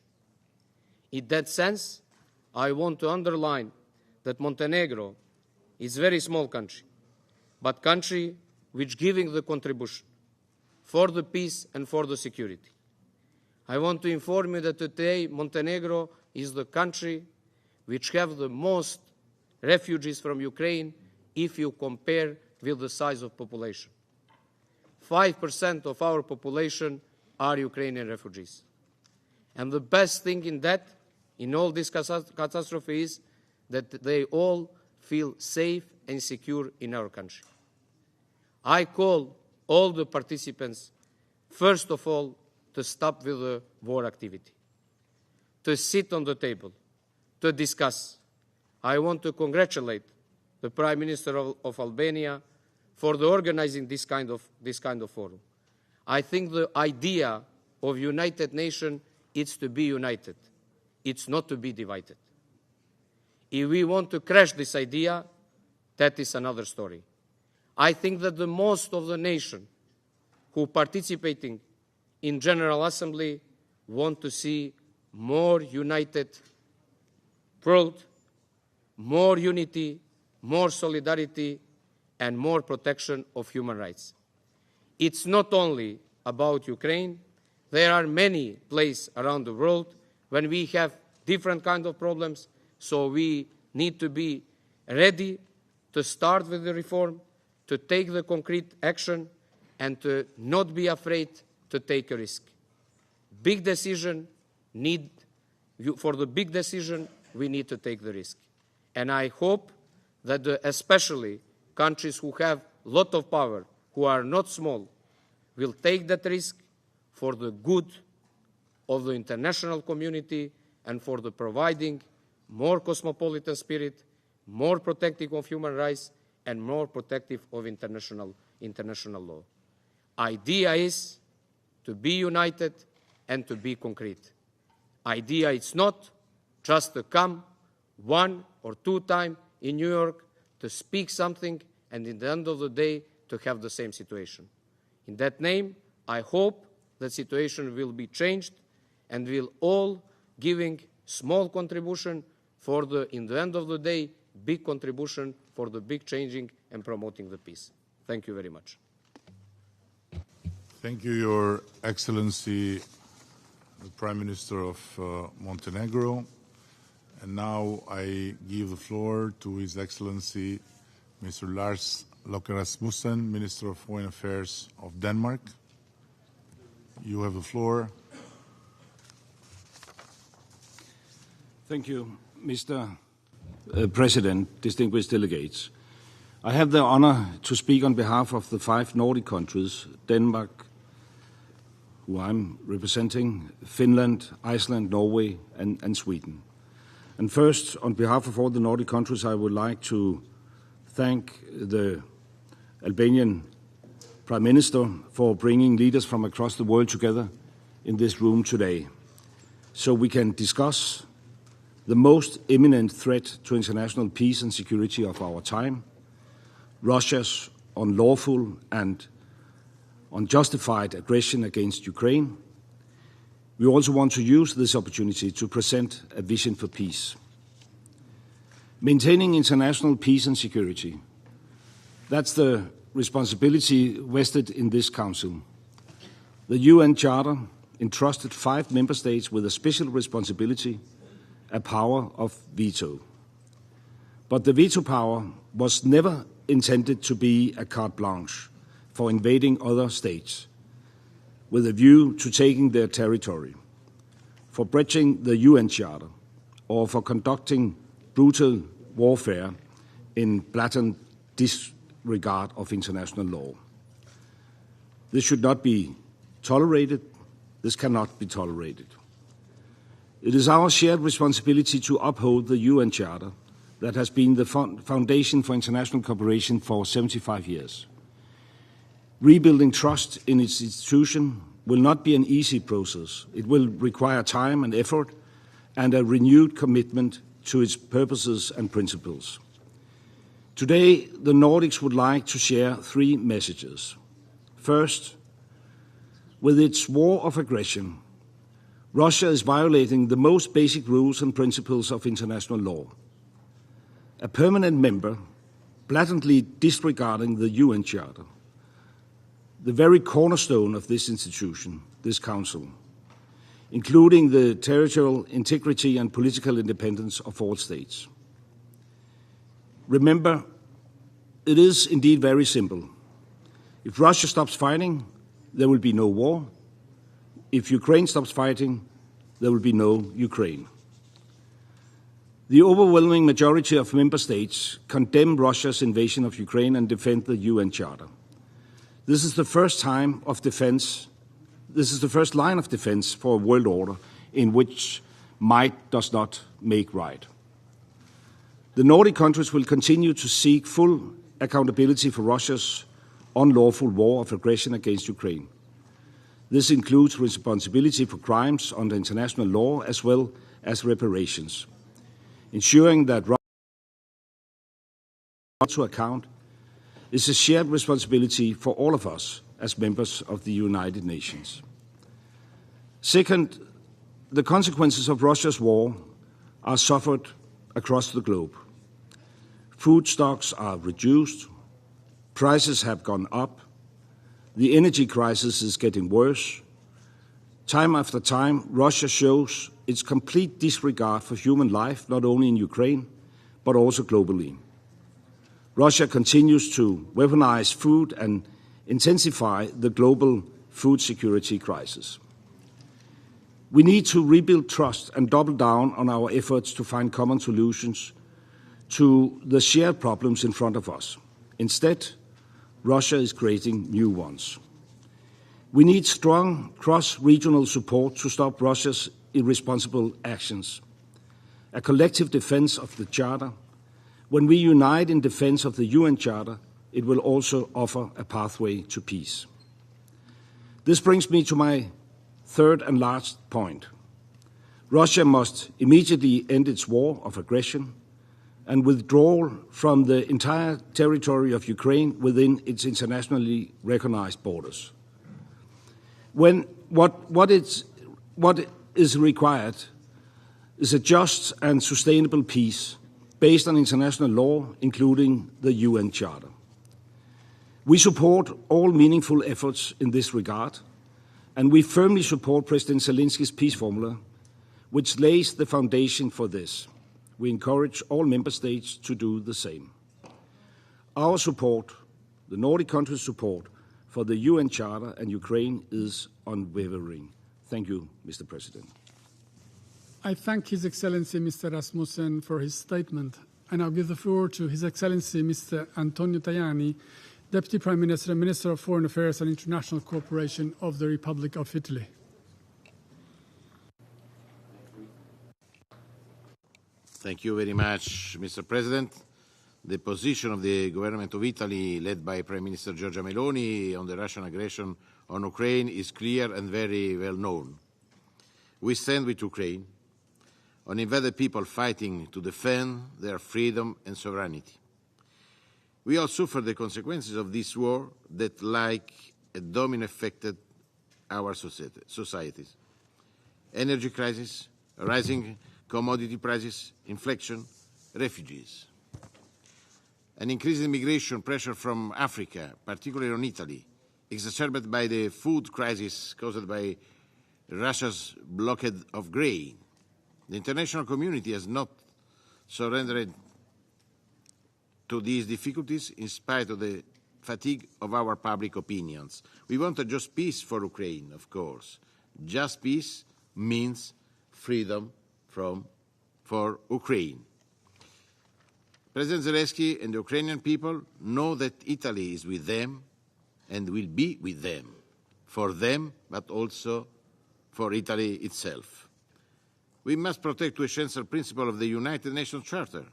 Sovereignty and territorial integrity were reflected also in the position of the G7 and in the recent final declaration of the G20 leaders in Delhi. We must admit that something has not worked. We thought that international peace and security were taken for granted. Security Council has been blocked for decades. The position of the Italian government is very clear. We need a Security Council that is more fair, representative and inclusive. More representative means for us to give more chances to sit in the Council to Africa, Asia, Latin America and insular states without, however, creating new hierarchies and privileges. Apoyamos sinceramente la fórmula de la paz de 10 puntos del presidente Zelensky. En particular, quiero destacar 3 prioridades del gobierno italiano. Primero, estamos muy preocupados por la situación de seguridad de la central nuclear de Zaporizhia. Debemos seguir apoyando los esfuerzos del director de la agencia nuclear de OEA, Grossi. El riesgo es otro Chernobyl, más peligroso que Chernobyl. Deuxièmement, l'Italie condamne avec fermeté la décision de la Russie de mettre fin à l'initiative céréalière de la mer Noire. Cette décision met en danger la vie des millions de personnes en Afrique, accroît l'insécurité alimentaire et contraint des centaines de milliers de personnes à quitter leurs terres, tombant ainsi au moins des marchands de la mort qui vendent leur vie lors du voyage désespéré vers la Méditerranée. L'Italie, qui a accueilli en juillet le sommet sur le système alimentaire, salue les efforts du président Erdogan et du secrétaire général Guterres pour relancer l'initiative céréalière de la mer Noire. Vous avez tout notre soutien. Troisièmement, la situation humanitaire. Nous soutenons l'initiative du Vatican visant l'échange de prisonniers à permettre aux jeunes enfants ukrainiens de retrouver leur famille. The reconstruction of Ukraine will be one of the top priorities of the Italian presidency of the G7 next year. Russian aggression to Ukraine has reached religious sites. More than 100 religious sites, according to UNESCO, have been damaged. After the bombing of the cathedral in Odessa, we launched an Italian project for the reconstruction. Odessa was designed by Italian architects. Italy will be at the forefront of this reconstruction. It is a project of social and spiritual renaissance. You can count on Italy. Italy will always fight for peace and ready to do its part, everywhere. Just yesterday, we offered the foreign minister of Baku and Yerevan, the city of Rome, for a meeting with Armenia and Azerbaijan to discuss the situation in Nagorno-Karabakh. You can count on Italy. You can count on the Italian government. Thank you very much. I thank His Excellency Mr. Tajani for his statement, and I'll give the floor to His Excellency Mr. Yin Park, Minister of Foreign Affairs of the Republic of Korea. Mr. President, I wish to first thank Albania for convening this meeting and the Secretary General for his insightful briefing. More than a year has passed since Russia's invasion of Ukraine. We are gravely concerned about the escalating human toll and the global ramifications, especially in regions already grappling with humanitarian challenges and food insecurity. We extend our sympathies to the grieving families. This act of aggression is a clear violation of the UN Charter and international law. It also erodes the pillars of trust, cooperation, and global solidarity that the international community has built over decades. From the standpoint of the Republic of Korea, a nation all too familiar with the pains of conflict and division, we resonate profoundly with the trials and tribulations of the Ukrainian people. It is this empathy that strengthens our determination to champion meaningful efforts to end this war and to restore peace in Ukraine. The recent visit of President Yoon Suk-yeol to Ukraine in July served as a testament to this commitment. During his visit, he unveiled the Ukraine Peace and Solidarity Initiative, a concrete expression of support for the Ukrainian people.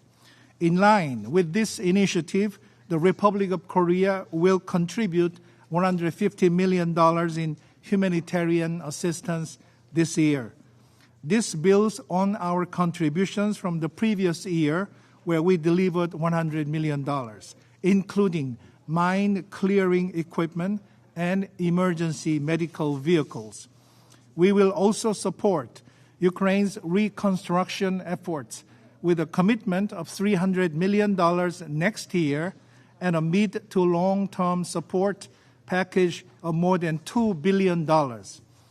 At the same time, we will be active voices in the global discourse addressing challenges to global food and energy security, intensified by the conflict in Ukraine. Mr. President, the media reports emerging from the recent Russia-DPLK summit indicating potential military cooperation are most unsettling. Any deal that enhances North Korea's military capabilities is an unequivocal violation of relevant Security Council resolutions. Such developments endanger not just Ukraine, but also the security of the Republic of Korea. It is regrettable that the DPLK continues on its trajectory of provocations, consistently breaching Security Council resolutions and international law. Their continued pursuit of nuclear and missile programs pose an existential threat to the Republic of Korea, the broader international community, and the NPT regime. Given Russia's required role in shaping the international non-proliferation regime and safeguarding world peace as a permanent member of the Security Council, we call on Russia to fully implement the Council resolutions for which it voted itself. Mr. President, the Republic of Korea is preparing to serve in this Council from next year. Rest assured of our unwavering dedication to fulfill the Council's fundamental mandate, which is to maintain international peace and security. Thank you. Thank His Excellency Mr. Park for his statement. And now I give the floor to His Excellency Mr. Buyer Osmani, Chairperson in Office of the Organization for Security and Cooperation in Europe. Thank you, Mr. President. At the outset, allow me to thank the Albanian Presidency for the invitation to address the distinguished UN Security Council. Our combined presence today is a strong sign of commitment and responsibility for two Balkan states. It is quite remarkable that as we mark 30 years of UN-OSCE cooperation, two neighboring countries and partners, Albania and North Macedonia, stand at the helm of two key multilateral formats. This is our contribution to global peace based on our principles' commitment to multilateralism. These principles include dialogue, cooperation, and solidarity. They are enshrined in our founding documents, but moreover in our humanity. Earlier this month, I visited Kolkata and paid tribute to Gonje Boyadziu, better known globally as Mother Teresa, a native of Skopje, our capital, a citizen of the world and the embodiment of peace, compassion, and solidarity. Allow me to convey her simple yet prophetic wisdom as a compass and an answer to our challenges. I can do things you cannot, you can do things I cannot, together we can do great things, she said. Indeed, the joint pursuit of peace depends on our collective engagement. With the world facing many serious trials, the Russian Federation's war of aggression against Ukraine is the most pressing challenge we must address. It constitutes the greatest breach of and challenge to international rules and commitments that were written and undersigned by the same Russia that now scornfully tramples on them. This war is destroying not just lives and livelihoods in Ukraine, people's homes and hopes, but beyond that, impacts the lives of people far beyond. Tectonic shifts are felt across the OSCE region and beyond. Within the OSCE, a regional organization under Chapter 8 of the UN Charter, which I am chairing at this pivotal moment of its history, We feel the impact of this war on the people of our region, on the politics between the regions, and on the institutions created as platforms for dialogue and vehicle of peace. The impact, the loss of trust and dialogue will last beyond the war in Ukraine and its ongoing human suffering. Multilateralism itself threatens to become a victim of this aggression. International fora like this here being replaced by battleground arguments replaced by brute force. Is there anyone who can explain who is gaining from this war? There are no gains with this war, only losses. As the world's largest regional security organization, Ukraine and its people are of paramount concern to the OSCE. A new support program for Ukraine has been designed as a vehicle of support in various fields. These include humanitarian demining, promotion of the rule of law, and mitigation of the consequential environmental and economic impacts. My special representatives and a team of OSCE professionals are already on the ground, translating words into concrete actions while exploring avenues for further engagement. The OSCE could do a lot in times of war and even more in times of peace. Its past engagement in Ukraine is a solid proof of this. As an organization, we are committed to mitigate the fallout of this war and give a helping hand to the people on the ground. People who served the cause of truth and trust, OSCE SMM members, are still detained.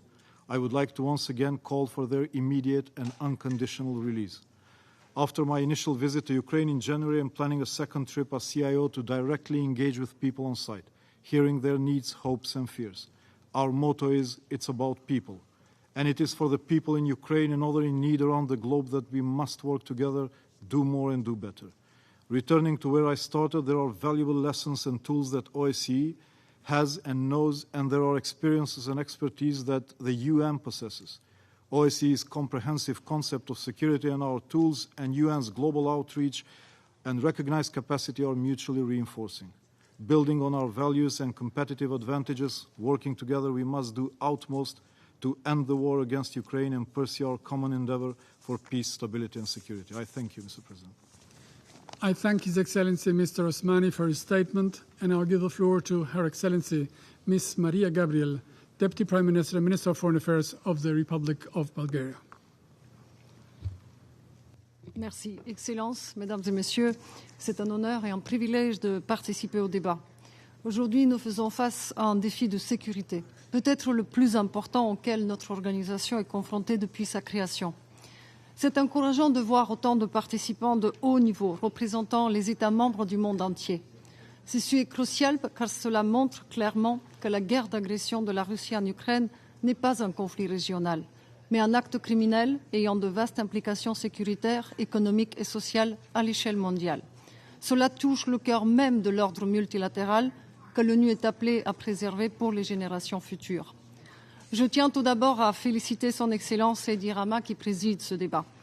La position active et claire de l'Albanie face à l'agression russe est un exemple de ce qu'un pays dit de petite taille, même si je n'aime pas cette expression, parce qu'un pays se mesure à la taille de ses actes et non pas à la taille de son territoire, de ce qu'un pays comme l'Albanie, motivé par son attachement aux principes et aux objectifs de la Charte des Nations Unies, peut avoir comme impact sur la politique internationale. Le respect de ces principes et objectifs est une obligation que tous les membres de l'ONU doivent respecter. C'est pourquoi nous ne pouvons pas rester silencieux lorsque la charte de l'ONU est brutalement violée par une guerre d'agression, l'occupation de territoires et des discours qui ravivent les craintes les plus sombres de l'humanité. Être membre permanent du Conseil de sécurité de l'ONU implique non seulement des privilèges, mais aussi des obligations. La Russie, plus que tout autre État, devrait respecter les principes de souveraineté et d'intégrité territoriale consacrés par la Charte des Nations Unies et le droit international. Le maintien du soutien mondial à l'Ukraine est donc de la plus haute importance pour la paix et la sécurité mondiale. Nous sommes profondément préoccupés par la décision de la Fédération de Russie de se retirer de l'initiative céréalière de la mer Noire. La Russie utilise ouvertement la nourriture comme une arme et ces actions irresponsables alimentent l'inflation des prix alimentaires, aggravent la situation de la sécurité alimentaire mondiale. Le bombardement des ports et des installations céréalières ukrainiennes par la Russie mérite une condamnation ferme, car il provoque non seulement des destructions et des pertes humaines, mais exacerbe également la pénurie des céréales dans les pays du Sud. et nous apprécions les efforts inestimables déployés par l'ONU pour conclure cet accord il y a un an. La Bulgarie cherche activement à trouver des solutions alternatives pour débloquer les routes commerciales dans la mer Noire. Mais c'est par le biais aussi de la coopération régionale et internationale que les solutions pourraient être trouvées. La guerre de la Russie contre l'Ukraine menace non seulement le développement historique de la communauté internationale des 78 dernières années, mais également la confiance commune, le multilatéralisme, en tant que concept clé sur lequel repose l'architecture du système international contemporain. Il est crucial aussi que nous ne perdons pas de vue les responsables de crimes internationaux graves commis en Ukraine.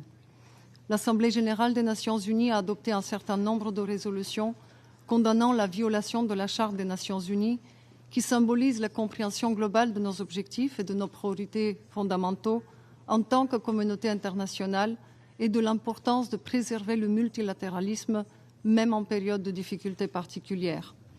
La Bulgarie soutient en outre une action unie et coordonnée pour tous les efforts existants visant à examiner les preuves croissantes des atrocités en Ukraine, y compris la commission d'enquête des Nations unies et la mission de surveillance des droits de l'homme des Nations unies en Ukraine.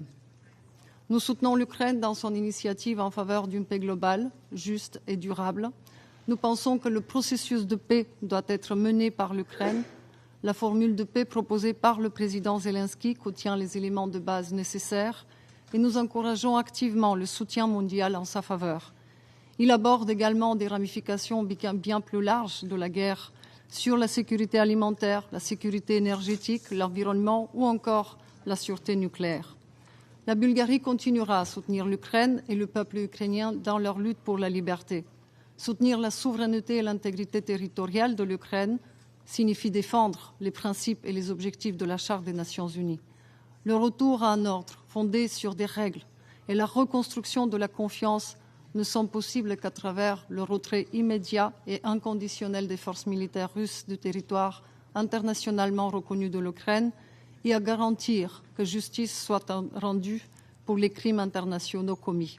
Merci pour votre attention.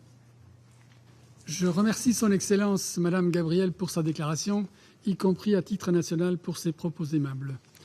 And now I give the floor to Her Excellency Ms. Alicia Bárcena Ibarra, Minister for Foreign Affairs of the United Mexican States. Señor Presidente, México coincide con la premisa de este debate: preservar los propósitos y principios de la Carta de las Naciones Unidas a través del multilateralismo efectivo para mantener la paz y la seguridad en Ucrania. Centraré mi presentación en tres dimensiones: la situación en Ucrania, el imperativo humanitario y la importancia de la acción multilateral, el camino hacia la paz.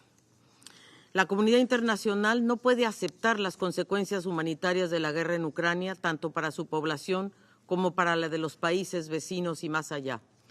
La guerra en Ucrania ha cobrado ya centenas de miles de víctimas, combatientes y civiles, afectando desproporcionadamente a mujeres, niños y niñas.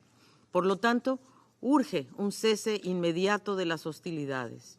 En tanto esto se logra, la prioridad debe centrarse en la protección de civiles, el acceso irrestricto de la ayuda humanitaria y el respeto del derecho internacional, incluidos el derecho internacional humanitario y el derecho de los refugiados, conforme a la resolución IS-11/2 de la Asamblea General sobre las consecuencias humanitarias de la agresión contra Ucrania, promovidas por México y Francia. Aprovecho para reconocer la labor continua y comprometida del Alto Comisionado de las Naciones Unidas para los Refugiados y de las organizaciones humanitarias en el terreno, así como la disposición y generosidad de los países que han acogido a las personas que han buscado refugio. Que no quepa duda, todos los Estados tenemos la obligación de respetar y hacer respetar el derecho internacional humanitario.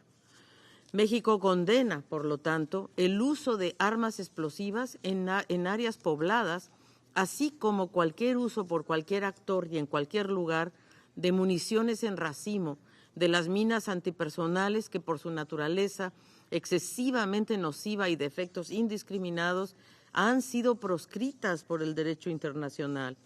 Preocupa profundamente a México la retórica nuclear que ha surgido en el contexto de esta guerra. Condenamos inequívocamente cualquier amenaza de uso de armas nucleares explícita o velada por cualquier actor y bajo cualquier circunstancia, por ser contraria al derecho internacional y a la Carta de las Naciones Unidas. Reiteramos nuestra preocupación por el grave riesgo radiológico de las acciones militares en la cercanía de centrales nucleoeléctricas. México reconoce y respalda la labor del Organismo Internacional de Energía Atómica y su director general, Rafael Grossi, en la planta nuclear de Zaporilla. México reafirma la importancia de respetar los 7 pilares de la seguridad nuclear técnica y física y los 5 principios para la protección de la central nucleoeléctrica de Zaporilla, conforme a lo establecido precisamente por el Organismo Internacional de Energía Atómica. La proliferación de armas no solo exacerba el conflicto, sino que su amplia disponibilidad al momento de que la guerra llegara a su fin podría alimentar un sinnúmero de actividades delictivas y si otras armas llegan a manos de actores no estatales, daría pie a otras violaciones del derecho internacional.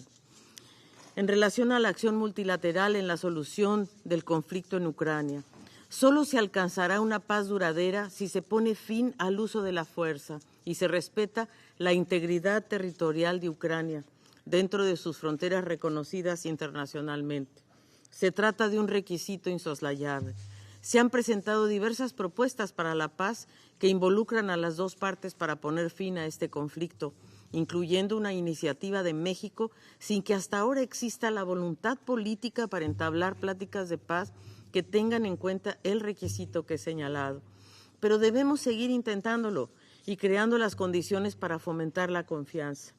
En este sentido, la iniciativa de granos del Mar Negro y el memorándum de entendimiento suscrito con la Federación de Rusia relativo a alimentos y fertilizantes tuvieron un papel crucial para retomar confianzas y para la estabilización de los mercados de alimentos y la seguridad alimentaria de muchos países. Por eso lamentamos la suspensión de la iniciativa de granos del Mar Negro, que afectará la seguridad alimentaria, especialmente en los países menos desarrollados. Tomamos nota con beneplácito de las gestiones de mediación de Turquía y la férrea voluntad expresada ayer por el secretario general Antonio Guterres de seguir buscando la reanudación de las exportaciones de granos y fertilizantes de Ucrania y de la Federación de Rusia. México, tanto en el Consejo de Seguridad como en la Asamblea General, ha fijado inequívocamente desde su inicio su posición de condena categórica a la invasión militar de Rusia a Ucrania, por ser contraria a la Carta de las Naciones Unidas y al derecho internacional. Pero también tenemos la convicción de que el derecho internacional y la diplomacia ofrece los medios para lograr una solución pacífica del conflicto. Tenemos plena conciencia de los escollos en el camino y de que una paz justa y sostenible no se edifica solo con buenas intenciones. Sin embargo, sería incongruente no exigirnos como Naciones Unidas trazar una hoja de ruta para la paz que esté sustentada en los principios del derecho internacional. El futuro inmediato requerirá apertura, diálogo y sentido de compromiso genuino, tanto de las partes involucradas como de la comunidad internacional, para poner fin a esta guerra. México reitera su disposición de respaldar este esfuerzo hacia la paz. Muchas gracias. I thank Her Excellency Ms. Barcena Ibarra for her statement. I now give the floor to His Excellency Mr. Justin Trudeau, Prime Minister of Canada. Prime Minister, you have the floor. Merci. Bonjour. I want to begin by thanking Albania for using their presidency to convene this meeting. I also want to thank President Volodymyr Zelensky for his words earlier today. As leaders, protecting the sovereignty of our nations is one of our most sacrosanct duties. Any violation is unacceptable. It violates the very charter of this institution. It violates international law. It violates the peace and security of people. The UN was established to save people from the scourge of war. This fundamental principle has guided this institution since it was founded. So we need to be 100% clear about what is happening right now. a permanent member of this Security Council, Russia, has launched and continues to wage an illegal war. Vladimir Poutine a violé la souveraineté et l'intégrité territoriale de l'Ukraine et veut restreindre le droit du peuple ukrainien de déterminer son propre avenir. En même temps, la Russie utilise de manière flagrante son droit de veto au sein de cette organisation pour permettre cette guerre et cette violation des principes de l'ONU. We must all stand up to this affront to the UN. We must take action to stop the tragic deaths and violence, including sexual violence, caused by this unjustifiable invasion. We must not let the world return to a place where might makes right. We must make sure that borders mean something, even when a neighbor has a bigger army. Respect for the rule of law and accountability to it should be fundamental and non-negotiable. This body was born out of the ashes of the deadliest war humankind had ever seen. Tens of millions of people died in Europe, Africa, and Asia during the Second World War. Watching bloody conflict return to Europe has shaken the conscience of the world, and it threatens the peace that for 3/4 of a century led to unprecedented prosperity around the world. We cannot let that happen, because it is not just Ukraine or even just Europe that suffers if we don't uphold our values. All of us will suffer, including all of you in the global south. And it's not just about the far-reaching and long-term impacts. It's about the suffering that is happening right now. Russia is weaponizing energy and food, leading millions to face shortages, hunger, and even starvation. Canada is dedicated to mitigating the impacts on the most vulnerable. We do not believe we have to choose between supporting Ukraine and supporting the SDGs and global development. In fact, the only responsible choice is to do both, which we are doing with solidarity and financial commitment. Le combat de l'Ukraine est également le nôtre. C'est notre combat à tous. Il ne doit y avoir aucun doute. Le Canada demande à la Russie de procéder au retrait immédiat, complet et sans condition de ses troupes. Canada supports the key principles of the Ukrainian peace formula because it must be a peace that respects the UN Charter, is based in international law, and preserves Ukraine's territorial integrity.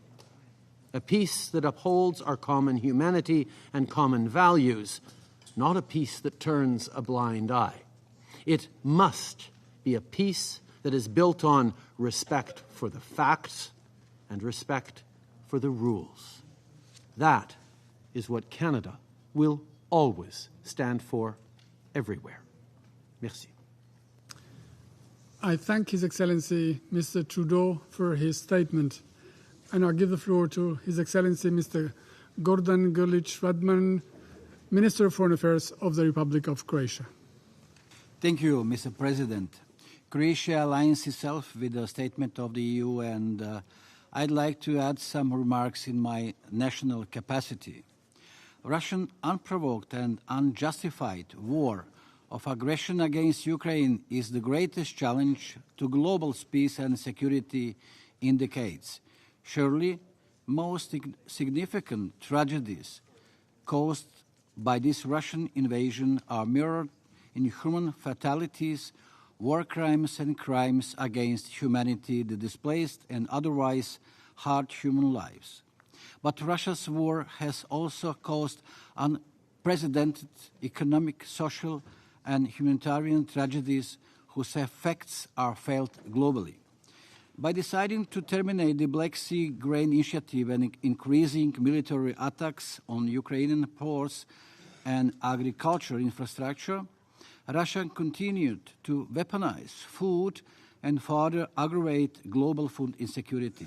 The energy insecurity also created by the Russian invasion has caused harm not just to global economy, but the whole societies, to people and region around the world.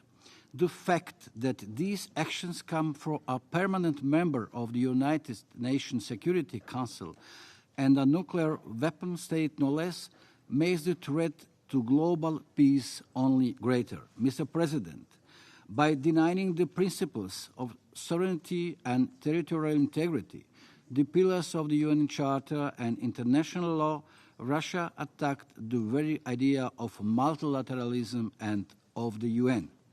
Ukraine, one of the founding member states of the United Nations, has an inherent and undeniable right to defend itself and to fight for its independence, sovereignty, and territorial integrity within its internationally recognized borders. Recognition of these unalienable rights is the foundation on which the United Nations were built upon. In this sense, we are all Ukraine. As long as the war rages in Ukraine, the UN Security Council will be casualty as well.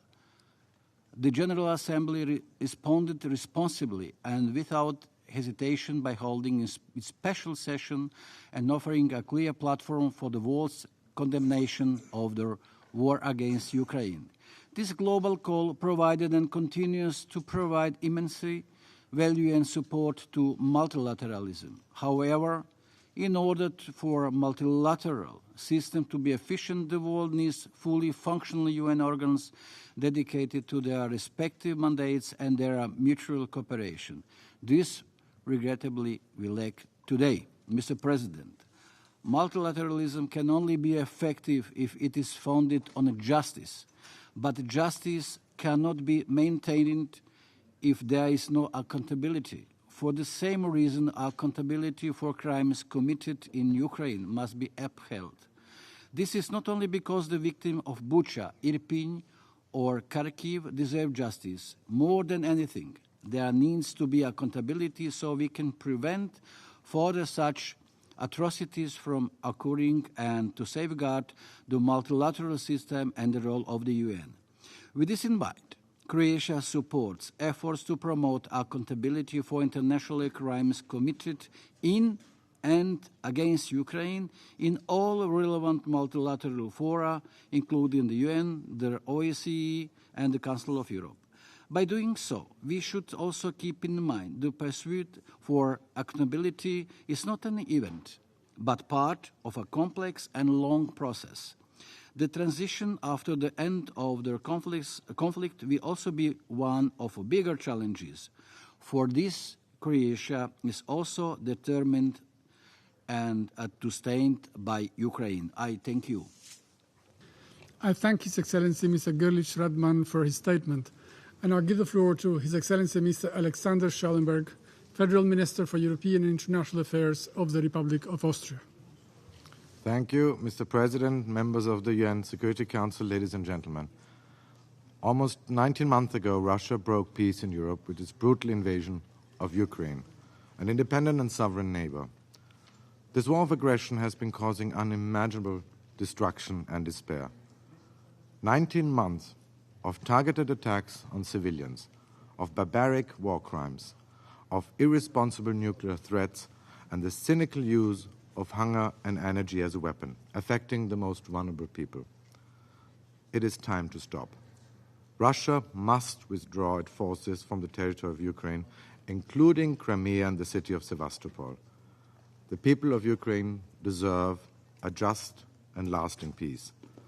Austria will support any initiative leading towards this goal, including President Zelensky's peace plan. Let me be very clear. Yes, this is a war in Europe, but it is by no means a European war. It is an assault against the rules-based international order. It is a flagrant and deliberate breach of the founding charter of the United Nations. In this charter, every single state in this room has committed to settle international disputes by peaceful means and to refrain from the threat of use of force. And what is worse, this breach has been committed not by any state, but by a permanent member of the Security Council, of this very body. And that is why my country, Austria, is taking such a clear stance. Yes, we are militarily neutral, but we are never indifferent or neutral when it comes to violations of international law, because it is our shield, our protective cloak against the unilateral use of force, against an international system where might makes right and where the rule of law is replaced by the law of the jungle. Ladies and gentlemen, let us not beat around the bush. Russia's unprovoked invasion of Ukraine has once again shown the inability of the Security Council to act. It is high time that we address the obvious structural problem by making the Council more representative, including through adding African countries, and by finally having an honest discussion about the end of the veto power. The time when 5 states had the power to decide for all of us is long gone.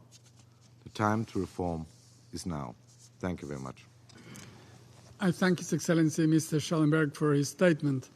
I give the floor now to Her Excellency Ms. Dominique Hassler, Minister of Foreign Affairs, Education and Sports of the Principality of Liechtenstein. Mr. President, the aggression against Ukraine has been a fundamental challenge to the international order for 18 long months now. I wish to pay tribute to the bravery of the people of Ukraine, and we are heartbroken by the suffering of all victims of Russia's war of aggression. For billions of people around the globe, the United Nations is primarily a guarantor of peace and security. This requires our collective respect for international law and the will to enforce it together. When we joined this organization, we did so out of the belief in the international order reflected in the UN Charter. This includes the guarantee that illegal use of force, the violation of sovereignty and territorial integrity, and certainly acts of aggression will be met by a strong collective response from the UN membership. This Council has not been able to play its leadership role. As we all know, this is due to the veto used repeatedly by the Russian Federation. Therefore, we are determined to continue our work to enhance the rule of the General Assembly on matters of peace and security. The veto initiative was just a first step in this respect. The General Assembly has proven its ability to take up the Council's role. With respect to Ukraine, it has done so with overwhelming support from member states. Together, we have taken decisions of fundamental importance that set the parameters for the peace that we are all looking for. The full withdrawal of all Russian troops from all of Ukraine and the need to ensure accountability for the most serious international crimes. In the context of Ukraine, accountability is the key to securing a peaceful future for Ukraine and for our region. But accountability is also a key far beyond Europe. As a safeguard of the international order we have given ourselves, founded on the prohibition of the illegal use of force. The aggression against Ukraine is the most blatant challenge to this order since the creation of this organization. Making it clear launching this war of aggression itself is a criminal act is therefore the only way to protect not just Ukraine, but indeed all members of the United Nations, and of course small states in particular, as we move forward together. Ukraine's efforts to ensure meaningful accountability for the crime of aggression in line with international law therefore has our full support. It is indispensable to guarantee, in the interest of all of us, a UN with a functional Security Council, not a blocked one, and an international order governed by law, not by war. I thank Her Excellency Ms. Hassler for her statement, and I give the floor to Her Excellency Ms. Luminita Odobescu, Minister of Foreign Affairs of Romania. Thank you.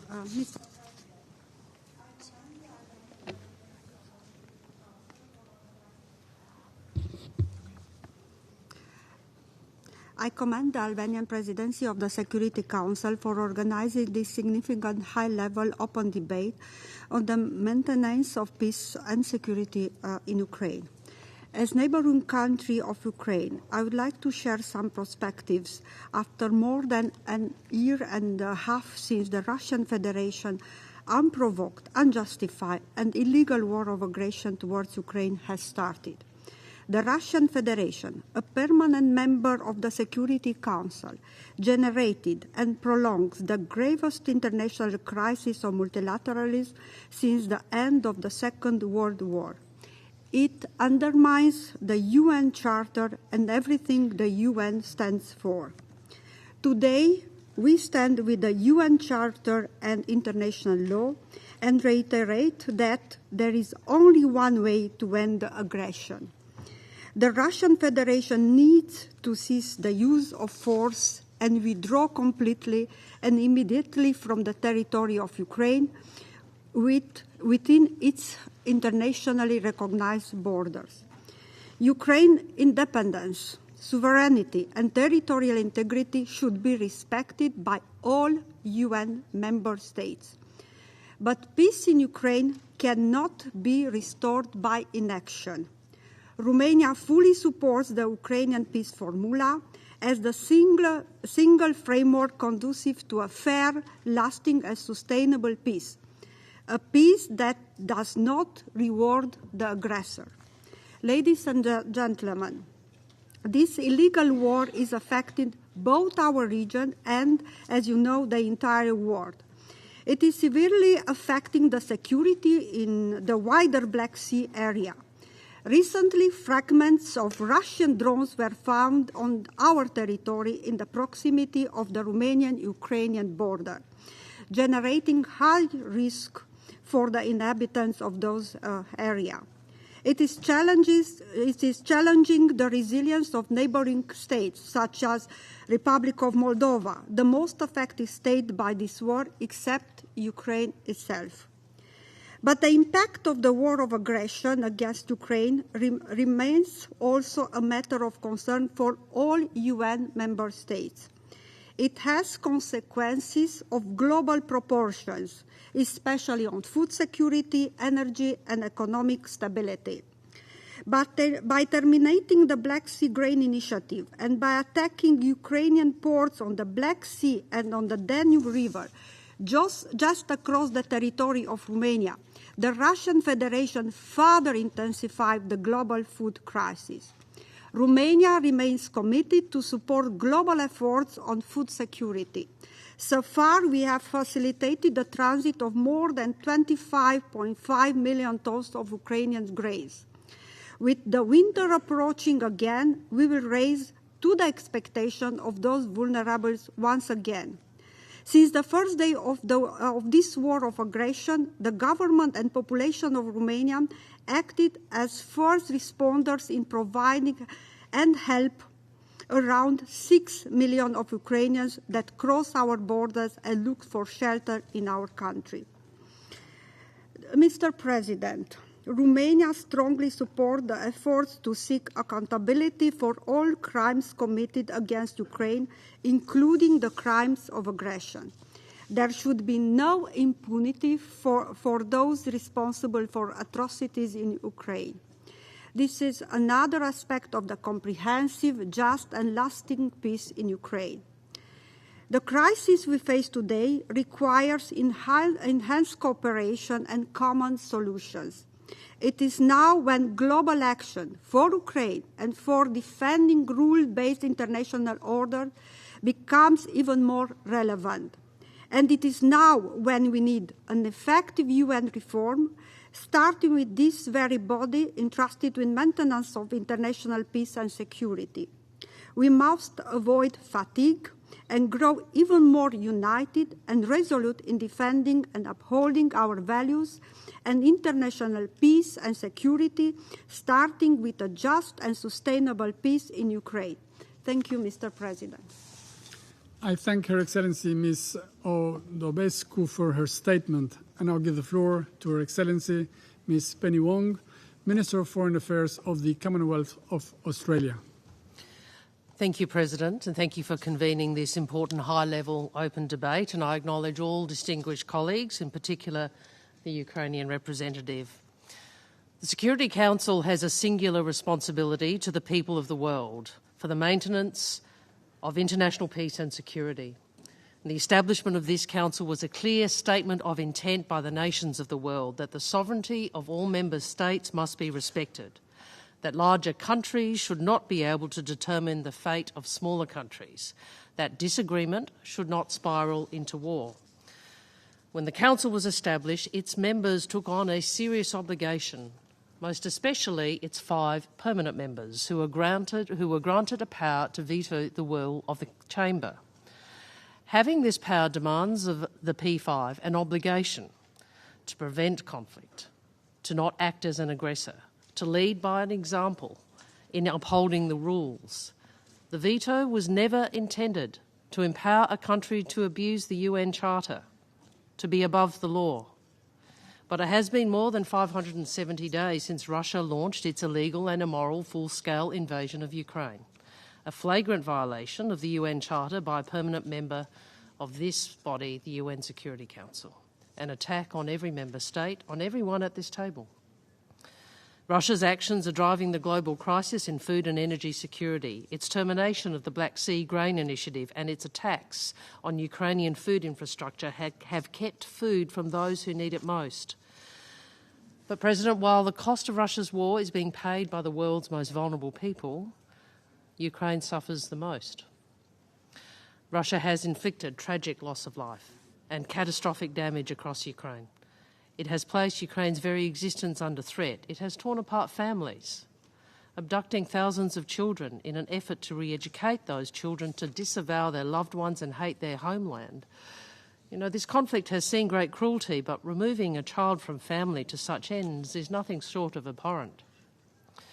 So Australia stands steadfast with the people of Ukraine, who continue to show extraordinary courage, and we join with all those in calling for the return of Ukraine's abducted children.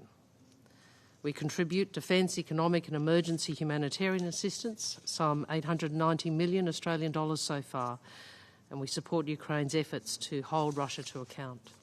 And our objective, like so many others, is to help empower Ukraine to end this war on its own terms. President, as UN member states, we all have a responsibility to call out Russia's egregious behaviour. And the rest of the permanent members must be utterly unyielding in their pressure on Russia to end this war. Russia's abuse of its veto is mocking us all. It underlines the need for urgent reform of the Security Council, including constraints on the use of the veto. It has never been more necessary for this Security Council to uphold the principle of the sovereign equality of all members of these United Nations. That is the first principle of the UN Charter and the very rationale for the United Nations itself. Thank you. I thank Her Excellency Ms. Wong for her statement. I now give the floor to Her Excellency Ms. Hajjala Labib, Minister of Foreign Affairs, European Affairs and Foreign Trade, and the Federal Culture Institutions of Belgium. Merci, Monsieur le Président. Chers membres du Conseil, chers collègues, chers hauts représentants de l'Ukraine, il y a 18 mois, le monde assistait incrédule à l'agression russe en Ukraine, foulant aux pieds la charte qui unit les nations. Les principes de la charte ne sont pas seulement des impératifs moraux et juridiques. Ils conditionnent l'existence même d'un ordre international tourné vers ce à quoi tout être humain finalement aspire, la paix, la prospérité, la jouissance de ses droits. À une très large majorité, l'Assemblée générale a su faire preuve de fermeté en affirmant son attachement à la souveraineté de l'Ukraine, à son indépendance et à son intégrité territoriale. Elle a également déploré les conséquences désastreuses de l'agression russe sur les civils et notamment les enfants, en violation totale du droit international humanitaire et des droits humains. Nous saluons l'inscription des forces armées russes et des groupes qui y sont affiliés en Ukraine sur la liste d'infamie du rapport du secrétaire général sur les enfants dans les conflits armés. Il nous faut désormais agir. Ce Conseil n'a jusqu'à présent malheureusement pas été à la hauteur de son rôle de garant ultime de la paix. L'Ukraine n'est pas le seul pays à souffrir de cette impuissance. C'est le monde entier qui a plus que jamais besoin d'un ordre international fonctionnel, efficace et fondé sur le respect de la Charte des Nations Unies. Car tandis que l'Ukraine brûle, les défis dans les autres régions du monde ne s'arrêtent pas. Les objectifs de développement durable accusent un retard colossal. La Belgique en est pleinement consciente et s'investit plus que jamais dans un multilatéralisme efficace et dans la réforme des institutions financières internationales. Alors que l'Union européenne et ses États membres fournissent 43% de l'aide mondiale au développement, la Russie n'a eu aucun scrupule à bloquer le transport maritime des céréales et à cibler des infrastructures qui nourrissent le monde entier. Transformant cette agression en un cynique business model, elle a ainsi renforcé sa position sur le marché des céréales, accroissant encore la dépendance de certains pays vis-à-vis d'elle, tout en se livrant à un chantage des plus abjects. Le large soutien transrégional à la reprise de l'initiative céréalière de la mer Noire démontre une fois de plus la valeur intrinsèque de cette initiative qui trouvera, nous l'espérons, d'autres voies prochainement. La plupart des participants à ce débat ouvert ont exprimé leur opposition à une vision des relations internationales dans laquelle la force prime sur le droit, car cette agression constitue bel et bien un crime contre la paix, un crime contre le droit international. En vertu du statut de Rome, ce Conseil devrait saisir la Cour pénale internationale. Mais il est paralysé. La Belgique appuie par conséquent pleinement les efforts déployés pour mettre en place un tribunal spécial international chargé des poursuites pour le crime d'agression contre l'Ukraine, afin que celui-ci ne demeure pas impuni. Et pour terminer, permettez-moi d'insister sur le fait que le respect de l'intégrité territoriale et de la souveraineté sont des conditions préalables à un retour de la paix, ainsi que le souligne la résolution adoptée par l'Assemblée générale en février dernier. Ces deux principes constituent également la base du plan de paix présenté par le président Zelensky et discuté tant à Copenhague qu'à Jeddah. La Belgique soutient ce plan et continuera à s'investir pour parvenir à une résolution du conflit qui puisse déboucher sur une paix juste et durable. Je vous remercie. Je remercie Son Excellence Madame Labib pour sa déclaration. I now give the floor to His Excellency Mr. Miroslav Vlachowski, Minister of Foreign and European Affairs of the Slovak Republic. Thank you, Mr. President, and thanks to the Albanian presidency for convening this open debate. We align ourselves with the statement delivered by the European Union. Excellencies, having in mind myriads of our common challenges, such as climate change or inequalities, it is shameful that we have to meet today to deliberate on such basic, undisputable principles of the UN Charter. Regrettably, they are being seriously undermined by one member state, the state in the permanent seat of this Council with specific responsibility to uphold the international peace and security. Ukraine, member of the United Nations family, is exercising its right to self-defense in accordance with the Charter and its Article 51 due to Russia's unprovoked, unjustified and illegal war of aggression. Russia not only disrespects a sovereign right of its neighboring country to choose its own future, but is escalating the situation through so-called elections in temporarily and illegally occupied Ukrainian territories, Crimea, Donetsk, Luhansk, Zaporozhye, and Kherson regions. We strongly condemn this attempt to illegally integrate the territory of Ukraine, whose sovereignty, political independence, and territorial integrity we fully support. In this regard, I would like to recall that the opinion of the international community on Russia's shameful aggression has already been expressed. The UN General Assembly, in its resolution of October 2022, by its 143 votes, condemned Russia's malicious conduct. We also express our strong concern about the rising number of casualties.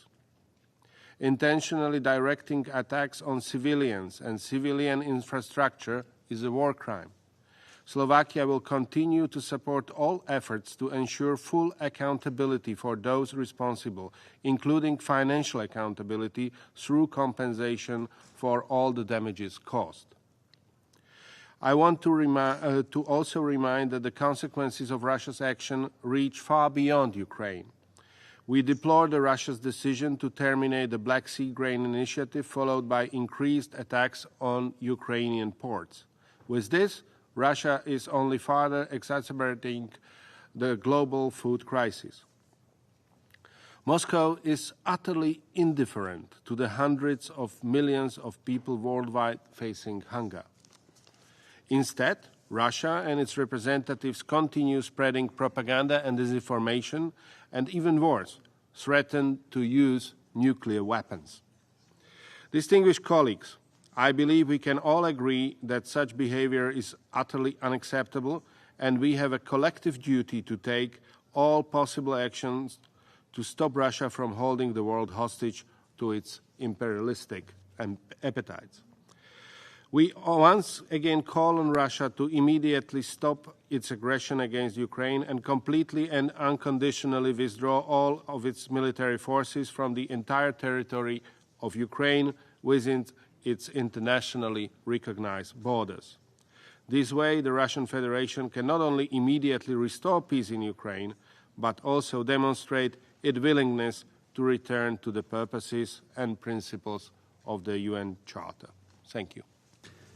I thank His Excellency Mr. Blachowski for his statement. I now give the floor to His Excellency Mr. Alberto Van Claveren, Minister of Foreign Affairs of the Republic of Chile. Señor Presidente, muy buenas tardes. El artículo 2 de la Carta de las Naciones Unidas, que regula la convivencia internacional, establece como obligación de los Estados evitar el uso o la amenaza del uso de la fuerza contra la integridad territorial y la independencia política de otros Estados, resolver las controversias por medios pacíficos y cumplir de buena fe las obligaciones contraídas. En este marco deben respetarse y protegerse la soberanía, la independencia y la integridad territorial de cada Estado miembro de las Naciones Unidas, incluida Ucrania. La resolución 3314-29 de la Asamblea General de las Naciones Unidas de 1974 define la agresión y establece que, comillas, una guerra de agresión es un crimen contra la paz internacional, cierre de comillas. Chile, como miembro fundador de las Naciones Unidas y en fiel cumplimiento de la Carta de las Naciones Unidas y del derecho internacional, reitera su compromiso con la soberanía, independencia e integridad territorial de Ucrania. Señor Presidente, Chile expresa una vez más su total repudio y condena a los crímenes de guerra perpetrados en territorio ucraniano, controlado por fuerzas rusas, que han sido dados a conocer por la misión investigadora de Naciones Unidas en Ucrania. En nuestro permanente compromiso con el derecho internacional humanitario y con la protección internacional de los derechos humanos, Chile expresó al fiscal de la Corte Penal Internacional su decisión de sumarse a la remisión de la situación en Ucrania, comunicada el pasado 2 de marzo por el Reino Unido en nombre de 39 Estados parte del Estatuto de Roma. El objetivo principal de esta acción es iniciar una investigación independiente e imparcial de los hechos, con el fin de hacer rendir cuentas y castigar a los responsables, a la luz del derecho penal internacional. En este periodo particularmente difícil en que el mundo se ha visto afectado por un conflicto entre Estados, Chile desea reafirmar su apoyo al mandato general de la Corte Penal Internacional y a la necesidad de preservar las condiciones para que pueda actuar con eficacia e imparcialidad. Creemos firmemente que la Corte Penal Internacional debería ser el órgano más adecuado para conocer e investigar todos los crímenes cometidos en Ucrania bajo su jurisdicción, teniendo siempre presente los principios de complementariedad y cooperación. Creemos que es preferible fortalecer los actuales mecanismos internacionales y nacionales de rendición de cuentas, decisión que legitimaría la actual estructura jurisdiccional internacional.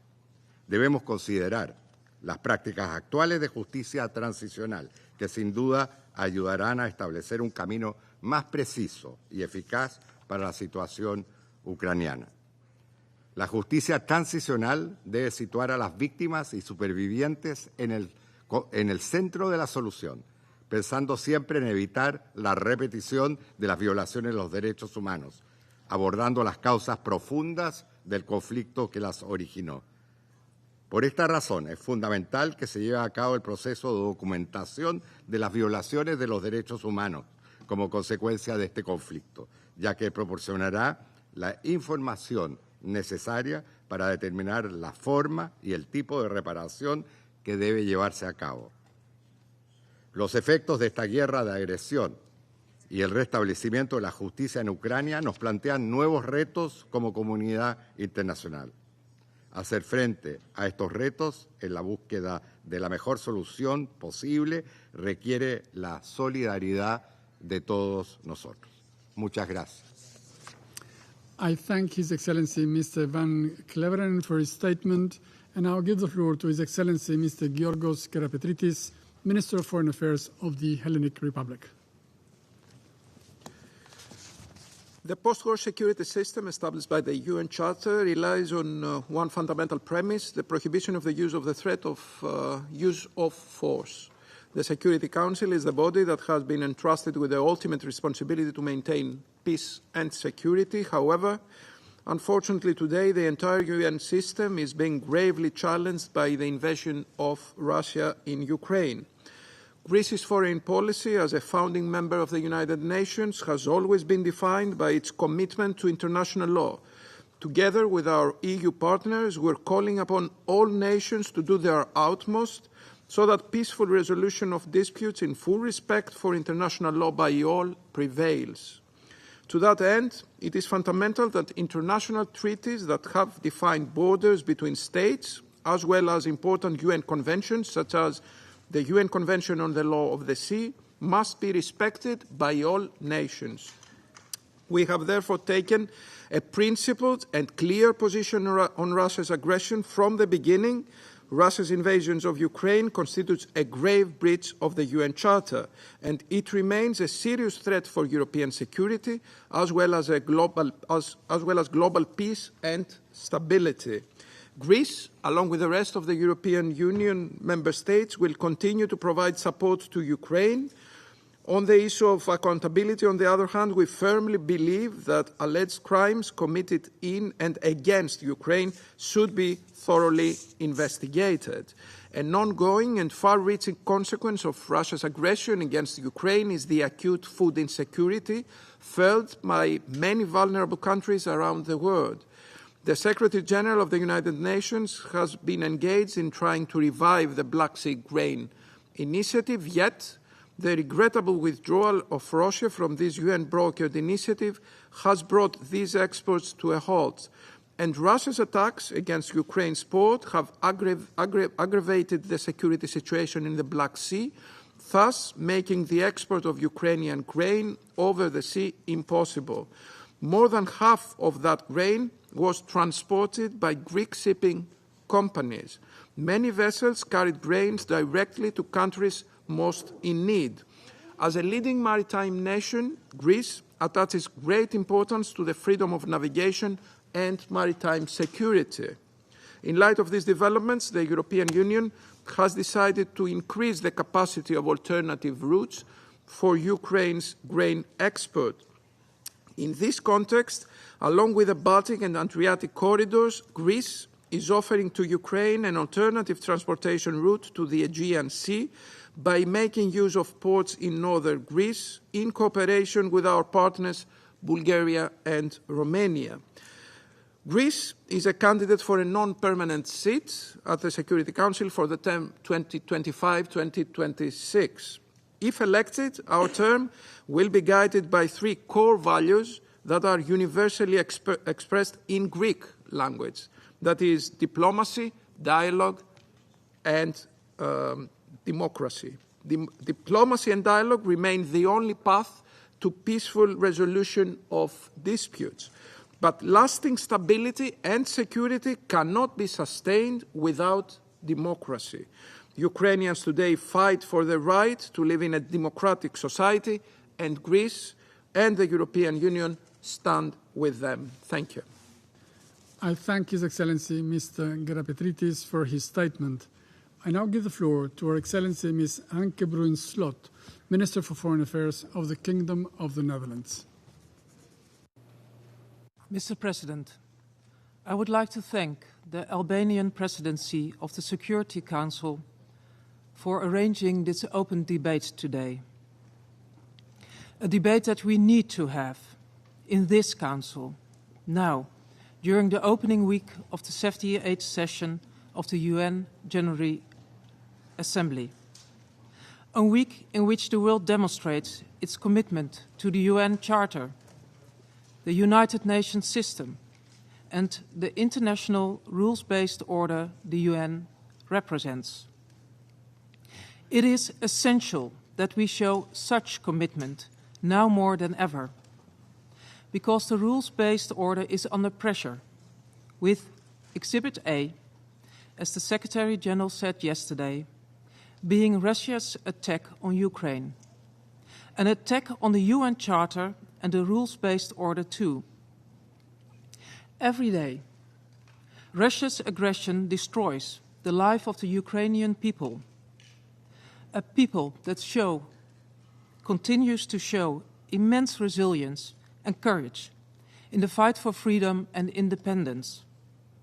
A people that, as we speak, is confronted with indiscriminate killings, unlawful attacks on civilian infrastructure, sexual and gender-based violence, and the forcible transfer and deportation of children. As we all know, the impact of these violations extends well beyond Ukraine.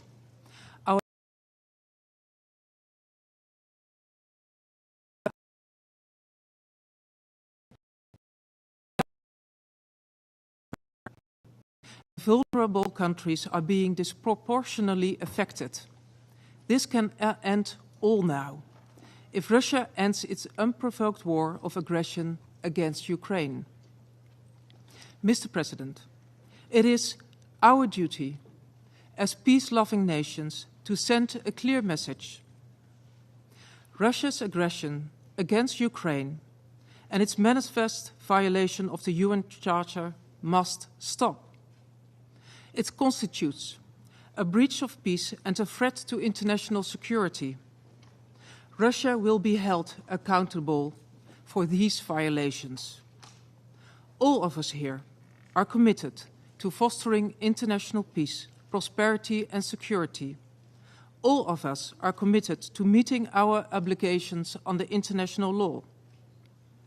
We must therefore join forces to prevent further violations, to protect civilians against ongoing violations and to prosecute perpetrators of past violations.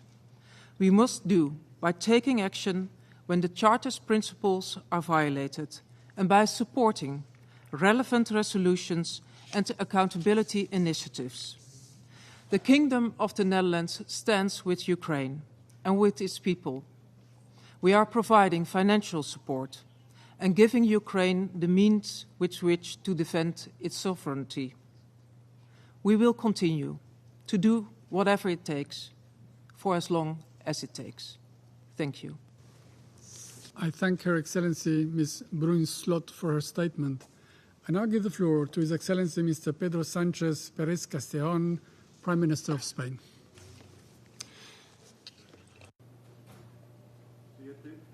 Excelencias, señoras y señores, España y la Unión Europea están firmemente comprometidos con el multilateralismo eficaz que defiende los propósitos y los principios de la Carta de Naciones Unidas.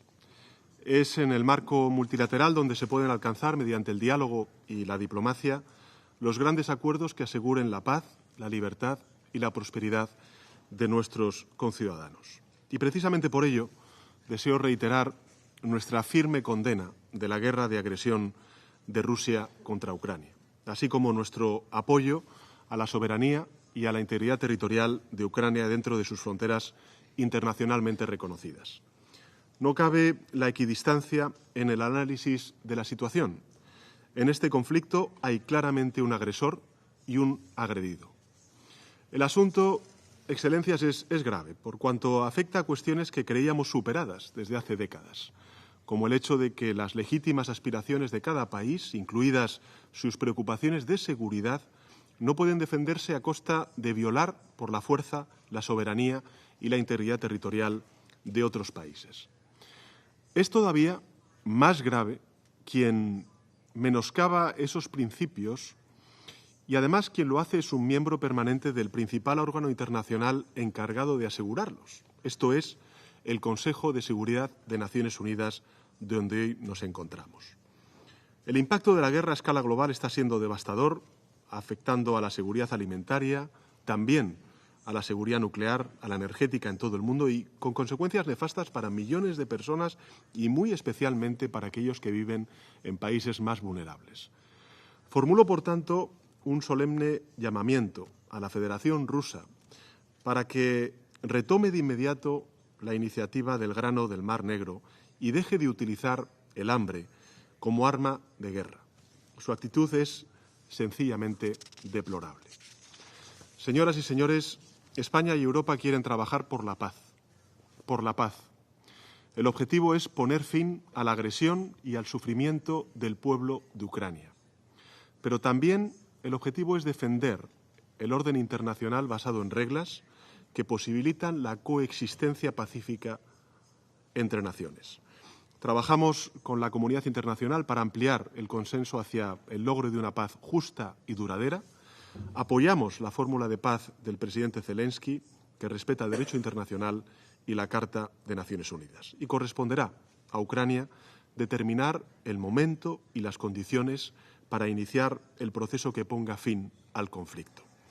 La Unión Europea se mantendrá unida en su búsqueda de la paz. Seguiremos prestando un enérgico apoyo político, económico, militar, financiero y humanitario a Ucrania durante el tiempo que sea necesario y contribuiremos a la reconstrucción de un país devastado por la guerra. Y además continuaremos trabajando para lograr una completa rendición de cuentas por los crímenes de guerra y otros delitos graves que se hayan podido cometer haciendo uso de los instrumentos multilaterales que están a nuestro alcance. Pero, y con esto concluyo, para alcanzar la paz es necesario que Rusia ponga fin a su agresión y que retire de forma inmediata, completa e incondicional todas sus tropas de todo el territorio de Ucrania. Creemos que es posible mantener un debate amplio sobre la seguridad en Europa, que tenga en cuenta los legítimos intereses y preocupaciones de todos. Pero ese debate no es posible mientras se violenta la soberanía y la integridad territorial de una de las partes. Estamos hablando del respeto de los principios más básicos que sustentan el edificio multilateral encarnado en las Naciones Unidas. Nada más y muchas gracias. I thank His Excellency Mr. Sanchez Perez Castellón for his statement, and I give now the floor to His Excellency Mr. Elmedin Konakovic, Minister of Foreign Affairs of Bosnia and Herzegovina. Thank you. Mr. President, at the very beginning, allow me to extend my appreciation to be here today and for the opportunity to gather at this significant place that symbolizes the core of cooperation among nations. We are here to stand together in defense of that cooperation. Bosnia and Herzegovina fully aligns itself with the statement delivered by the Group of Friends of Accountability following the aggression against Ukraine. Allow me now to add some remarks from the perspective of my country. Our world is now, unfortunately, far from peaceful and secure. It is a world where both injustice and intolerance are putting in danger our shared values, the very foundation of our humanity and prosperity. Russian aggression against Ukraine is not an isolated incident, but it stands as the most obvious violation of the UN Charter and international law. Its consequences are catastrophic, with countless lives lost, families torn apart, and millions displaced, leading to humanitarian crisis. As a member of the UN, we must stand strong. We don't need to look that far into the past to see what happens when our community of nations fail to uphold and defend the rules and norms of the world order. We have a right and obligation to speak loudly about this topic because we have suffered the genocide that has happened in the UN protected zone in my country, in Srebrenica, while the whole world remains silent. Violation of the rules of the UN Charter is no longer acceptable. It's an offense to our shared values. The ideals of the UN Charter should never be disrespected or compromised. It is our duty to stand for the noble principles this organization is built upon. Effective responses require responsibility, respect for international norms, strong coalitions, and progressive, inclusive leadership. Mr. President, despite obstacles like the abuse of veto power, we have taken a decisive step through the General Assembly, and we are voicing our determination to defend Ukraine's sovereignty, territorial integrity, and principles that are led by justice. We are very decisive to defend this organization and what it stands for. We will stand together in demands this violation to stop, and we will work tirelessly for a just peace. Thank you. I thank His Excellency Mr. Konakovic for his statement, and now I give the floor to Her Excellency Ms. Yanaina Tiwani Menkomo, Minister of Foreign Affairs of the Republic of Panama. Muchas gracias, señor presidente. No puedo evitar recordar que un día como hoy, hace ya 40 años, Panamá asumió la presidencia de la Asamblea General de esta organización, donde mostramos nuestro empeño incansable por propiciar la participación de todos los países para superar las desigualdades que obstaculizan la paz y el bienestar de los pueblos del mundo. Con ese mismo ímpetu, deseo dirigirme ante ustedes basada en la solidez de los argumentos que sostienen nuestra posición para lograr la paz duradera en Ucrania y con el espíritu irredente característico de mi pueblo, para reiterar con claridad que no sesgaremos en persistir en ninguna causa amparada por la justicia y la enmarcada en la paz. Desde el inicio del conflicto, Panamá ha sido contundente en su llamado al respeto de la soberanía, independencia política e integridad territorial de Ucrania. Hemos abogado por el diálogo y el fin de la agresión. Y así la hemos demostrado apoyando las resoluciones que se han presentado en el Consejo de Seguridad, la Asamblea General y el Consejo de Derechos Humanos de las Naciones Unidas, con una posición de firme condena al uso de la fuerza y la violencia, en aras de evitar una mayor pérdida de vidas. Panamá cree que esta organización debe ceñirse cada vez más a sus principios propios.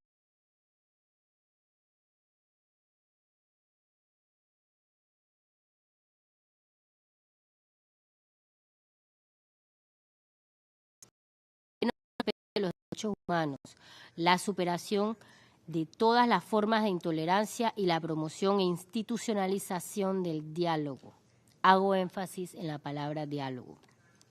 La legitimidad, la autoridad y la competencia de este Consejo emana de la Carta de Naciones Unidas, misma carta que incumbe a todos los Estados, en arreglo a su artículo 2, a abstenerse de recurrir a la amenaza o el uso de la fuerza contra la integridad territorial o la independencia política de cualquier Estado.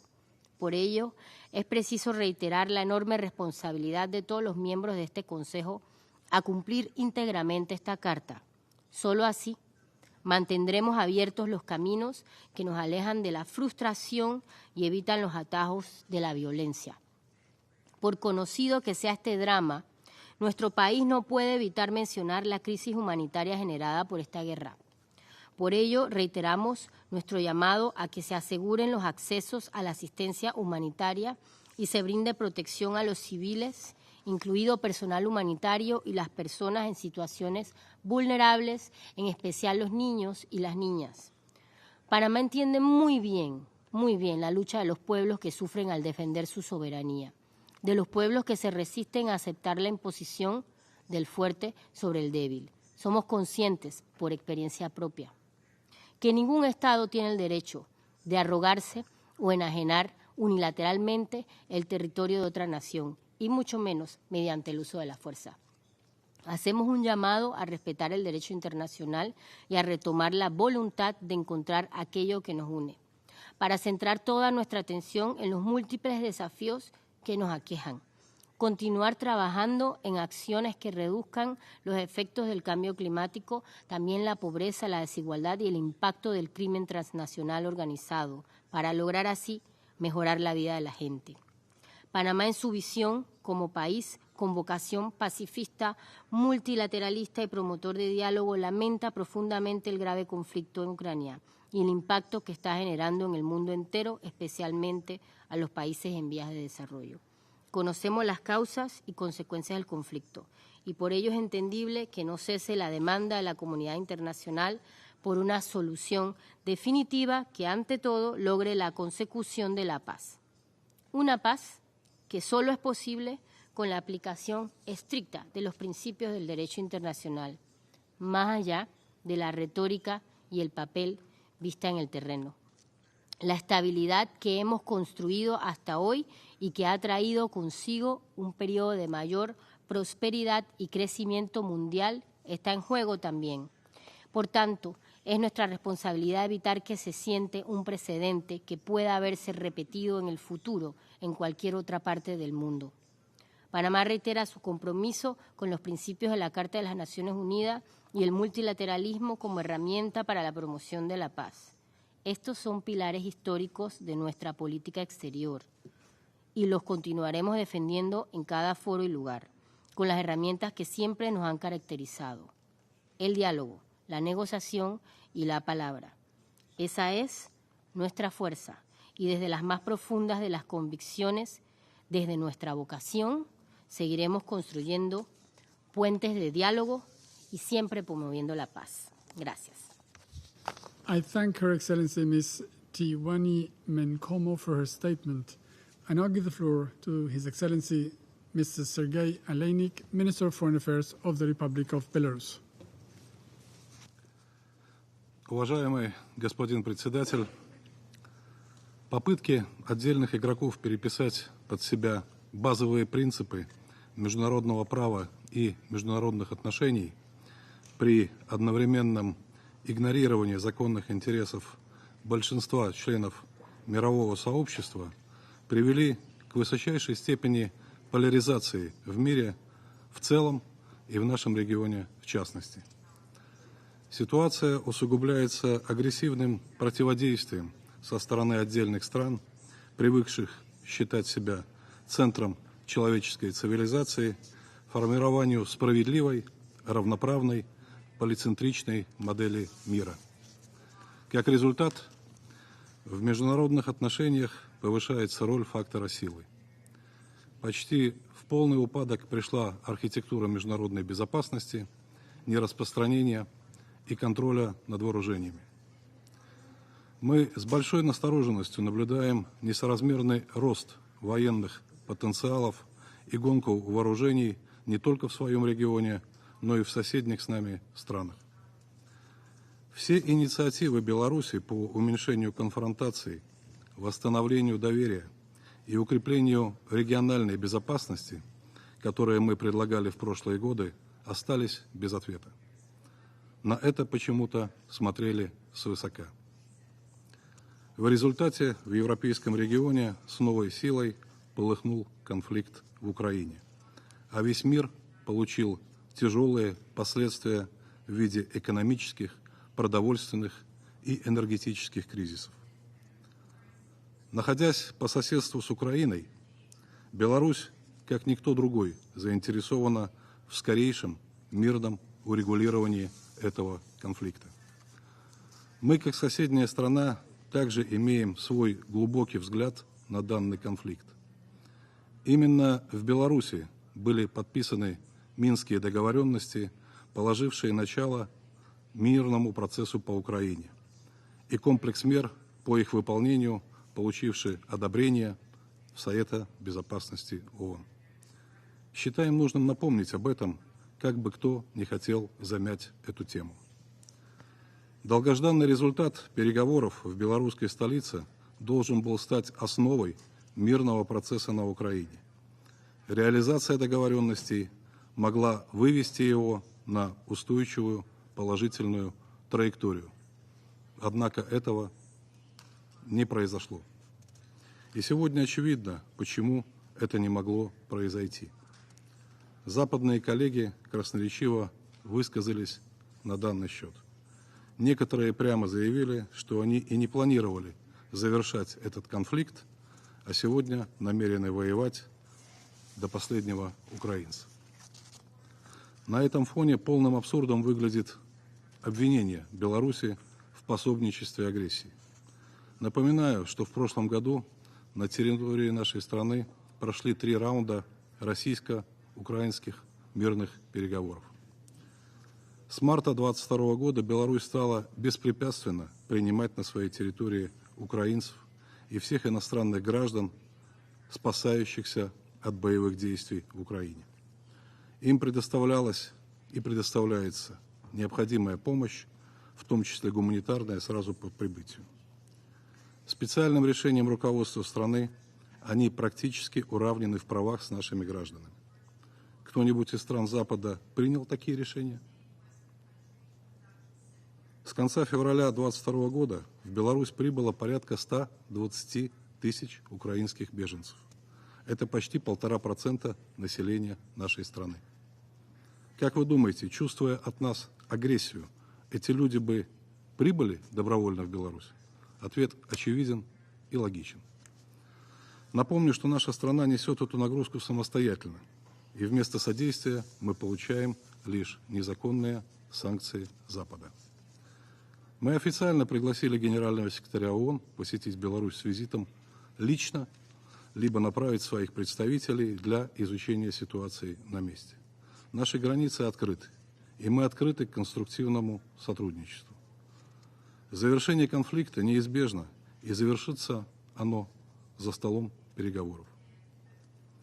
Мы приветствуем появление все большего количества стран, которые предлагают разумные мирные инициативы по разрешению ситуации в Украине.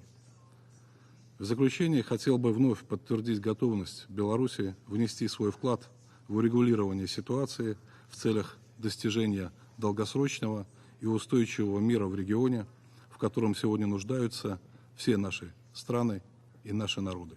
Благодарю вас за внимание. I thank His Excellency Mr. Aleinik for his statement. I now give the floor to His Excellency Archbishop Paul Richard Gallagher, Secretary for Relations with States and International Organizations of the Holy See. Mr. President, this open debate of the Security Council takes place in the context of the cruel and senseless war against Ukraine, which, with great sacrifice, is defending its sovereignty and the inviolability of its internationally recognized borders. These are the same values promoted and shared since the foundation of this noble organization. Faced with the ongoing tragedy, a spontaneous question arises. Against whom is this war being waged? It is before the eyes of everyone that those paying the highest price are civilian, simple people, and above all children, youth, and the elderly. War is a great evil, and at present we can see that it is expanding more and more beyond the Ukrainian borders, covering with its thick cloud not only Europe but also other continents, and above all, infiltrating human hearts, making them containers of a logic of war. Truly, as Pope Francis reminds, we are witnessing World War III, which is being fought piecemeal. It is undeniable that the Russian attack on Ukraine has jeopardized the entire global order, which arose after World War II. Its negative consequences can already be glimpsed in the humanitarian, demographic, food, social, political, legal, economic, ecological, military, nuclear, energy, health, educational, religious, migratory, and other spheres, which are altogether fundamental elements of the architecture of world security. Evil is incapable of generating good. Aggression can only generate new aggression. If this war is not stopped and peace is not sought at every turn, the whole world risks plunging into even deeper crises. The solution to the war in Ukraine is not only a matter for Ukraine itself. In the face of the tragedy unfolding before our eyes, it is due time to ask ourselves some of Pope Francis's questions. What am I doing today for the Ukrainian people? Am I doing something? Today, the entire international community, more than ever, cannot surrender itself and let this issue pass by in silence. In order to have a peaceful and secure future, all member states of the United Nations, and especially those of this Security Council, are called upon to join efforts in search for a just and lasting peace for Ukraine, as an important element of the global peace of which the world thirsts. It is better and cheaper for all to invest in peace instead of war.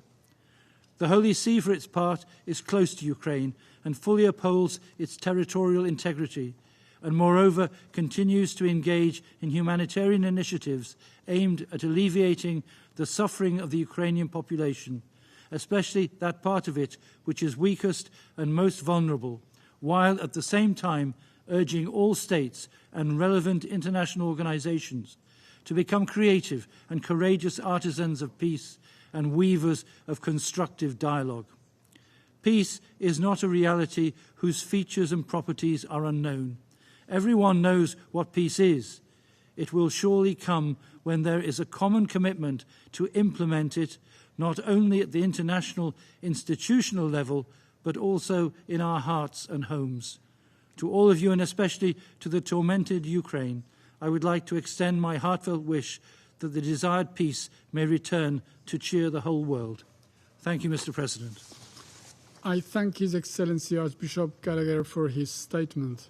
I now give the floor to His Excellency Mr. Eamon Ryan, Minister for Environment, Climate, Communications and Transport of Ireland.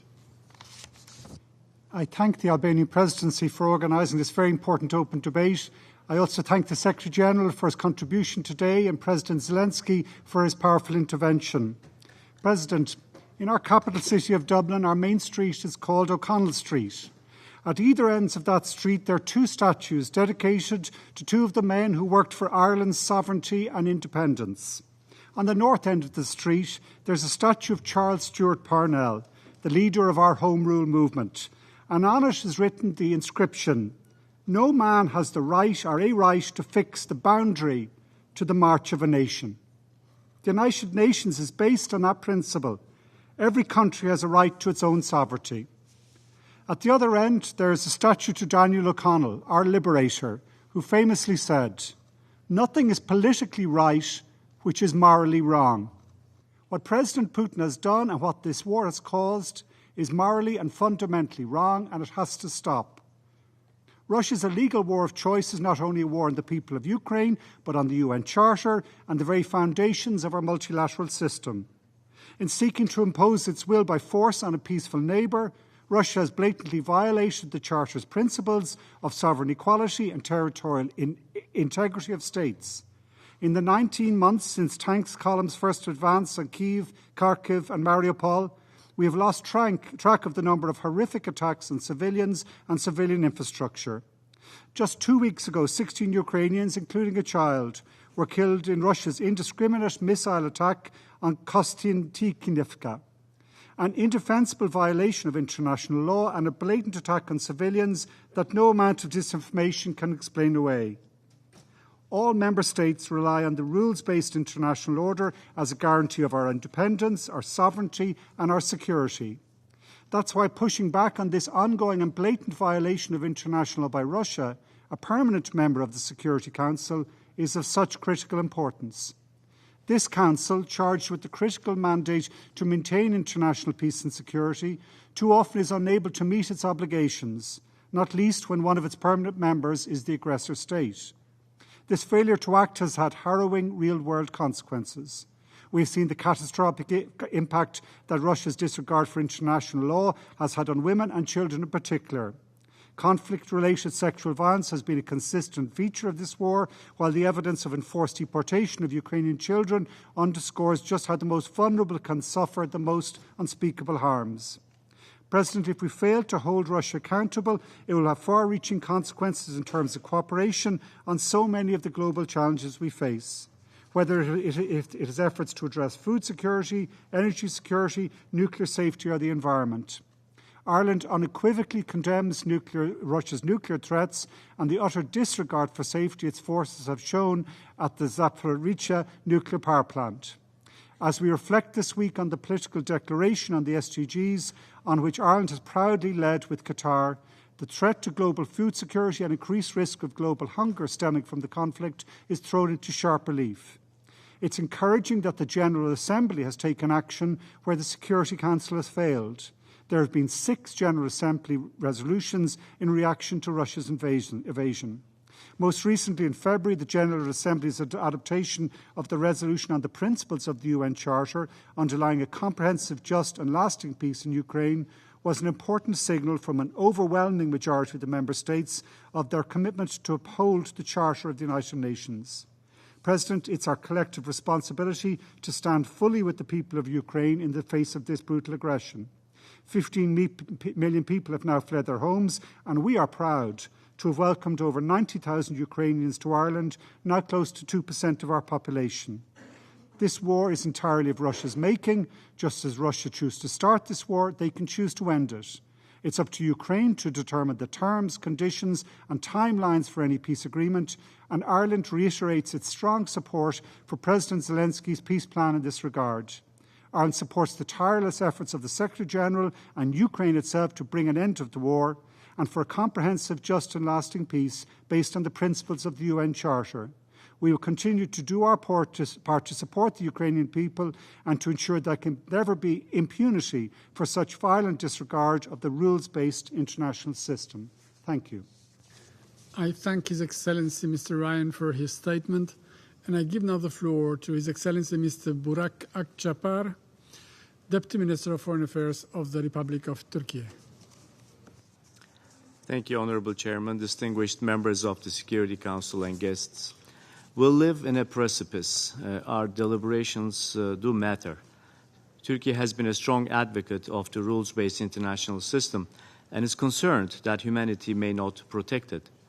The United Nations is at the core of the efforts to uphold, restore, and bolster international peace and security, as well as sustainable development. The UN and this very Council matter. This august body has been created to prevent the scourge of war, and its primary purpose should continue to be our guiding light in rendering the UN more fit for purpose. The veto power was granted to the permanent members of this esteemed Council to avert conflicts, protect victims, and facilitate the maintenance of peace. Unfortunately, this system has morphed into a mechanism that prioritizes the interests of the few and is increasingly becoming anachronistic. With the war in Ukraine, the UN confronts a crisis that shook the organization's founding principles. It should be fair to assert that such cataclysmic chapters are hardly exceptional in the history of this organization. There have been moments in the past when the UN failed to fulfill its duty because the veto of one trumped the will of the rest. The ongoing war in Ukraine laid bare the representation crisis within this organization. After 18 months, there is still no end in sight for the war. The protracted and attritional nature of the conflict continues to exact a heavy toll on Ukraine and its people, as well as the region and indeed increasingly the world. The conflict's regional and global fallout is becoming worse. Challenges we have been facing in food, energy, and supply line security are deepening. As we head into the second year of the war, Turkey remains firmly committed to Ukraine's territorial integrity, sovereignty, and independence. In the meantime, our pursuit of a negotiated end to the conflict goes on.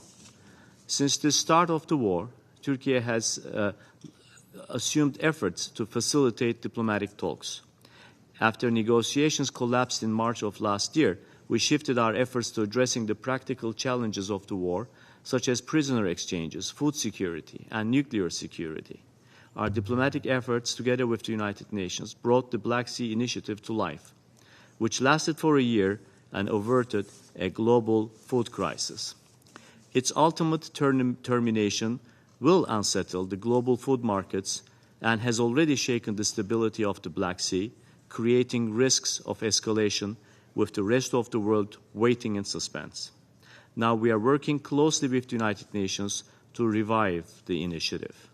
As unanimously declared by almost every country that spoke today, overwhelming global support for the restoration of the initiative is heartening and central to the efforts of the United Nations and of our own efforts. Sustainable food security depends on ensuring uninterrupted supply from all resources available. Fair and equitable distribution of food products should also be integral to the campaign. Ultimately, diplomacy can, we hope, help us reach our goal to revive this precious initiative. Ukraine deserves a just peace that will secure its sovereignty, independence, and territorial integrity within its internationally recognized borders. We remain convinced that this can be achieved through negotiations, and the diplomatic track is worth every effort. The broader issues concerning European security and preventing future crises and conflicts can only be settled purposefully through diplomacy, and diplomacy cannot thrive while the cycle of conflict endures. With this understanding, we have supported attempts at facilitating peace, including the Chinese and African initiatives. We expressed our support for the Ukrainian peace plan in principle and participate in its meetings. We also note that a negotiated peace would have to include both Ukraine and Russia. It may be said that the current dynamics of the conflict may perhaps not be conducive to resuming negotiations. However, we must be ready when that inevitable moment emerges. Fortune favors the prepared. This brings me to an even larger issue. Conflicts are on the rise.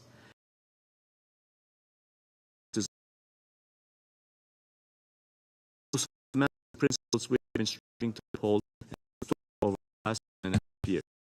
The UN Charter already involves essential tools to prevent and peacefully resolve conflicts like the one in Ukraine. Those tools can and must be utilized to the fullest in a constructive and innovative way.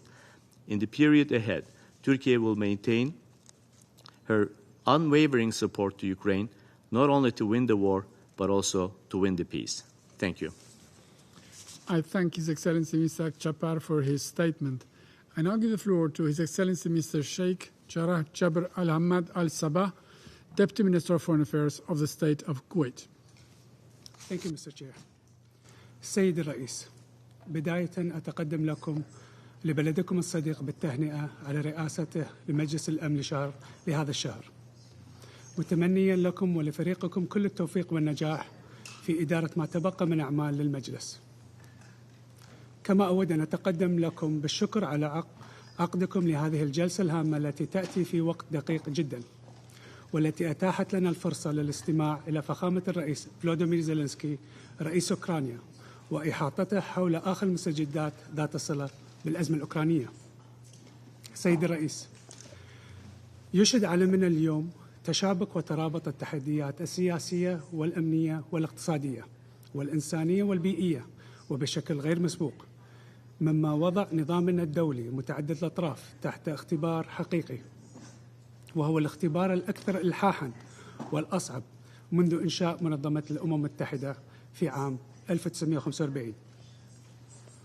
وفي ظل المخاطر والتهديدات المختلفة والعابرة للحدود التي تعصف بعالمنا اليوم، فإن المجتمع الدولي بأسره ليس أمامه خيار إلا التعاون والتعاضد حتى يتمكن من مواجهة تلك التحديات الإقليمية والدولية.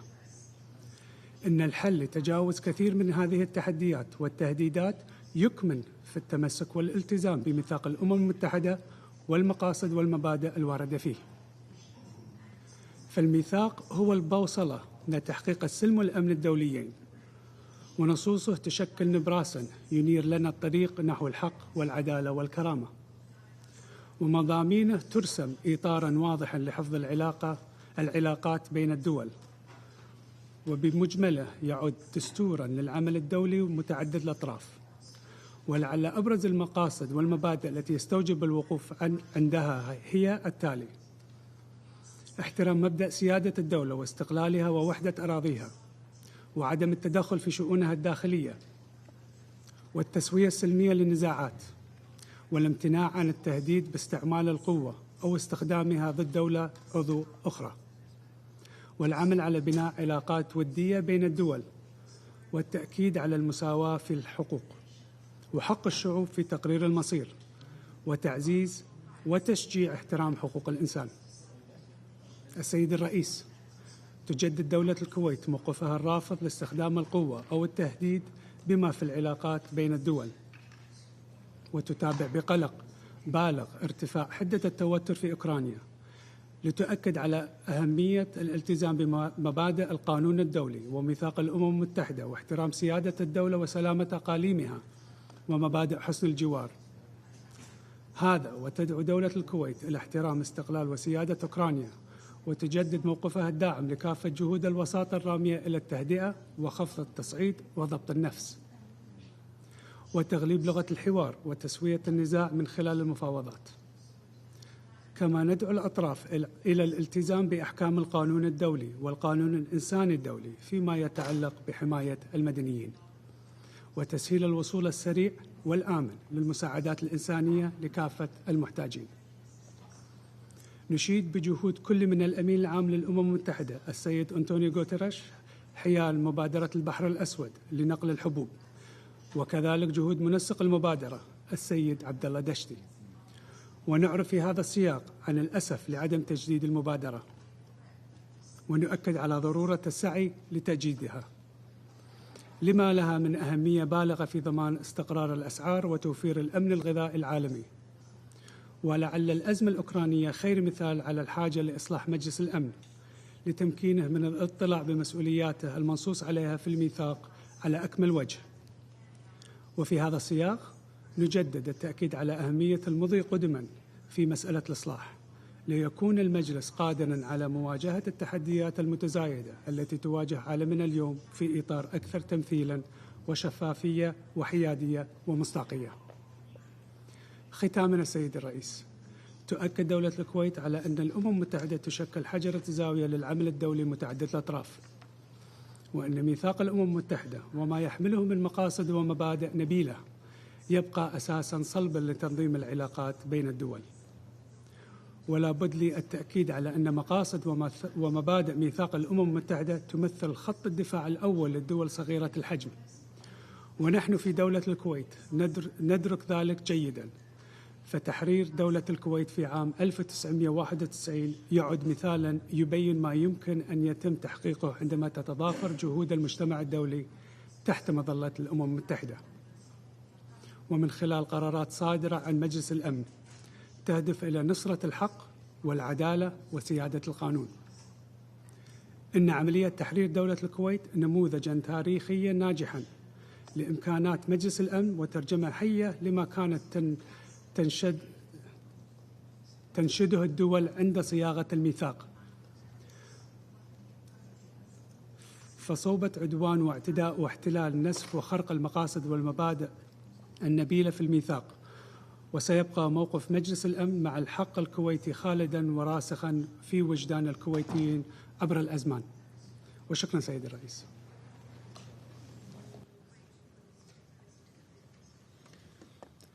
I thank His Excellency Mr. Al-Sabah for his statement, and I give the floor to His Excellency Mr. Sultan bin Saad Al-Muraiki, Minister of State for Foreign Affairs of the State of Qatar.